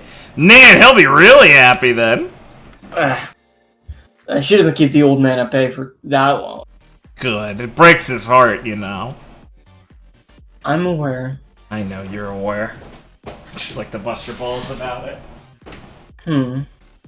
Don't go dying out there. Ah, wouldn't dream of it. Too much suffering on the line for it this time. You never know what happens with all of you. Yeah. We attract a lot of, surprises. I'll give you that one. I'd like to say we've become pretty good at adapting to them, but haven't seen them all. Alright, if something does come up, you can always give us a call and we'll, you know, make a quick entrance to that bar. Sorry, let me... Yeah, sure, go ahead. You can make a quick call over to us and we'll make sure to jet our way over there. He grins over at him and clinks her drink against his and goes, "Thanks, man. Glad to know we have you guys in the wings on that sort of thing. I'll make sure to only do it when it's super important, though." Good. It'd probably be pretty embarrassing if you had to call us up for something you could handle. Oh, yeah, exactly. I'd never hear the fucking end of it. But hey, you know, that's always the other way around, too. We talked to your captain about our big ideas. I haven't seen her today, so I was gonna try to at some point. I just didn't want to completely, ruin her surprise if she was gonna tell me anytime soon. Have you? Well, I won't speak anymore on it. I'll let her excitedly explain to you like she did for me. Oh, she'll appreciate that. Thanks. Just go find her sometime before she blows up. Yeah. That bad, huh? She seems to really think that this grand idea is somewhat feasible. He takes a sip of her drink warily as she thinks about it and smiles to herself. Well, now I'm really looking forward to it then. Alright, cool. Thanks. As you can get up after saying farewell to them. Yeah. He'll be making her way towards the arcade, and she'll kind of lean over the booth towards Nyla, like, put her hands over the side. Hey, Nyla. Yes? How's my sis been doing?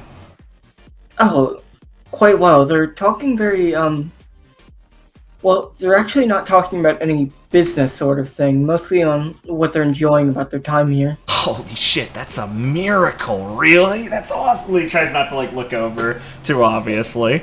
It seems Wayland is trying to get her to talk about non-marine things. God, he's a good guy. He's quite the gentleman. I'm so happy it's those two. You know, I mean, it kind of came with the package the first time we met her, so I didn't really have too much time to think about it, but... Stop whispering about me.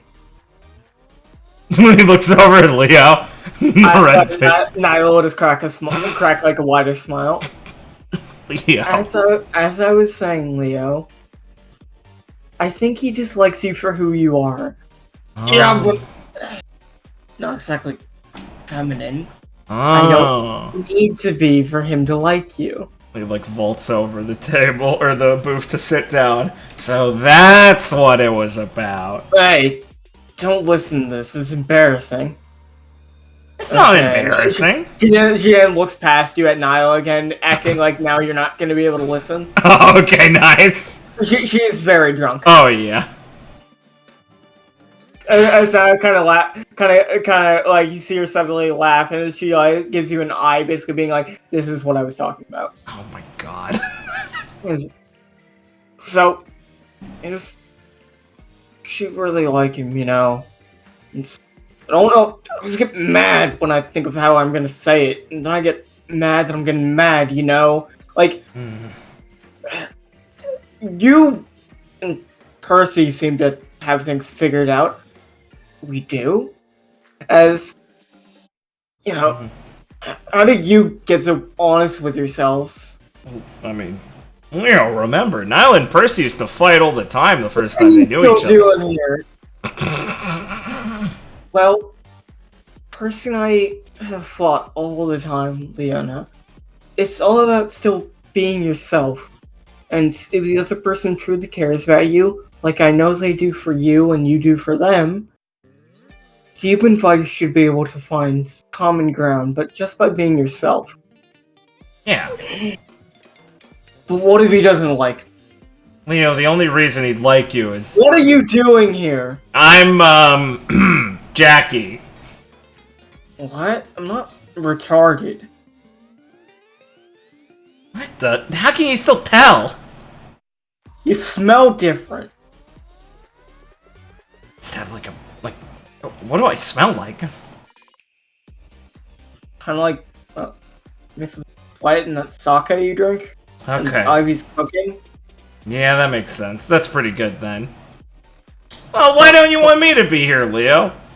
What? Because you'll make fun of me. No, I won't. You're doing it right now in your head. No. See? You pause. I paused because I was trying to think of a better way to say it. Say that you were making fun of me. No, say that I've been trying to tell you this forever also. Oh, yeah, you were saying it all along. Now you're being condescending.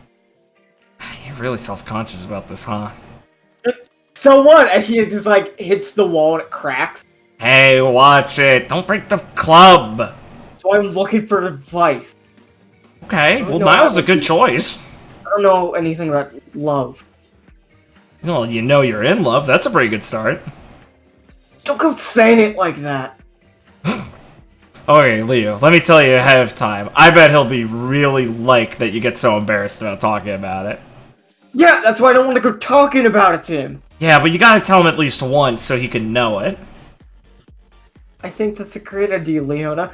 You were supposed to be the smart one. Now you're saying what Lee's saying? Well, it's just true. I mean, your relationship doesn't have to change that much besides, you know, like, redefining it. He's too much of a gentleman to, like, you know, try and start it himself. Probably wants you to. So you're, you know, comfortable enough with it. Now you sound like Angelina. Yeah. Listen, That's a good thing, thanks. so I want to fuck him. Yeah, that's always a good sign. How do I do that? Like, not you. Don't look at me like that. Like, not like the mechanical sense of it. Like, I was gonna say. How do I get from not telling him not being able to tell him I like him to us being there? Because it's been more than a month. It's been more than a No, month. Leona, it has to be more than a month from you saying you like each other. Oh. She's gotta wait a month? Now it's gonna like look at you and kind of laugh. Doesn't everybody leave? Yeah, right? Sorry, No, you're right. Yes, that's what I'm saying. I just, you know, I didn't think yeah. Leo knew. It's a common. It's very common logically. Right, Lee looks reassured, like she was like worried for a second, like, oh god, if Leo's saying, am I wrong? Leona, so you tell him you like him, he'll respond positively because I mean, look at you, you're wonderful. Yeah. And then after a month, you can start making love. What's that? Is that like having sex? Yeah. Yeah. Yes. Yeah. Yes. It's like that, but like better. Right? Okay. How do I tell him I like him? How did you two do it? Isla, you go first. Well, Percy and I brought some Marines, and after fighting for many different times we ran into each other, she kind of pushed me against a wall, gave me a kiss, and told me she was in love with me. And then we had sex. Whoa! We were an exception. What the fuck? That's so, like, weirdly romantic and cinematic. I just got drunk and did it. Well, I got drunk and kind of half did it, and then had to wake up the next day with a hangover and explain it fully. I mean, it was easy at the first part. Like, the sex? No! Dang, I liked her! You fucking animal. Did you wait a month? Yeah. So it's normal. Leslie Yeah. takes a Yeah, it is. Yeah. Nihilus and Percy are an exception. You know, Percy's a weirdo. Leo, it's very normal. Don't worry. He sips her drink, getting self-conscious the way Nyla's saying this. What are you trying to say, Nyla? Nothing. You're laughing. I think the whole situation is very funny. How Leona is asking for advice like this. You think I'm funny? Just the situation, Leona. You're not really the type to be this open with your feelings. You only started laughing when I came over here. You're just imagining things. Leo, am I imagining things? I don't know, you have an active imagination. Yeah, I guess I do. Okay. So, At least gives her Nyla suspicious side eyes, but lets it go. So, like, I get drunk? Well, that's one way to do it, yeah. That doesn't sound very reliable. Well, you're being honest right now while you're drunk, so it might work, but... okay, well... How do you get most things done, Leo? Like, what's your attitude towards that? I hate things. Alright, maybe you do the same thing Percy does. You, like, grab him, slam him against the wall, and tell him. I mean, I'm just saying, you're supposed to do it, like, you know, be yourself, right? Leona, I think you should just do whatever your heart tells you is right.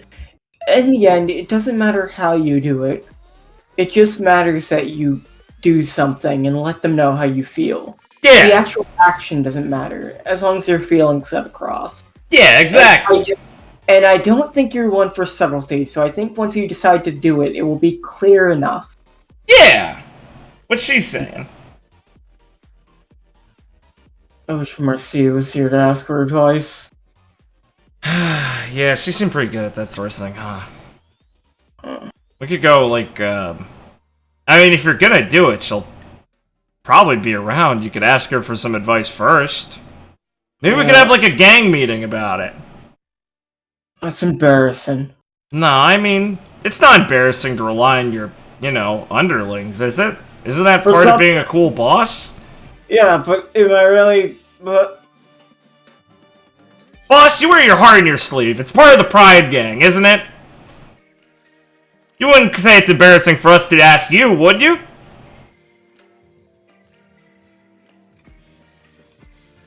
Hello? Hi. Oh, sorry, did you see or did you hear that? No, I heard that. Okay, sorry, I just wasn't sure. I get paranoid with Discord DCs.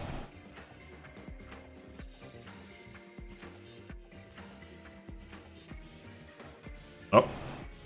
Where's she going? Oh. I couldn't fucking... She was on the edge of the screen, so I couldn't give her the fucking sleeping status. Awesome. Lee bangs the table, notices that she's asleep. Oh, god damn it. I thought I was getting onto something good there.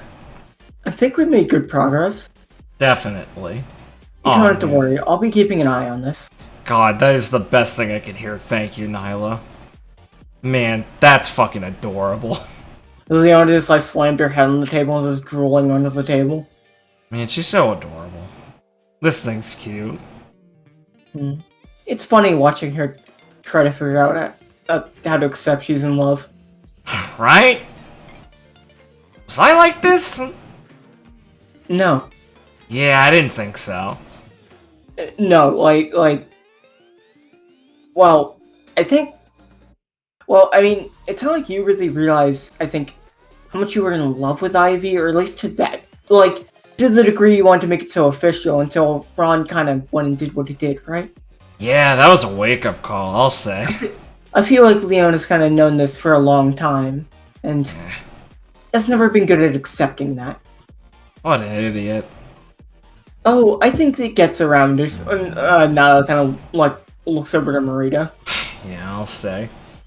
Has she, made any progress today, or...? They seem to be more seriously talking about what they're going to be doing after they leave the island. Right. I swear she sabotages any opportunity. Well, Everyone has their own pace. yeah. You keep saying that. At least as she hops back over the booth. Some of us exactly a month.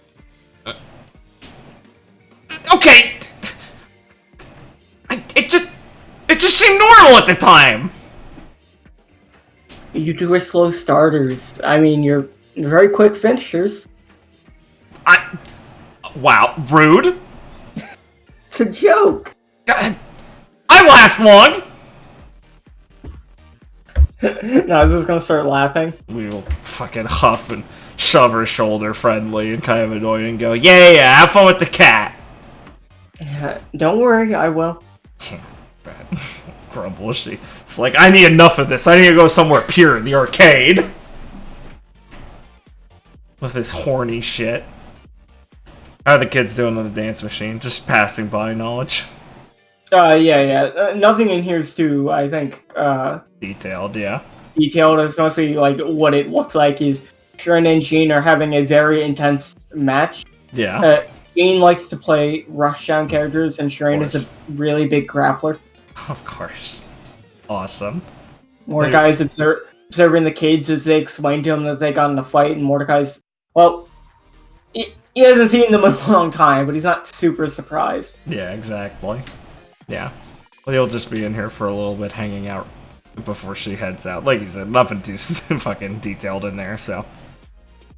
Actually, we'll make our way back out. How's the dance floor looking? Poppin'. Based. Is Dr. Galen good at dancing? Wait, yeah, she's got the dance record. She's gotta be great at dancing. Oh yeah, Dr. Galen is very good at dancing. That's fucked up. That's fucking based. Tex's giant breasts are hard to maneuver while dancing. There's no sports bra in the world that can contain those puppies. Unfortunate for her. Lucky for everyone else. You will notice that Waylon's going to get up to get a drink, and Jackie will be all alone, kind of like sipping a drink. Oh, nice, yeah. Alright. And just go up to the bar for a little while. He knows their opportunity. We'll slide in real quick. Put a drink down. Check to see if Jackie's actually drinking anything. She has a drink. It doesn't look like she's going very fast, but she's sipping it. He will slide in and go, see, it's not like acid. This one tastes very nice. Right? I mean, Miss Bunny's got like a ton of really cool drink ideas that even Ivy had to learn about from her. Professional bartenders ain't nothing to mess with. Yeah, she'll scoot over to give you some room. Ah, thanks. Cool place, huh?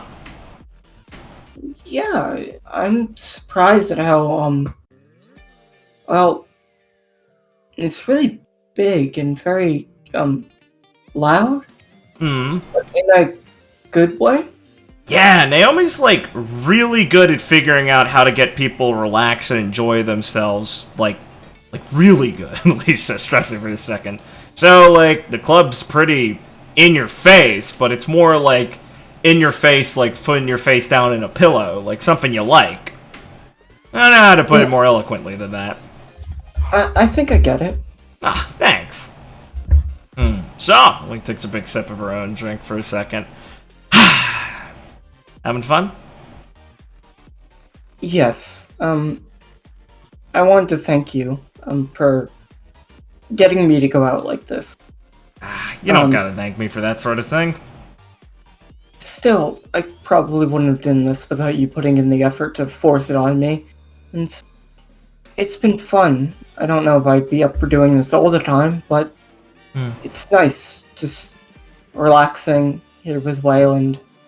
Everyone just going around playing volleyball, just talking to people without a care in the world. Well, it seems like everyone's just taking the time to live in the moment, you know? Yeah. It's something I've gotten to do very often. Yeah. I figured so. I didn't want to strong-arm you too much, but I knew at the end of the day you'd be able to enjoy it. We might not agree on everything, but we're still sisters. We're still gonna see the same opportunity here. I'm really happy you did. And I wouldn't mind you forcing this on me in the future if I get too obstinate about it. Oh. Well. She clinks her glass of hers. Duly noted then. Glad I have your full consent on that, because I definitely will. So, she'll, lean in to give you a hug. Thank you. Yeah, Lee hugs her sister. No problem, sis. I figured we definitely need something like this before we head to Valgus. Yes. I think I'll take the next few days to just properly relax and probably spend some time with Mom while I have the chance. Yeah. I'll definitely probably be more limited on those opportunities than you will. Yeah. I'll be sure to always tell you if she's ever here again or something, and you can find a reason to sneak away, but I guess it is pretty rough for you, huh? She told me she'd be happy to go invade the Marine HQ to come see me. I told her that's not a very funny joke. I don't think she was joking. That's what I'm worried about. She's something else, isn't she? It's quite something. It's... I guess knowing that I have such a loving parent who happens to also be the exact opposite of my job description is... I'm happy with it, even if, well, it's not what I would ever expect. Yeah. I glad. I don't mind at all her being a pirate. I'm just happy she's who she is. Yeah, thank God. Right? It's real. I mean, we might have both been through some shit, but we ended up pretty lucky with some of the people around us. Getting something like this after everything, it's just like... feels too good to be true a little bit, right? I think that more than you'd know. Yeah, I'd imagine. But thankfully the people around us are always quick to remind us that it's not something we're not allowed to take for granted. Yeah. Yeah. Man, your brother's gonna shit himself when he learns about this. Sorry, what do you say? This is like, the fucking, Bastard's gonna, like, shit himself when he hears about this. Yes, he'll be...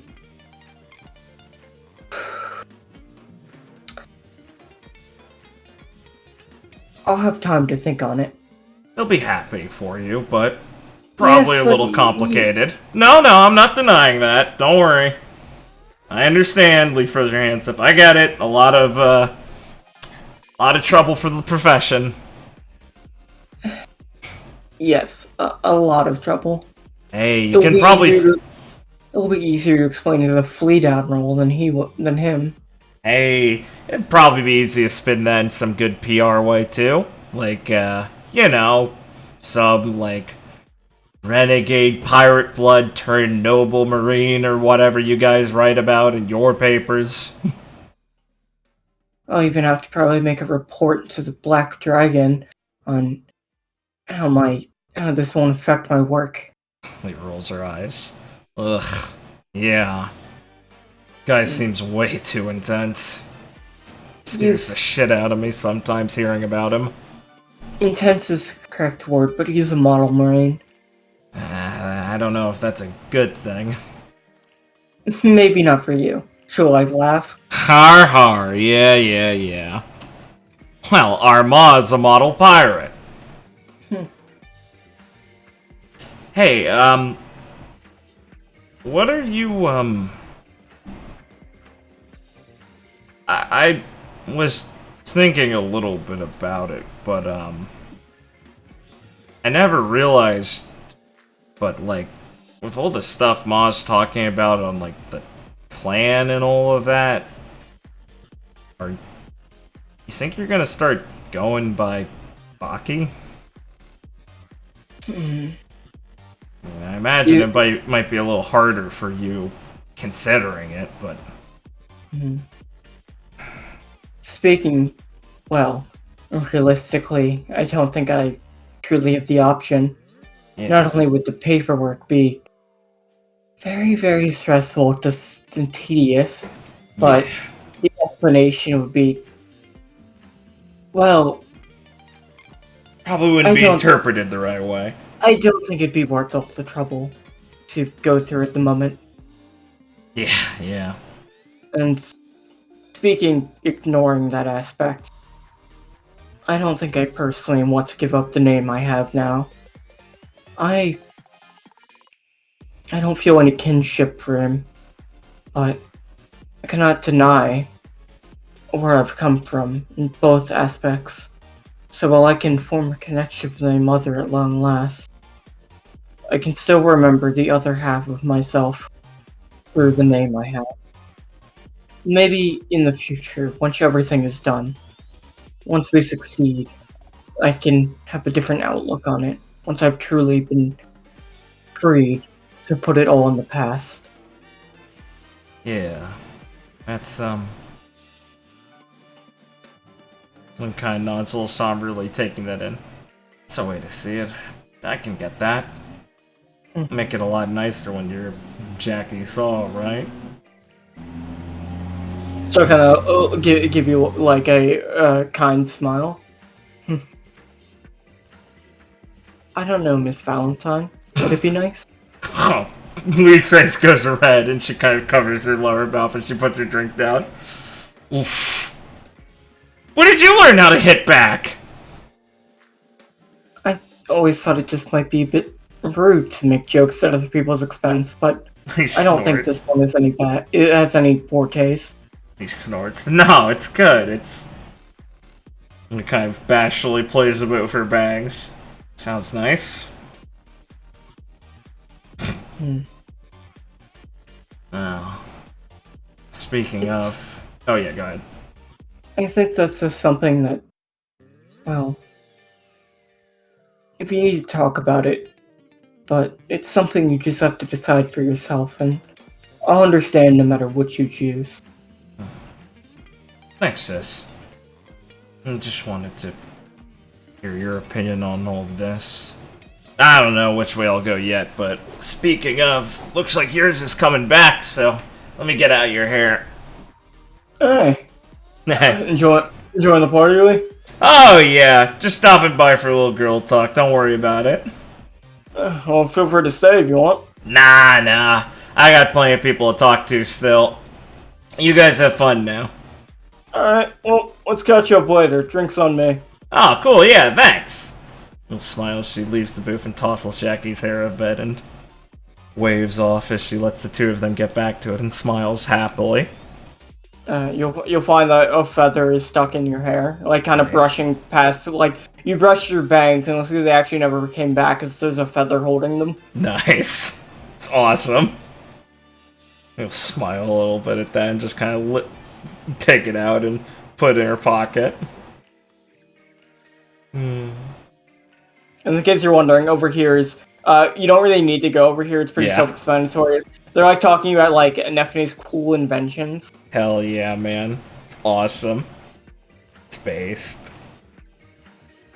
Naomi just listening in as these two talk about it. Yeah, Naomi's like going back and forth as any good bartender does, getting them to like talk and have fun. I want to switch up things, sake. Yeah, I'm doing. Good. Based. So, as we hop back into it, what were you doing? You were walking away from Jackie and Wayland.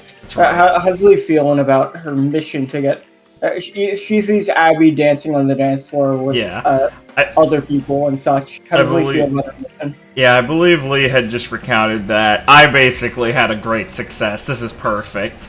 Jackie snapped back at her with an epic meme of how does Valentine sound. Abby's on the dance floor having fun. Lee's feeling pretty confident. And Vigoroso's near Abby, so that means she might get some action. So, you know, it's going good. So. Yeah. Where are you up to next? Let's go see the funny maid. So, as you walk over, you will see basically, Claire is like just almost talking down to Amelia as Cerise is kind of just like leaning against the wall, sipping her drink. Yeah, Lee will probably come up to by Cerise's side then, so she can join the audience of this before she directly intervenes. Oh, hey. Hey! Oh, I feel like it's pointless to say, but nice clothes. Thanks. Figured they're always like that. Oh, yeah, thanks! Got some of it from your store, so, how's that, She looks over at Claire and Amelia. I don't think a workaholic like Claire can really mesh well with who Miss Reyna turns out to be, what Miss Reyna turns out to be like. Yeah, Ivy was telling me I might be kind of the same. It's really funny to see her scoring, but maybe I should try and help. I feel like a bit bad. I don't think Claire's gonna bite her or anything like that. No, probably not. Well, we already planned the, well, Claire was gonna roast her a bit, but we already planned on inviting her, to the after party. Oh, yeah, that's probably a good idea. Oh, do you want to come? Naomi said she'd set up a private show for us in the back. Yes. It's gonna be just me and Claire, but, I mean, the more the merrier. Oh, yes, please, I could use it. I think I've successfully managed to get those two to loosen up, and, well, this was also just a good excuse to force myself to take a break. Yeah, honestly, normally when stuff like our next job's on the horizon, I get too tunnel-visioned on it, so... This has been good for me, too, so I could use something like that. Besides, I wouldn't want to miss that. It's good to know that you're having some fun. Oh, yeah, definitely. This is great. It sounds like you have quite the job ahead of you, so it's good to relax while you can. Yeah, God, we're gonna need to Oh, sorry, was it? God, we're probably gonna need to decompress when we get back from that one. But for now, relax until then. Thanks for the help with that, Cerise. It's been fun. Oh, no problem. That's what I'm here for. I'm just hoping it only gets more fun from here. She kind of looks over at Claire and Amelia. Amelia, who's like just on her knees and like like basically just on her knees with like her hands folded in her lap, thing. Yeah. Yeah, basically with her eyes closed, just listening to the scolding as Claire's just wagging her finger. He sighs and smiles at Cerise and shrugs and kind of starts walking up a bit closer to this. Oh, I'm about done if you want to have your go. Huh? Oh, hey, Amelia. Hello. You don't gotta worry, I mean, we're off the clock. You don't have to be professional right now. What do you expect? I just said hello. Huh? I was just prefacing it. I mean, He looks over at Claire. Oh, she can be pretty scary. Meow. Claire just like does a little like paw motion. See? Fierce. So, Claire, what's the evaluation?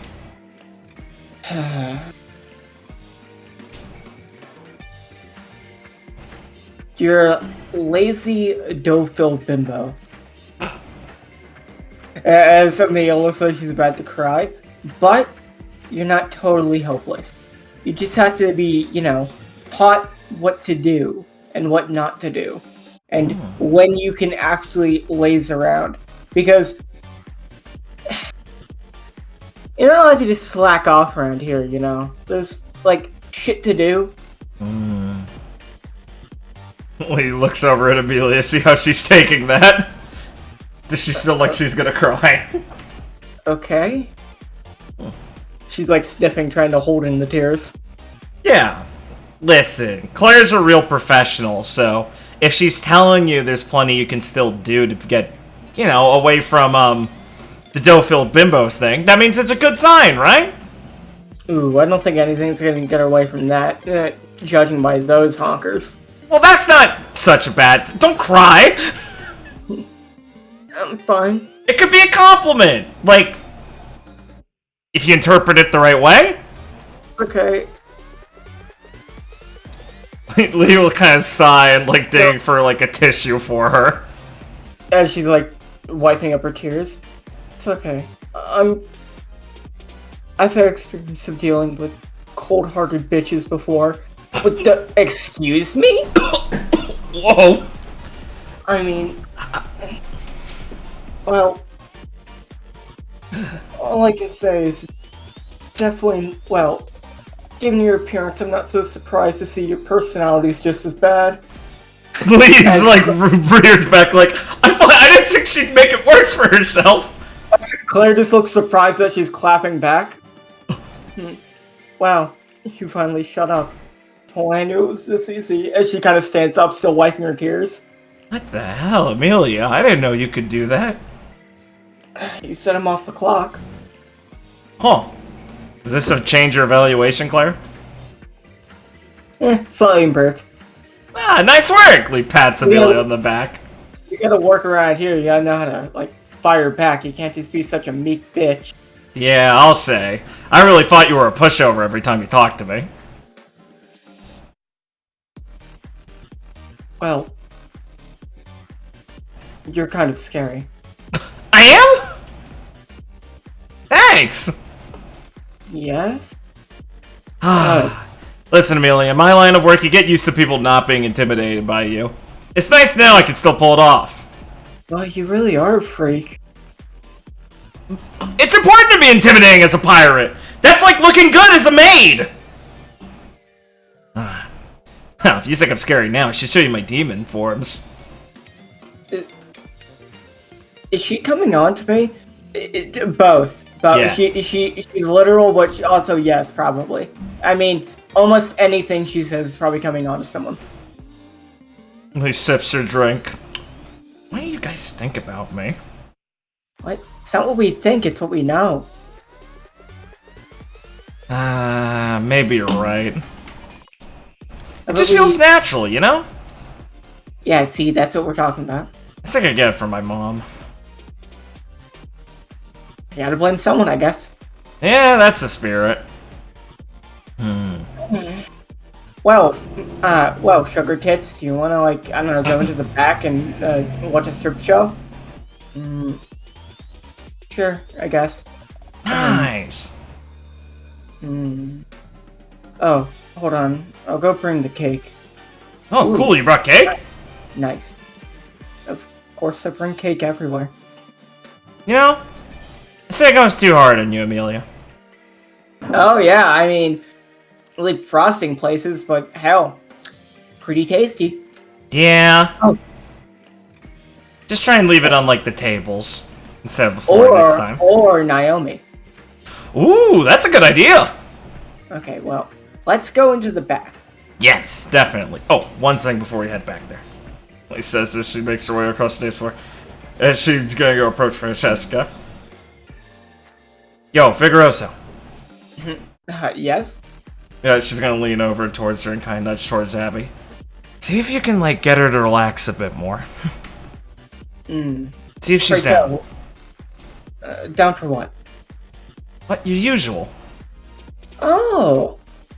I'm sorry, I guess I assumed that you were in more of a mentor relationship rather than a sexual one with her. Well, I am. That's why I'm looking out for her, you know? She can unwind.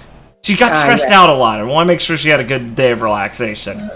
Do not worry. I, as well, like to look out and de-stress many women like you do. He just kind of takes a second to be like, this is just my life now. Everyone just says this about me. And maybe it's more true than I like to admit. And she just sighs and goes, yeah, you get what I'm saying. Yeah. Thanks. Don't worry. I'll set you up with your, can't tell what type of mink she is. Huh? Mongoose, I think. Well, I'll get you that sweet furry piece of ass that you're craving. Oh, it's whatever. As long as she has a good time. It could be you. I don't know. Well, jeez. We'll see if we can have it always. Okay, right, got it. Lee kind of says embarrassed, being like, why people assume it was me? Just kind of nod and go, thanks. Thanks, Francesca. As Walk a little somberly off the fucking dance floor. everyone can get into the back. Oh. Fantastic. For some fun, as we will fade out on What a day, bros. Everyone enjoying themselves in the back room. Yeah. Nice. Ah, What a day. what a day, as Lee's day of relaxation and fun comes to a close. Hell yeah. Lee forced herself not to be high-strung by making it her job to make less people high-strung. Gave her a good excuse. Okay, well, moving on. Mm-hmm. Oh my god, I just saw them. The beef builds. These guys are great. You know, you see a beaver and you'd think they'd eat and destroy, but no, these guys are, more, generous than that. Yeah, Lee stumbles into the workshop, bleary-eyed, kind of dressed a little, barely, not like barely dressed, but like dressed kind of thrown on and everything. Like gripping a thermos of coffee. Kind of make her way over. Kind of bump into this box as she's waking up and then go, morning. Good morning. Oh, hey, Morning. Angie. You want something to eat? Some boxes. No, not yet. I'm good. I'm good. Fun night, huh? Yeah. He blinks a few times, then chuckles. Might have gone on more than the night part, but yeah. Good to see you're getting some relaxation in now. Yeah, I tricked myself into it, and I should do that more often. Well, the boat's all pretty much prepared to go, and I already went over all the supply stuff with Neffany, Ivy, and Zarin, and everyone else. Nice. Man. Glad to hear that. It really is nicer to try not to get all bent out of shape about other people's work. This is gonna be my first time visiting a winter island. Oh, really? I guess I haven't been to more than one, but yeah. In Skypiea, we never really had snow. I should have guessed that, but never thought about it before now. I guess I can't say it's a shame, because Sky Islands are pretty cool already, but must be a bit of boring to know you'll never find like a cool floating winter wonderland. Given what's out there, I wouldn't be surprised if one of the Sky Islands out there is actually frozen. Yeah, there's gotta be something crazy that causes it to be all snowy, at least one. We should look for it sometime. I mean, we've even heard there are pretty crazy places in the world, even islands that are floating in the sky. Yep. I'll find that fire island one day. So, what are you up to? Huh? Oh, yeah, I, kind of squints like she's trying to remember why the fuck am I here? And then she goes, oh, yeah, I wanted to... I came early because I thought you might be free. I wanted to talk about something. Kind of massages her nose a little bit, forcing herself to wake up, squints a bit. And Shannon is gonna, like, make some arms on you that just, like, kind of straighten out your back and massage it a bit to try and, like, wake you up. Oh, thanks, Ange. Oh, yeah, that's the spot. Is this something you'd rather me not be here for? Oh,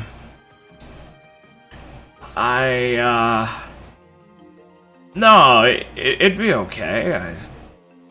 It's not that I didn't want other people to be here. I just figured it's about,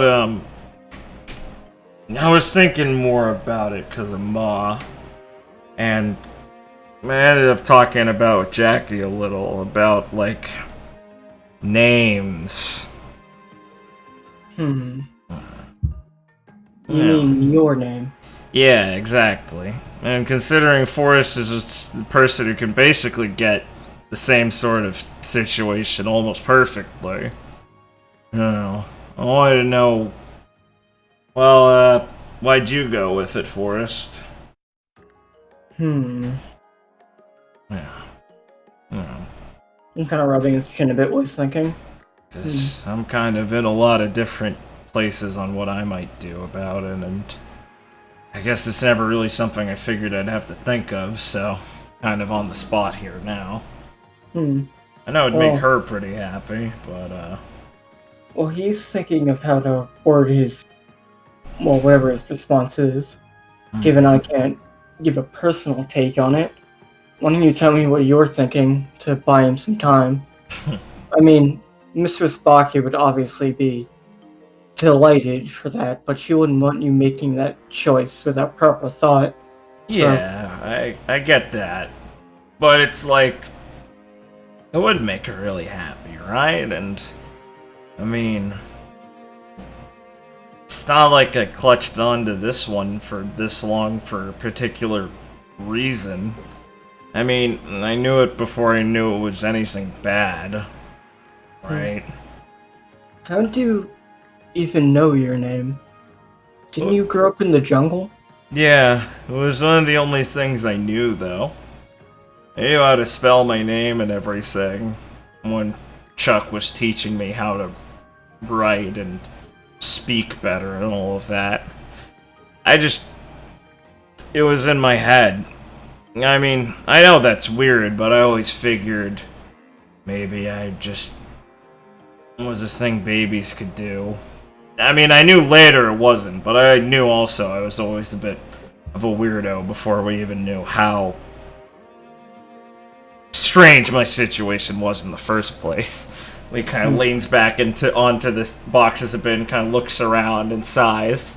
So, like, I guess it's, I guess one part is I stuck with it so long because it was one of the only things I had myself at first. And it was the only name Chuck knew me by, so it felt like a good enough reason to keep it, right? And you never thought of going by the Chuck? Yeah, but back then I was still kind of figuring out. I still felt pretty guilty back then about everything.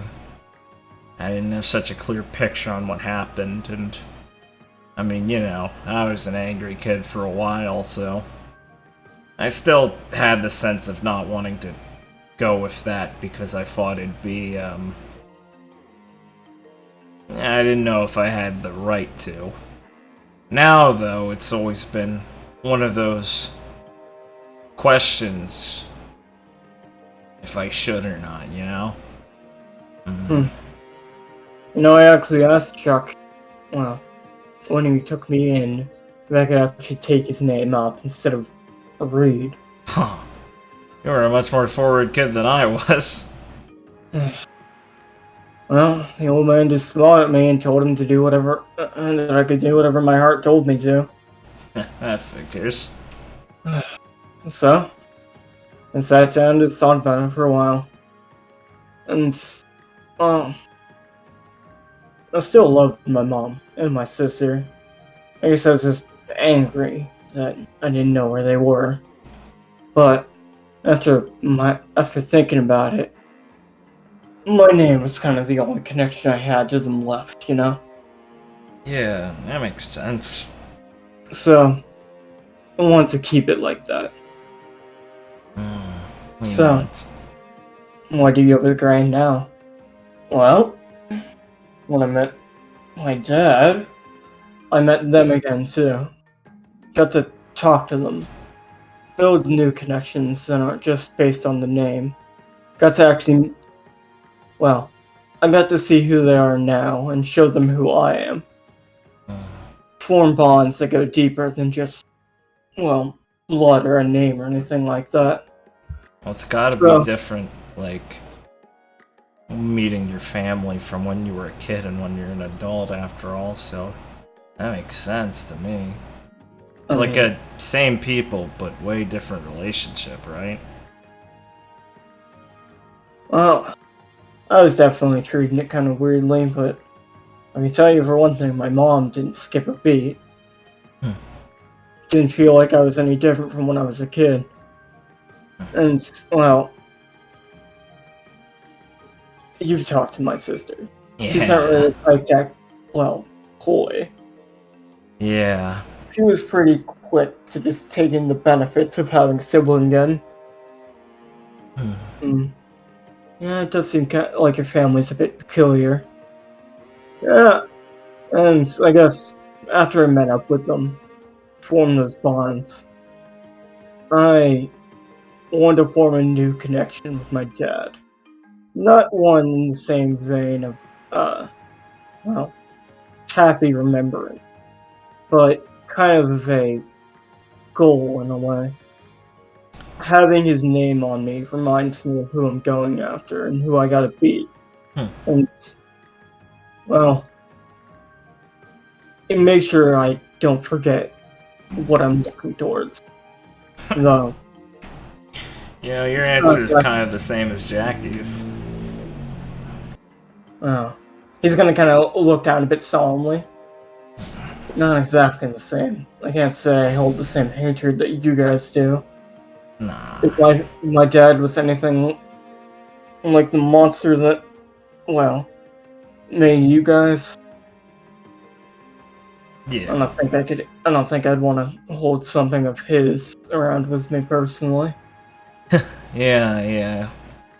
That's kind of why it bothers me a little still. I guess I always just figured there's always gonna be a part of him with me, so it's not like the name's the worst one.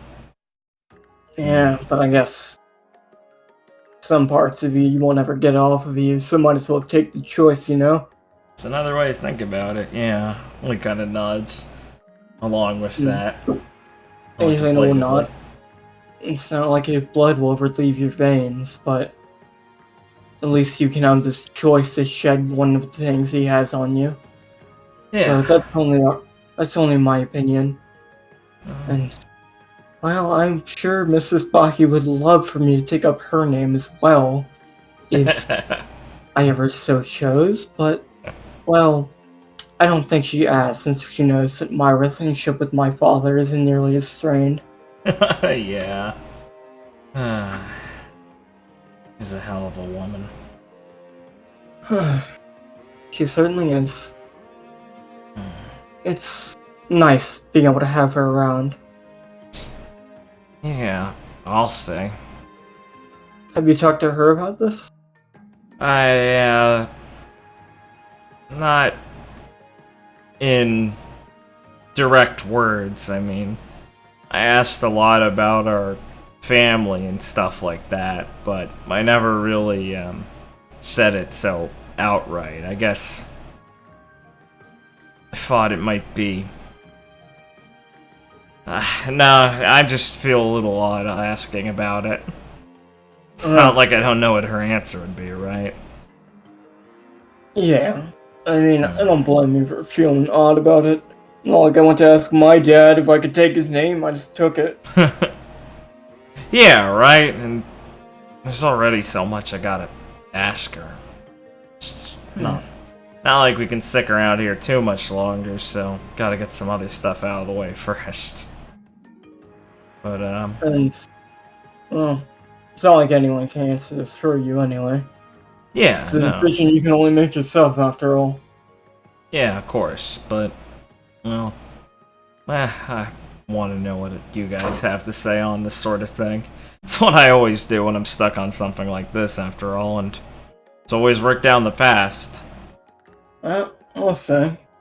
I definitely can remember one important moment I gave you good advice on that worked out. Yeah. He snorts a little bit and smiles. What are you talking about? It's nothing. Nah. Look at this guy. Forrest is the one who helped me talk out everything with Ivy. Helped me figure out to buy those earrings for her also. Oh. I would have never guessed you were such a romantic. Yeah, it was great. It's like a big brother I never had until then. Well, I'm just happy everything worked out. Hopefully the same can be true here, you know? As happy as I am. Yeah. Thanks, guys. You should go talk to Ivy about this. I'm sure she'll know even better than you what you might be feeling. Yeah. And that was on the plan. It's just, I guess that's just another option. There, also. Lisa's kind of embarrassed. Before it's looking like first eyebrow? What, you feeling nervous about talking to her about this? I just mean, she's got a horse in this race too, right? Well, Lee Valentine is an interesting name. He kind of looks a little sheepish, but yeah, it sounds nice. I don't know. I'll need to get her opinion, though. Plus, I hear she's been cooking something up, so I was gonna try and corner her today, but she's always even out of bed before I am these days. You might be able to catch her walking around the jungle, I think. She was actually here a bit earlier talking to me about those plans. Well, Leaf holds her hand up like, I don't want to hear him. I'll ruin the surprise for her. She wants it. But I probably need to, since it sounds like everyone's getting an earful before I am. Angelina will kind of, grab you with some hands and, pull you up and, kind of straighten your back. Thank you, Angie. Might as well want to get a running start, yeah? Yeah, probably. Lee does the stretches with a few more, gives one of the hands a high five for the help. Angelina slaps you in the face to wake you up. Lee smiles. Thanks. Oh, I needed that. Oh. Tell us what to call you by next time we see you. Will do. Should I expect you to be Miss Grand anytime soon, Angie? I'll think about it. Oh, she'll think about it for us. Congrats. As you can run off. Yeah, Lee'll sprint off, feeling more awake and alive and better after chatting with them. You see a Beef Bill throw you an energy bar. Thanks, Beef Bill! My man! My man Chester!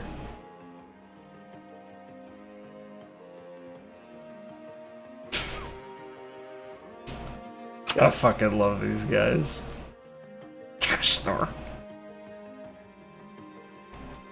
As you make your way off. Chester walks back to the other Beef Bills. I'm a human now. He puts on a bandana and becomes the leader. Yeah! I have identity now! As Angelina looks at Forrest and smirks. Based. Lee knew what she was doing. That's not permanent, that's a joke. Yeah. That's fucking good. As Forrest watches the MMO name above her head change. The fuck? I fucking hate these things.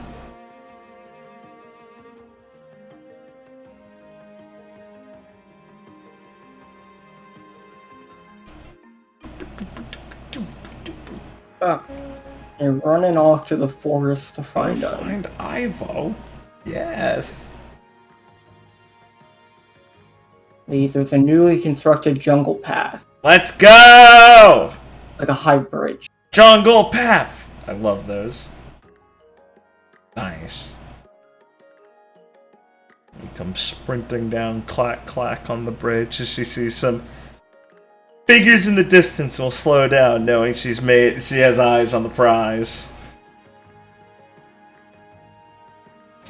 As Ivy is excitedly talking to Chloe. He'll make her way up. Oh, Lee, great timing! Yo! Hey! Okay. Now, Lee, listen to this. Huh. Yeah? So, I've been thinking. I've heard. And I've been talking with Erica, Ryzen, Foley, and a bunch of other people about, what are we gonna do in the future, you know? Well, let's think of how fast this place expanded. And there's only so much we can do, right? Right, sure. Only so many of us. Well, you know, so much space we have here. Okay. but I like it here. Right. So, I wanted to make this more than it is, Lee. Make this the model pirate paradise. A place that anyone could come that is an example to everyone of the freest place on earth. He hikes herself up onto the ridge, so she's like sat on the edge listening to her. Where the future pirate king would have formed the greatest band ever formed. Right. I'm listening. And there are people, Lee, like Marita or Lewin, that we're gonna want to team up with. We're gonna want to convince them to be part of what we got going on. But they have their own setups, their own islands, and there's so much going on. So that's where I thought, what if we just take their islands and move them here? He sat on the edge over, like, so she's a bit taller there, and she's like looking down at her, clicking her tongue, and be like, "Oh, morning, Chloe." Well, he's just like balancing on the thing with one leg. Oh, morning. Yeah. Yeah, I already got this explained to me. So, what do you think? Well, Lee says that she kind of sways back a little bit, enjoying her new weightlessness and how she can just rest on these things easily. Well, I think it sounds insane, but I presume you're gonna tell me how that works. Okay, so I was talking to Forrest, yeah? That's how all good ideas start. The vice captain of the monster pirates, Jill D. Newton, can control gravity. And she's, like, really strong, because she's the vice captain of the Yonko crew. Isn't she the girl who, like, lays on the ground everywhere? Yeah, but, I mean, we might be able to wake her up with some promise of sweets or something. I don't know. He looks at Chloe like, is this a sound plan? We can find a way to convince her. That's not important. We have our way. So, step one's already a question mark. Yeah, but it's about the bigger picture. Okay, honey, Getting go her ahead. to go along with our plans is inevitable. But inevitable.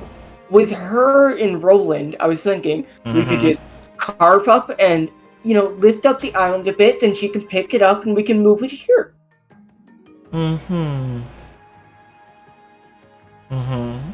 It's actually not as insane as it sounds.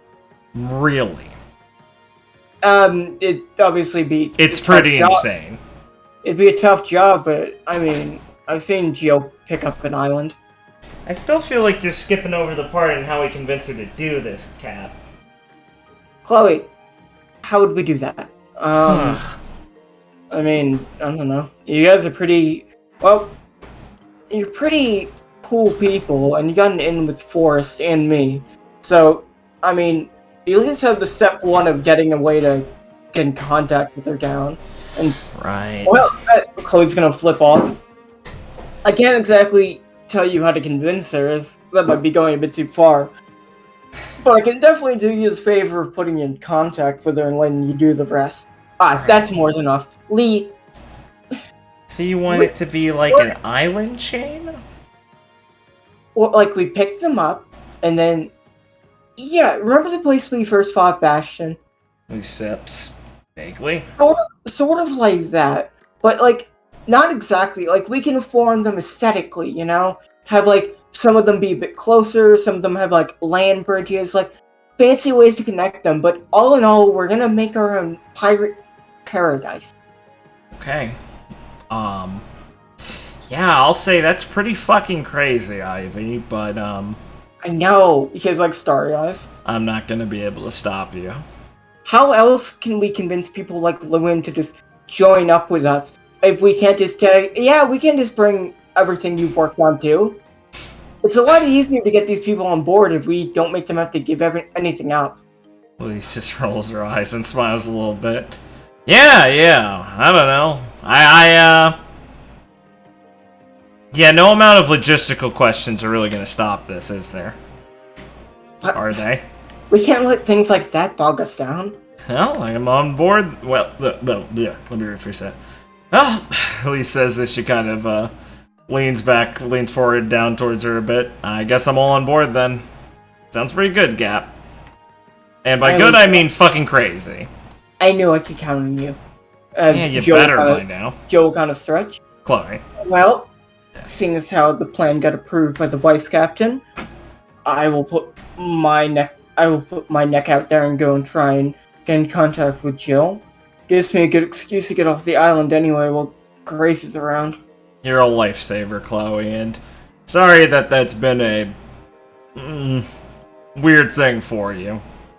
Oh, it's easy enough to just keep my, well, to keep away from them, but I don't want to ruin a happy reunion too much by having a sour expression, so I could do something useful and go try and meet up with one of my friends. Hey, that'd be real helpful.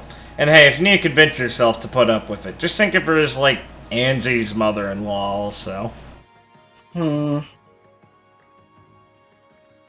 I think that'll only make things even more complicated for my old man. Yeah, you're probably right. But hey, who if we're pirates if we're not doing things our own way? Exactly. Well, Miss Insane Captain You, I'll go get working on this plan of yours. As Chloe will kind of stretch and, like, take a sprint and run off. Well, you lot, Chloe, thanks!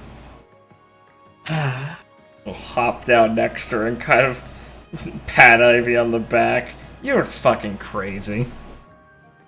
Well, I mean, we gotta aim high, you know? You wanna pick up the islands and just put them next to each other? Where do you even think of this shit? Well, I mean, we have the abilities. Was this... Roland can basically help us with that, and, like, he said he could do it. Were I mean, you, he said like, he'd help with it. Were you, like, drunk when you came up with this? Half asleep? From a dream, maybe? Well, okay. Was this in a book? No, it was kind of like the dream one. Well, because I'm always thinking about it. What are we doing now? And I'm thinking, well, the island's already getting kind of cramped, you know?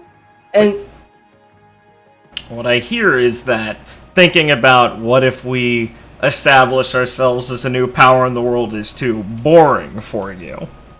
Well, yeah, okay, so think of it like this, Lee. All these Yonko control this territory, all these islands. And if we want you to be a Yonko, we need more territory. And yeah, the territory will be better if it's right next to each other. No, I want territory too. I want to expand, have things like this. But I noticed something. All of these Yonko, I mean, their island bases, like their big HQs, are pretty good from what I've heard. Like, pretty high quality. Maz is pretty fancy sounding. I don't want just pretty good. The best. Only the best. More than that. Beyond what's acceptable, because it's something no one else would have thought of. Yeah, exactly. Because when you hear we need to reach this point, you want to go over it. Exactly. Yeah. Who else would do something like this? No one. I know, Ivy. That's why I'm not exactly surprised. Just impressed that we're going in this level of imaginative thinking. Not saying we're going to do it right now, but, you know. You're saying you'd like to do it right now. I gotta wait on other people to, you know, handle their end. You literally have already put the plan in motion, yes. Yeah, and now I'm waiting, you know, to hear back. He just smiles and starts laughing loudly. See, she leans against a beam. See, I didn't want to share this with you until I, like, you know, at least figured out if it was even theoretically possible. And until you could send someone off so I couldn't stop it in case I really didn't like it at first. And then you'd warm me up to it and convince me by the time they come back. I mean, I wasn't really afraid you wouldn't like this. What's not to like about this? God, you're confident. I mean, would you really tell me no, Ivy? I'm not gonna just help you pick up islands. That's really cool, and then place them down so our friends can stay here. Maybe I am too easy. No, I think this one's is a good read. You're not really one to turn down doing really cool things. Aw, thanks, son. Especially as like a show of our power. Well, you know me well, hon. So I like it a lot. What'd you say? So, what's up with you? Well, I heard you were pretty good at me day yesterday. Yeah, sorry to let you go off working, but it seems like this is already enough fun for you. Please, don't worry about it. I'm just happy to hear that you and Jackie were, you know, getting some more bonding time. I actually went to the spa with your mother. No shit, really? Yeah, I mean, she caught me kind of after I got done working, and I was pretty tired, and she just, invited me to go, like, soak a bit and just have a drink. Oh, that's awesome. Did you have fun? Yeah, I mean, yeah, it was really fun. We were chatting for a while. She asked me, like, a lot about, like, you know, how I wanted to be a pirate, some about my parents. Just, like, I talked a lot about, like, myself. Asked her some about Kodai and stuff. It was just really nice, relaxing time. I mean, I'm pretty biased to say it now, but she's great. Oh, yeah. I mean, Yeah. this is probably one of the greatest surprises we've ever had. I'll fucking say. I'm really glad you guys are getting along. I mean, after talking to her, I can't imagine how anyone wouldn't get along with her. That's what I was thinking. Like, I get with Chloe and everything, conflict of interest, but even still, she's just like, eternally nice and knows what to say. Ah, man. Can you only imagine if you were like her enemy? I mean, she can't even die. Yeah, it'd be fucking impossible. She was the top of the list of Yonko that was going to be difficult to deal with, and now it's difficult in a different way, but... Well, I mean, Lee, I guess that's why she's so nice, yeah? When you're, like, that strong, you don't really have to worry about anything. Yeah, you can just pick and choose. You can be friendly to whoever, because it's not like it's gonna hurt you in any way. But... If they're mean to you back, you can just shut them up. You're right, but I mean, Auntie Salacia kind of said, remember, like, the first time she got that fruit, she just had a cannon get fired at her. I think this was just how she always was. Oh, I think she's also just kind of, very unique. Growing up as a princess of the third row sounds like it'll do that for you. Right. How do you feel about being a dragon? It's so cool. I haven't really had that part sink in, honestly. So I guess I'm, like, technically Kodai royalty? It's so fucking weird. Do you know I have grandparents, apparently? I know. I heard about that. That's fucking wacky. I mean, Ma basically ran away from home, so I know she doesn't like him that much in, like, a ideological way, but... I think you also have a cousin. You do. Yeah. That's fucking weird. I mean, going to Kodai is gonna be so much fun. I mean, know. if we don't see Alicia before that, we can see her there.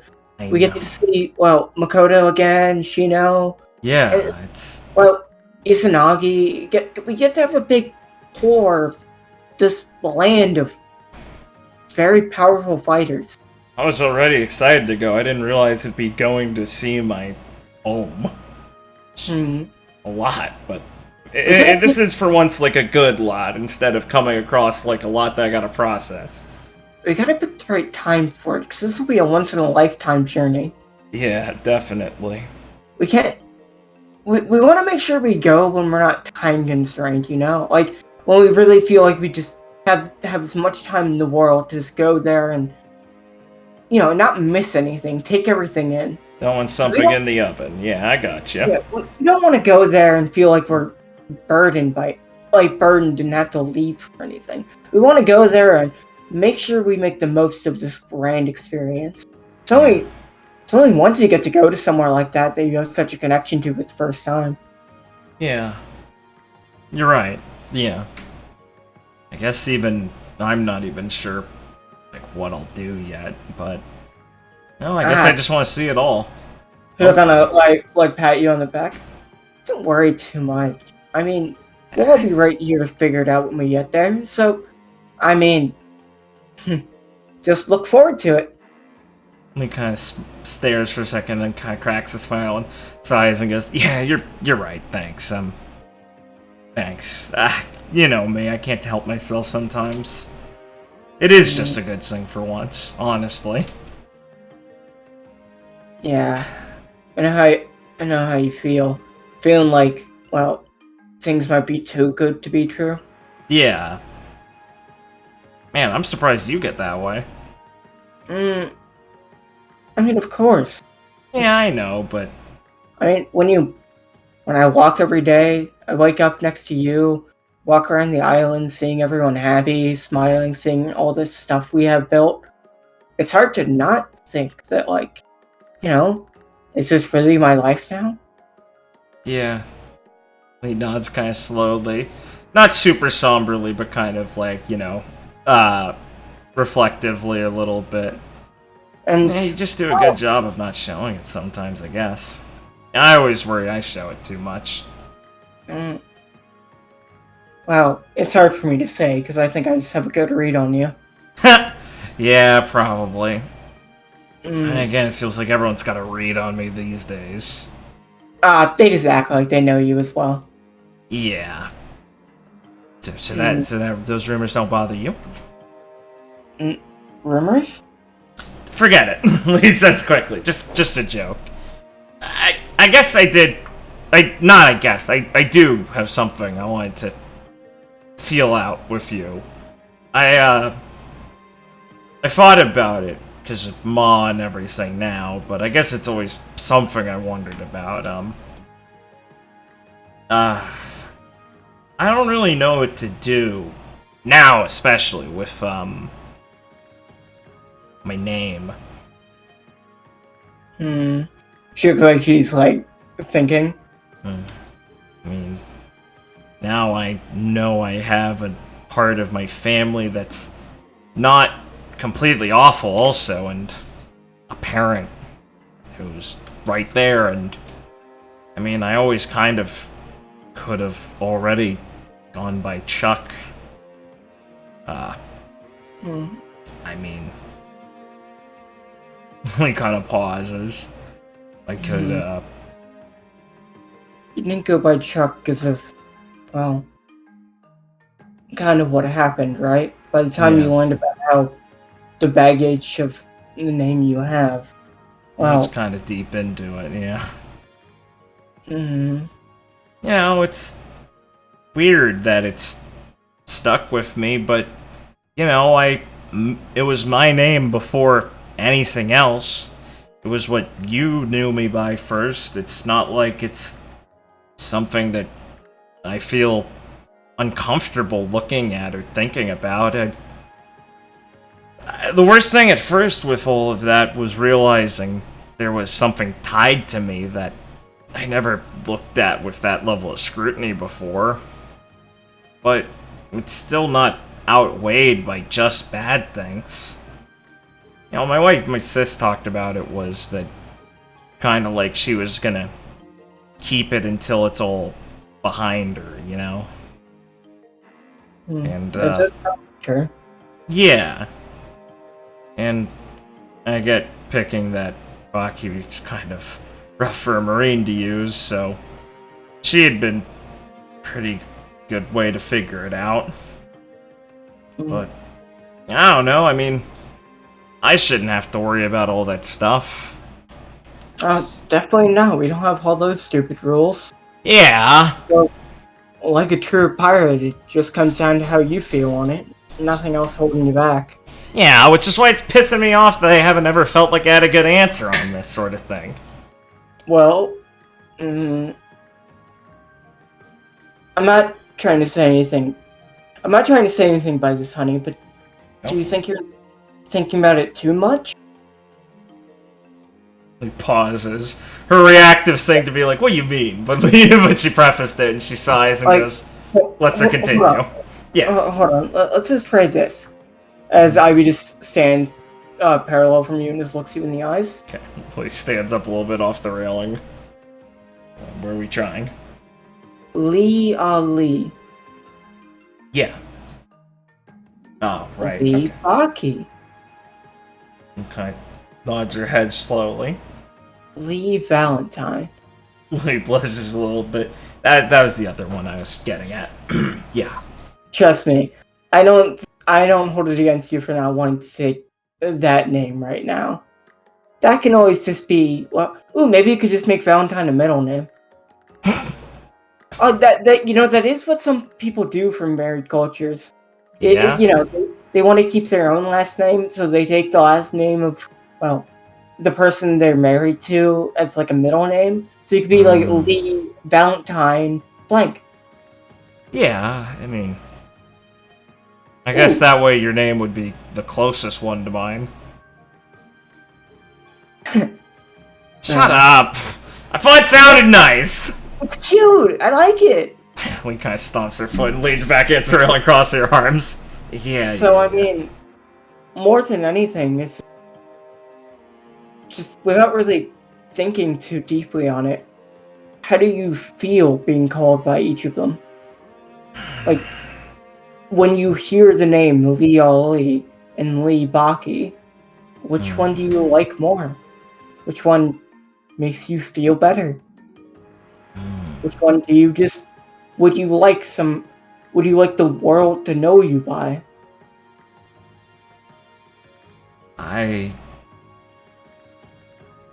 If you don't know right now, there's nothing wrong with that. Yeah, I honestly think that's kind of my answer. I think I want to see Kodai before I make that call. If that makes sense. You know, it's like... I couldn't really not know what I'm getting into before I went with it. You know where... Well... Sorry. You hopefully will learn exactly where your name came from. You do know, but there's a chance we could learn even more about it. That's exactly what I was thinking with this whole thing. I mean, Valgus is where it all comes from, right? So, I'm gonna hopefully be able to learn everything I could about feels. Right. And with Baki, well, there's so much history there. So much that you can learn. So many people with probably thousands of different opinions on that name specifically and what it means. So, I don't think it's wrong to wait till you... Well, you know the weight of the names you're picking between fully before deciding. Yeah. So, I think you are safe to just go by Valentine as a middle name right away. My name doesn't have as much weight to it. I think yours has the most, which is why I'm gonna commit to it now, yeah. Aw, that's so cute. Yeah, it is! I am! Lee says as she crosses the way over. I'm just saying and like it's grabs her and adorable. kind of like puts her in a chokehold jokingly. I'm just saying it's adorable how you try to turn it around like that when you know that's not what I meant. Yeah, well, I'm showing it is what I can mean, alright? Yeah. Why don't we go and get some food, just relax, spend the rest of the morning hanging out and just having fun before we get back to work prepping for our big adventure. I think that sounds good to me. Lee Valentine Ali. Lee V. Ali. Yeah, it does sound good. Yeah, it's cute. Yeah, it is! You know what? I'm owning that one! Good, good. And you're owning... Lee kind of pauses, scrunching... Me? Where was I going with that? Let's get food. I don't know, but that's... I don't know if we want to go around just saying that. I'm not going to! God, I was caught up in the moment! Lisa's like red faced. Shut up, let's get food, I'm starving! Sure, She like grabs her arm and starts dragging her away. Let's go by the kitchen. Thanks. You can go with Ivy to the kitchen and get something to eat. Based. God, I love this kitchen map. It's not comfy. done. Nice. As Aaron and Nicholas are gonna walk in and kind of take some seats. Yeah, and he's been shoving some food down her throat, scanning over one of the papers. Oh, morning. Here, breakfast. As Aaron sits down. Thank you. Nicholas will sit down and look a bit hesitant and just like take some coffee. Get some food, Nicky, come on. In a second, we actually wanted to talk to you. Oh, sure, yeah. Lee puts like down the paper and finishes the piece of like omelet or whatever she had and drinks down some water, lets out a and leans back. What's up? Oh, Valgus? Yeah. Thank you for letting us go with you guys. It's no problem. We promise not to slow you down, and I was wondering if you weren't busy, you could help the two of us train. So we're as on point as we are for something like this. He puts on a sly grin and goes, "Well, we wouldn't let you come along if we didn't think you'd be good for it. And I think we can get you into shape." And whatnot. I'm still very inexperienced when it comes to, well, actual big pirate activities, especially on the scale that all of you are used to. Hey, So, you we want to make sure we're more than a burden. Oh, I'm sure you guys will be way more prepared than we were when we did this stuff back then. It's the only way you get used to it, by just throwing your heads into it. So having some prep will mean you'll be extra good at coming out the other side alive. Good. Don't take it easy on us, okay? Wouldn't dream of it!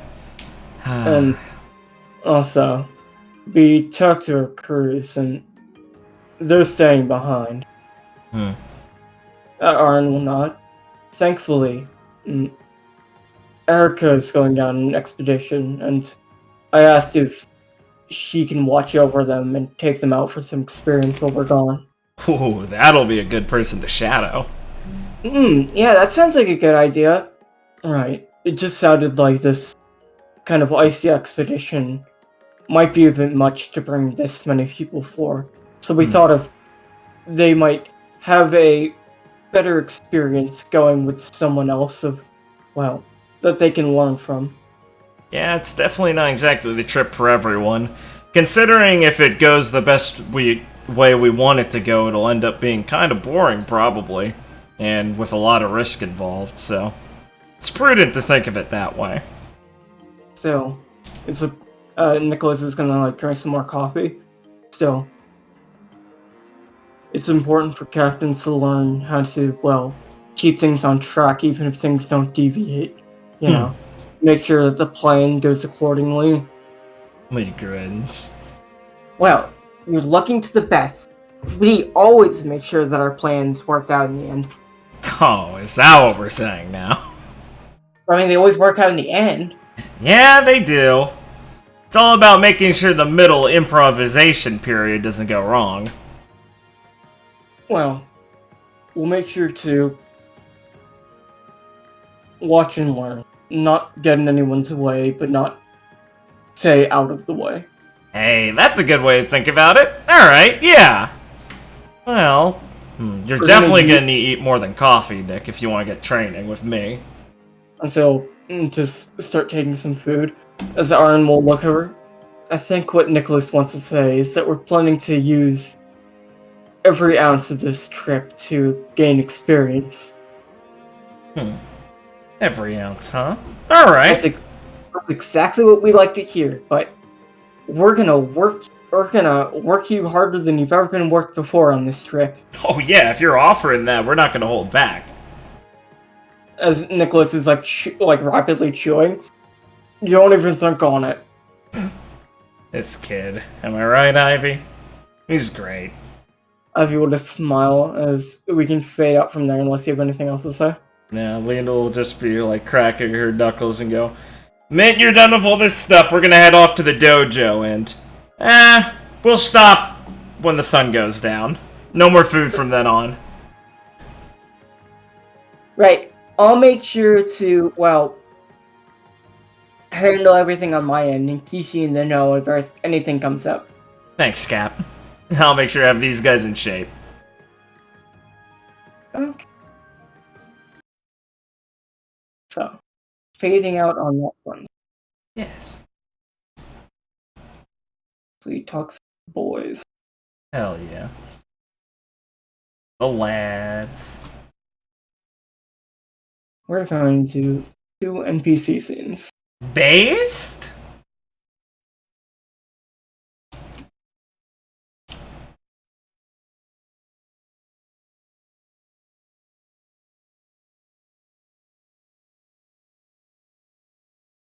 Da, da, da.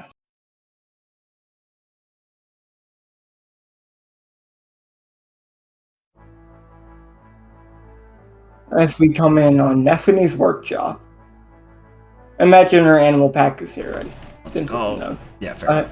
Rex is basically doing some basic katas, and also has Trishula at his side that he's sometimes like incorporating into his kata. And Nephine's scribbling down some blueprints. Okay, what about this one? As Nephine is like showing him a blueprint for like a boost pack underwater to increase his speed by even greater. I think that looks good. I could definitely make good use of that. Maybe I should incorporate it. You think it's too big? No. I think the scale is just right. As Russ continues to do his katas, he's like sweating and looking like he's focusing. Hey, Rex. Yes? Nephew will like put down her blueprints and tinkering stuff and doesn't look at him.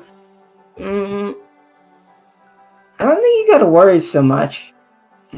As he'll like stop and just look at her like fairly like intently. What do you mean? You look like you're overstressing yourself, you know? It's sweating so much just doing basic training. It's not like you.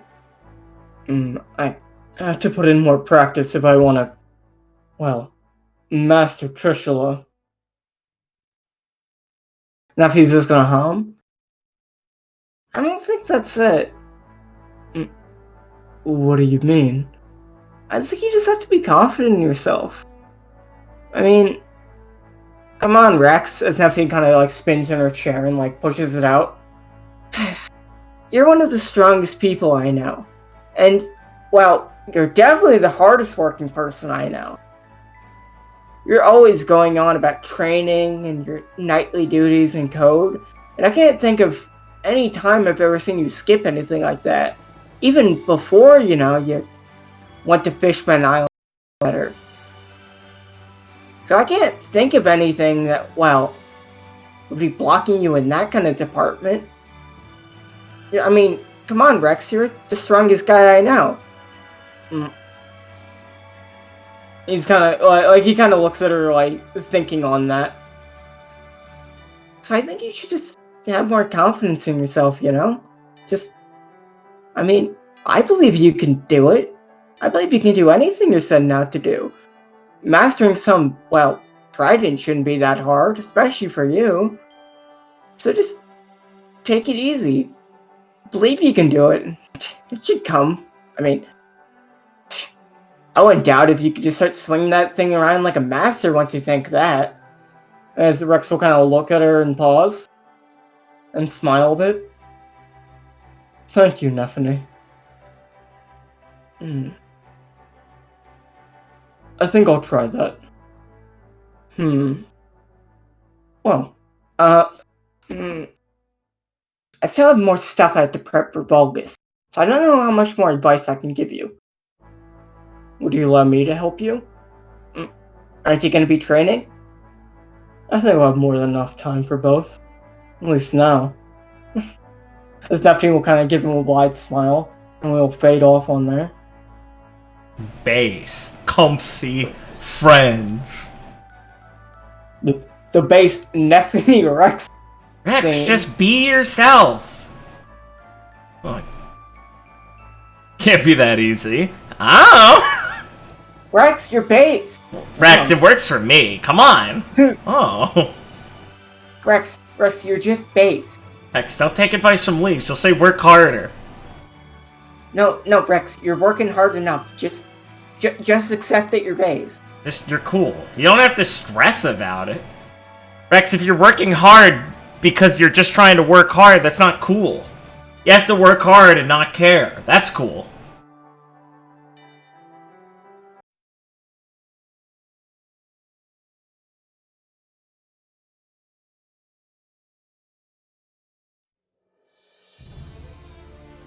Let's go. As in the navigation room, Zarin is kind of looking over a map as Percy's sitting on the couch, kind of smushing Bowser's face. As Aaron kind of, as he's looking at the map, puts it down. Looks like I'm all set to get us to Valgus. Get going. As Percy's like stretching and mushing Bowser's face over and over again as his tongue wags out. So, how do you feel about what happened with your dad?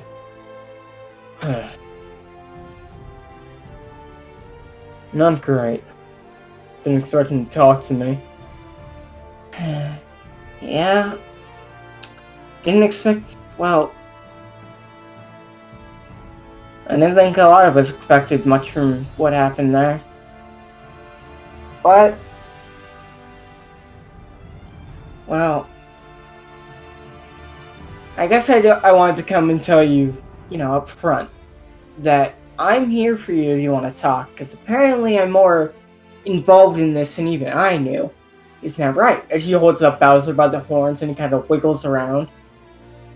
Yeah, thanks, Percy. If you ever need some help talking to Ira, you can come get me. Oh, good. I need someone that's another sword freak to deal with that. I don't know if she's exactly... Wait, did you just call me a freak? In a good way. Come on, Bird Brain. Don't get too, ruffled. But, you should probably put that down for now. Got a lot to focus on with, Valgus, and, I'm gonna tell you, I smell trouble. Well, I wouldn't take that bet against you. Every place we go has trouble. No, not you. Well, yeah, maybe you. Why do you make that sound anyway? What?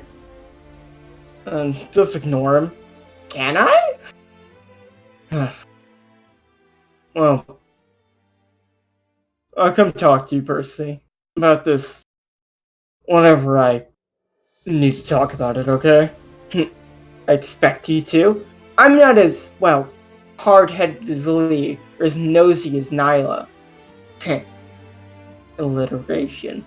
But I, the perfect Percy, can, easily please you, and, damn it, I can't think of the right words. I can be there for you in a pinch. So just rely on me. And, I don't really have to rely on anyone given how awesome I am, but I'll make sure to rely on you if the edge case comes up. Yeah, well, I'll make sure to be your rock to rely on if it comes up. Well, I was thinking more like, oh, no, I get it, rock, like ROC, like a big bird. Funny. Yeah. Isn't that funny, Bowser? As she just kind of looks at him, being like, is he fucking talking to me? As we will fade out from there. Can't believe Bowser psyops other people also. That's good to know. Percy and Lee just talking one day. Yeah, that dog can talk, right? Oh, yeah. Okay. Stop it! He's doing it again! No, he's not. You're delusional. Is he suited to the winter environment? We'll find out. Think that little fucker's gonna miss out on another adventure? He just explodes out of your arms and leaves a dent in the snow and disappears for the entire arc till he comes back at the end. Comes back with a third horn. Bowser. Let's see. Is there anything you would like to do? No, I don't have anything new to throw into the barrel. Good. Base. I said that for real. Correct, yeah. You'll once again be on the jungle path. Nice. This is very close towards the arrival day of you setting sail. Yeah, this embarking day. The day before you're going to set sail.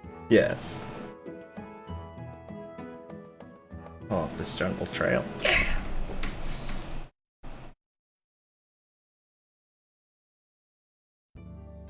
As you will see Ma Hell yeah. looking over the water, kind of taking in the serenity of the island. He smiles and jogs over. Yo, Ma! Lee, and she gives you a hug. Yeah. How are you? Hugs her back and smiles a little bit and laughs. Good, good! Pretty cool place, huh? It's magnificent. Forrest really knows how to go to town with some of these things. This keeps the ground from being too disturbed by any construction to make it more walkable while keeping the environment for all the animals that like it. Gives us a nice view. What's not to like about this sort of thing? It's truly a one-of-a-kind ship, right? Damn fucking straight. All those sailing line guys are. So, you set off to Valgus tomorrow, right? Yep. Figure that means it'll be a bit before we see each other again, but... Well, I can't exactly say no to going to this place as soon as possible. Oh, honey. And she'll give you a hug.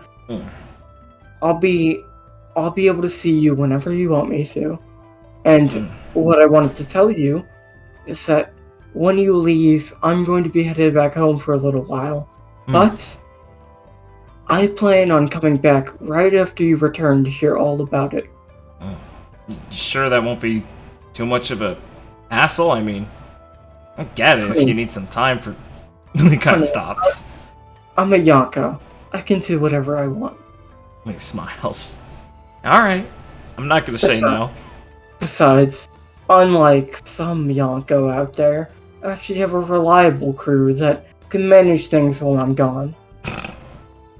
Yeah, I have to say, a lot of the ones I've seen have some very funny quirks to them. Well, Dante and Kath certainly, I think, have respectable crews that they can rely on. Well, I mean, Starks is just basically all gunning for him the minute he slips up, right? Their relationship is... Unique per person? Yes.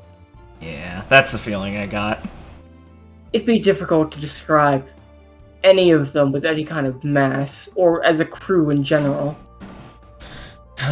So, the oddest ones out of everyone, that makes sense from everything. Oh. His children his children take after him in so many ways. None so, flattering, but yeah, a little bit. Ron's a good guy. Always has been.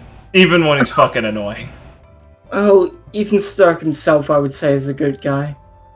Yeah, he's never done anything wrong for me. He helped me out back then, so... And Mickey's, man, that's one I haven't really processed yet. The most unique of all. Yeah, I mean, she's kind of got the hyper blend.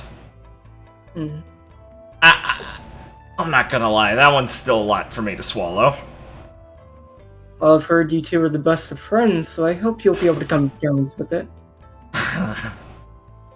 Yeah, best of friends. We've always gotten along. I mean, I couldn't, say I've dealt with, more annoying people before, but hey, her and Ron are basically the same at times, so I was used to it. So,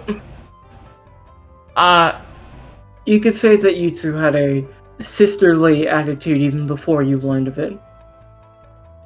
he pauses and kind of, as she's mouthing, not really saying anything, squints hard, thinks about it, and kind of lets out like a, ugh. I guess, maybe. I guess I always felt like I had to wrangle her. Guess that's what it's like when you're not, twins. Hey, Ma, why? What?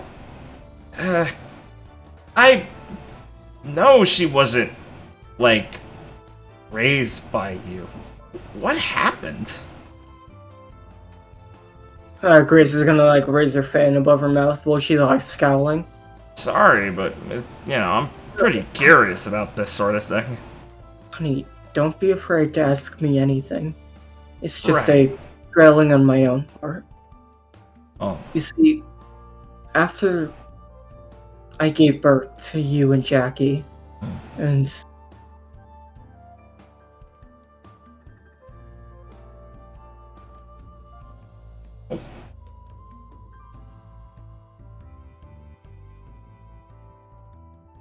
my own life. Ironic in a way, isn't it? sorry, Discord cut out there for a second. What'd she say? That she fell into a deep depression after being torn away from you, Right, and even yeah. attempted to take her own life, ironically. Oh, yeah. Lee looks really concerned for a second. She, stands up and, puts her hand on her... Ma, jeez, that... I mean, yeah, that doesn't exactly surprise me in, a scientific view. Post-paternal, depression is already pretty bad for some people when they give birth and have their kid. To lose them, I mean, jeez. Quite the cowardly act, as if I succeed, I wouldn't have this chance to talk to you like I do now. Don't think about it like that. It's not something you could have been in the right headspace about. But, speaking on the important topic, Yeah. try and break myself out of my depression. I felt like the best way could be to fully dominate one of the strongest men out there. So I found and made love to Stark D's soul. Wow, you have that's an impressive way to take that. And I guess it's a way of... I want to have a child I could truly look after. My body did. So I feel it did everything in its power to accept having a new child. Right. And that is how I gave birth to your sister.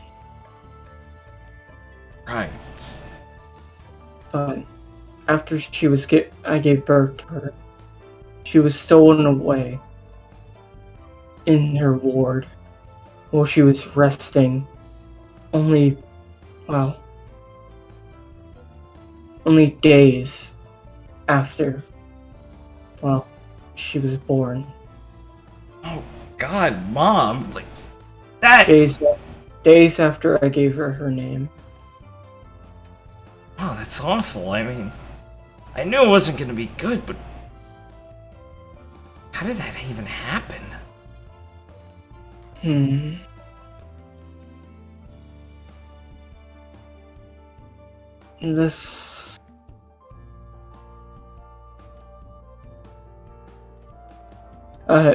She's gonna pause and take a deep breath. This was an act by your late uncle. Oh.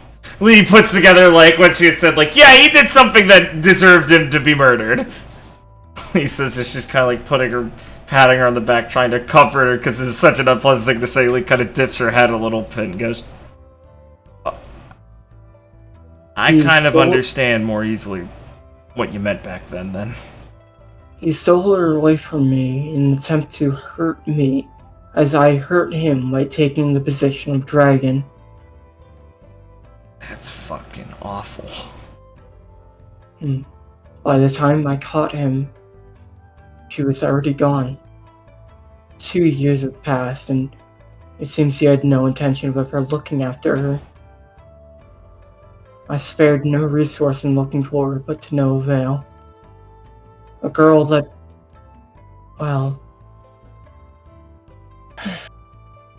could have been anywhere. I tore up so many kingdoms looking for her, and even after brutal torture, he never gave up what happened to her. Says he just let her go, and, after so much time, not even he could say where. What a spiteful fuck. I never did really ask where Mickey was raised. She's kind of too flighty to get down to conversations like that. R told me a bit about it. But She was raised with a man slightly older than her, named Jet D. Dawn. yeah, that weird guy. That's him, right? He...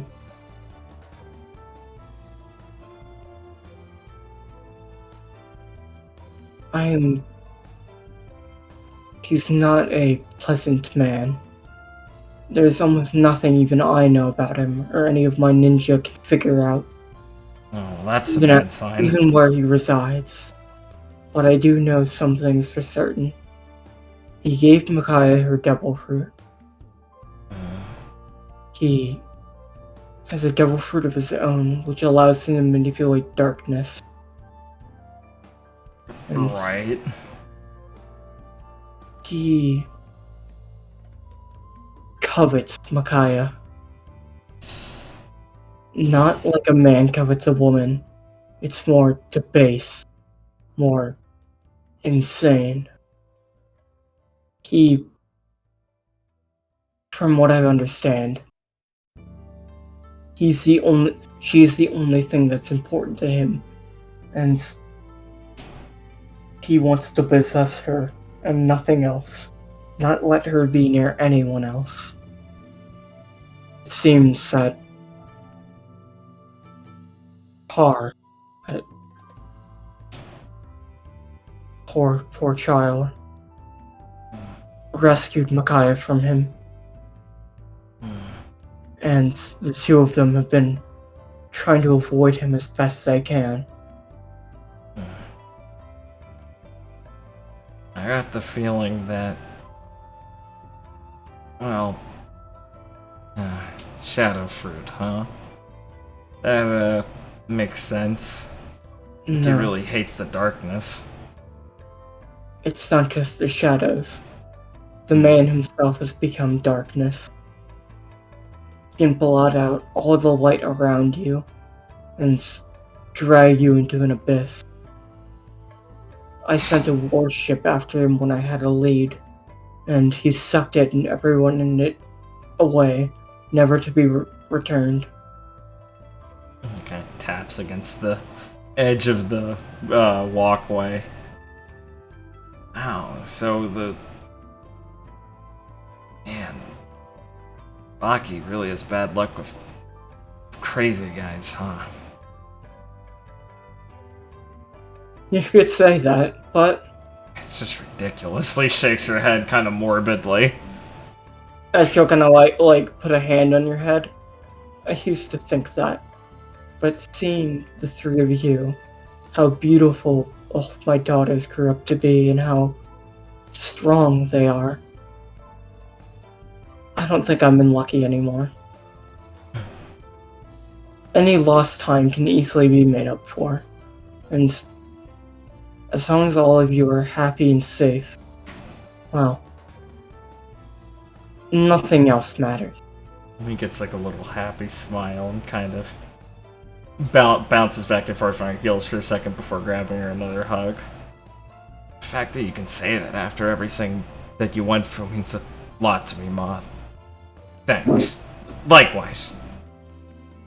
Then I promise I'll try and make sure I get along well with Nikki. Better now, I guess I owe her that. From what I heard from Har, I don't think that will be any problem. It seems like the two of you had a special relationship already. He'll grumble a little bit. I guess that's a way to put it. Whatever, at least Har will be my brother-in-law now. That's an upside. Well, she's always in good hands. That guy's had to look out for her for so long now. It makes sense that she's going to be safe all the time. Yeah. He's truly a boy with a heavy burden. And it's commendable how Paul is able to stand carrying it. I'll say. And you know, it's nice. For all the time she acts like an idiot, Mickey's always there for her crew. Rand, Mar's brother, and she just came running right away.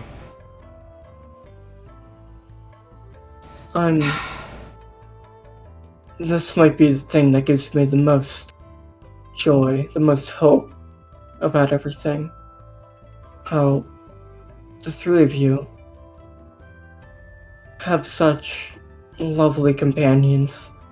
The people you've pledged your hearts to are, well, people that I know will always do right by you and always be there for you, giving you more strength than anyone else.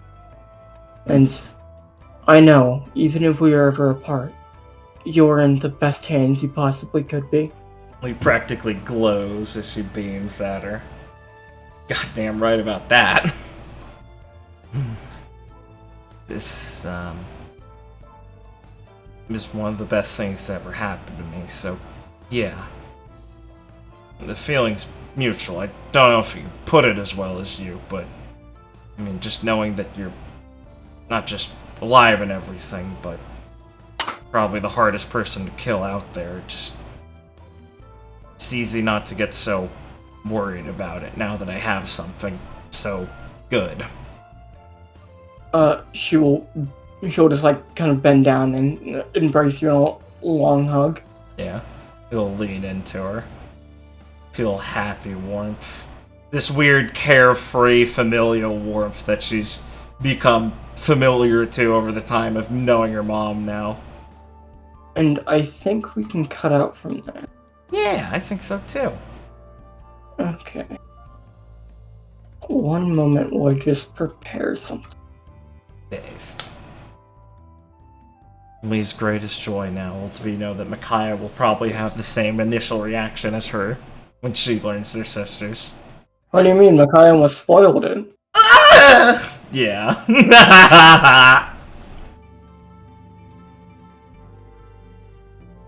Hard, tell me the paper's lying. No. No! No! No! Fucking, it's just like Caitlin's like, Har, I don't know what happened. Vicky got the paper and she lit it on fire and said we're not allowed to read the issue.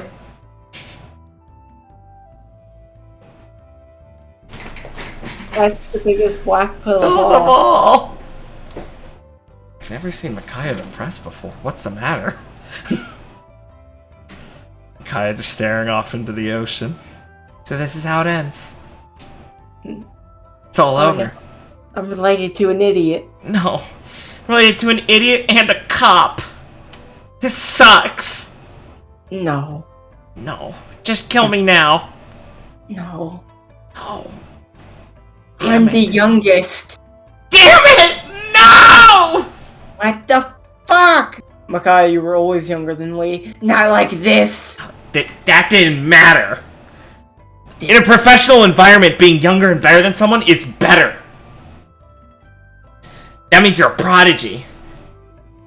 Now I'm her little sister. Ugh!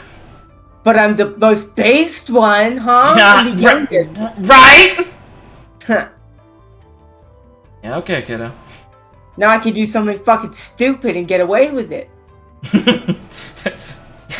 like wow. cope. Everything has changed.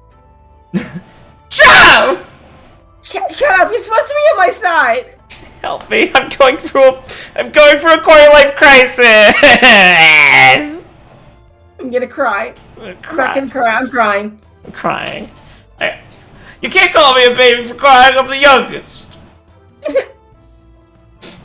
Ron, this sucks.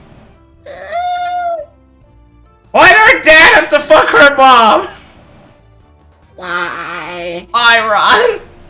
Why? I was Lee's mom? Oh god, he's retarded. Oh god. No. He's so stupid. Stupid Ron. Stupid fucking Ron. Okay.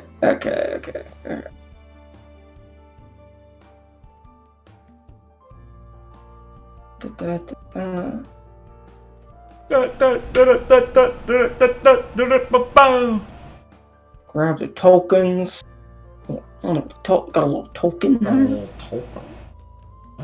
I like when they tell me what they eat. Token, making a map, huh? Making a map, huh? Yeah. A few wood panels, yep. I like that. I like that. They fucking ask me what I'm doing! It's me if I played the World's End with you. No! That's why I'm buying it!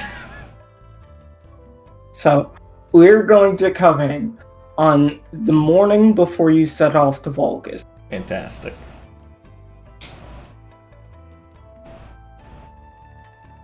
Nice. As you were in the Dawn Diner enjoying a meal with Becca Frere. Nice. As you're just talking, she just asked you to explain stuff about you, like just talk about how your adventure has been. Yeah, she's been recounting some stuff. Yeah. And she shot the flag. That was pretty great. Heard all about that. Oh yeah, that's probably the piece people heard about the most, but still. I don't know. Homer's a great writer, but you can't really put into words the faces of everyone there. You know? And so I've been asking all you kids to tell me the stories as many times as possible so I can burn them into my memory. Thanks, Auntie. It's good to hear that. You're thanking me? Oh! Kid, you took... I couldn't have expected anything like this when I just asked you to look after little Ivy. Hey, what can I say? I take that kind of request pretty seriously. But, no, I mean, yeah, there's plenty to thank you for. I mean, she never would have been, you know, there's a lot, alright? Feels weird for me to say it, yeah, but I'm just glad she had someone like you to help her. Kid, as she kind of takes the cigarette and just, like, dazzles it a bit. I should be saying that to you. Well, we could meet. I couldn't imagine. Little Ivy, she has more than just her smile back from when she was a kid. This is the Ivy that I think me and her folks always dreamed she'd grow up to be like. Confident, and, well, so strong with character and everything. Being able to truly rally people around her. And, I mean, I won't let you go acting like you didn't have a big hand in that. Only smiles. Oh. Thanks. I guess we did a good job, huh? Come on, kid. Let her just take a compliment on the chin. It's hard, alright? But fine. I concede, alright? Well, if things keep going like this, they'll just keep on coming, you hear me? I don't plan on slowing down anytime soon. So, why don't you get out there and have a good grand adventure and come tell your Auntie Becca all about it when you get back. We can sit down and have a nice chat again. Like that, Auntie. Gonna have a hell of a mouthful to unload after this one, I bet. Oh, looking forward to it. And remember, even while your mom's away, I'll always be here for a shoulder to lean on if you need that motherly feel. You'll fucking give her a big smile and like get up and hop over the counter to give her a hug. Thanks, Auntie. She'll just give you a big hug while smiling. She'll smile, look over and go, should probably get going now, though. Got a couple more things and then we're about to set off. We should get going, kid. He's gonna take these last couple of minutes to see you kids off. Aw, thanks, Auntie. Alright. Let's get going, then. As you can get going. Get going. Valgus! Hold up, everyone. Going ball. He's by the edge of the boat. Just like claps her hands together and be like, "Alright, everyone got their last things packed?" Yes, everyone kind of agrees. Good! So we're not gonna do like 4 trips back in case we forgot something. Yeah, all of you, get your game faces on. This is a brand new one. We haven't gotten, like, ruin exploring. At least not, like... Well, we haven't gotten ruin exploring like this. Yeah. And we're here to find out everything about Lee so we can get all the facts we need to kill her fucking dad. Yeah! We won't be leaving that island until we've dug up every nook and cranny of that snow, whatever's down there. So I don't want any of you complaining until we're done, okay? As everyone kind of cheers. He snickers a little bit and scratches the back of her neck. So you two, as Ivy just points at Grace and Becca, just sit here, enjoy yourselves, and wait for us to get back with the good news. He smiles at Ivy, just jabbing her finger at Ayunka so easily, and laughs to herself. As they're both kind of smiles, everyone cheers and gets ready to load onto the ship. Any final words you have? No.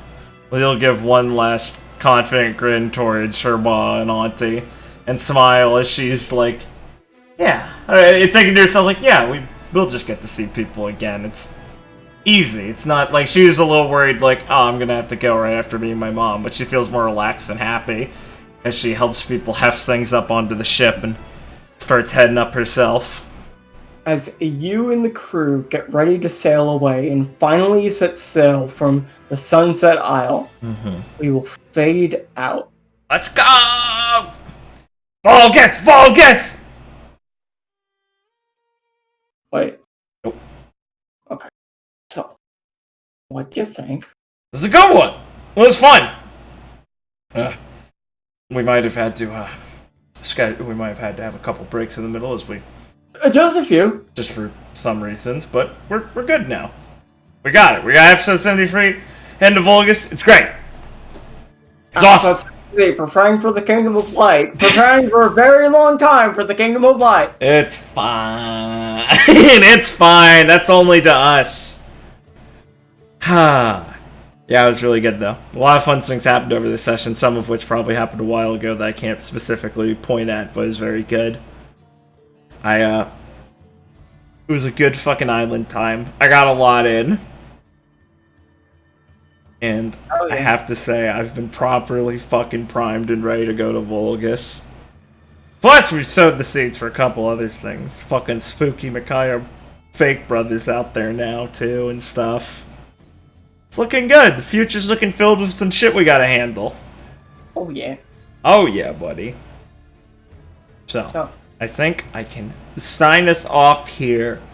If you like what we do here and you want to stick around, you want to catch the next episode, please don't just subscribe, like as well. Simple as, helps us a lot. And leaving a comment is much appreciated. Viewer engagement is a lot of fun. If you have something to say about anything, even if it's to say, damn, this episode was a lot of talking, please go ahead. Any comment's a good comment. If you like it so much, you need more content, no new episode right now, you can follow the link down there to Records of Remnants, a Team Supernova adventure in the Ruby universe. And you can also catch us on our other podcasts now that we're running on that channel. Supernova Safari, where we review cringe roleplay and analyze it to an equally cringe degree and riff on it for hours at a time. Currently, our focus is on the Grim campaign, the official Ruby campaign run by Rooster Teeth, because, hey, if we're going to do something, we want to compare ourselves to the pros and really eat up what they're doing, and, oh, well, they're certainly doing something. So, I can say that one's pretty good. Better for shorter watching if you don't want to watch one of these, like, probably like this one comes out to, what, like 10, 12-hour videos? Yeah, probably easier to digest there. So follow the link down there for that. This might be a two-parter. This might be a two-part. You might be on the two-part of this one. Yeah. You want something shorter? Supernova Safari's got you covered. And with that, thank you for the session, Blake. This was a good one. We will catch you guys next time. Please, play us out. Thank you very much, guys. Stay safe. As we come in on Volk, Yeah! this will be in a few more days. As the New Dawn pirates are arriving at Valgus, we'll see a young man, seemingly in his early mid-20s, running through the snowy lands of Valgus. The young man has dark hair and pale skin. He's wearing a black and silver band over his eyes with some strange runes engraved on it.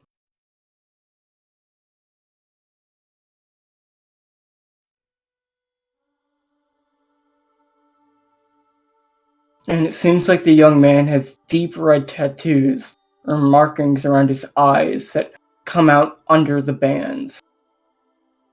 The rest of his outfit is very dark and conceals his whole body, giving off a menacing but hidden aura. My lord. As the man will stop and bow, and kind of get to a knee and bow, as another man will look down at him very calmly. And just kind of pause and look at him. I've spotted the New Dawn pirates arriving at the other end of the island. Pride will pause. I'm changing your orders. I will go after Envy and apprehend him. Go and test Sully. Do not kill Ivy Valentine, Nyla D. Silver, or Persephone Willow. I will leave the rest up to you. Number 7 will nod and disappear into the icy tundra. As Pride will pause for a moment and just walk calmly into the blizzard ahead of him, as we will fade out from there. Okay.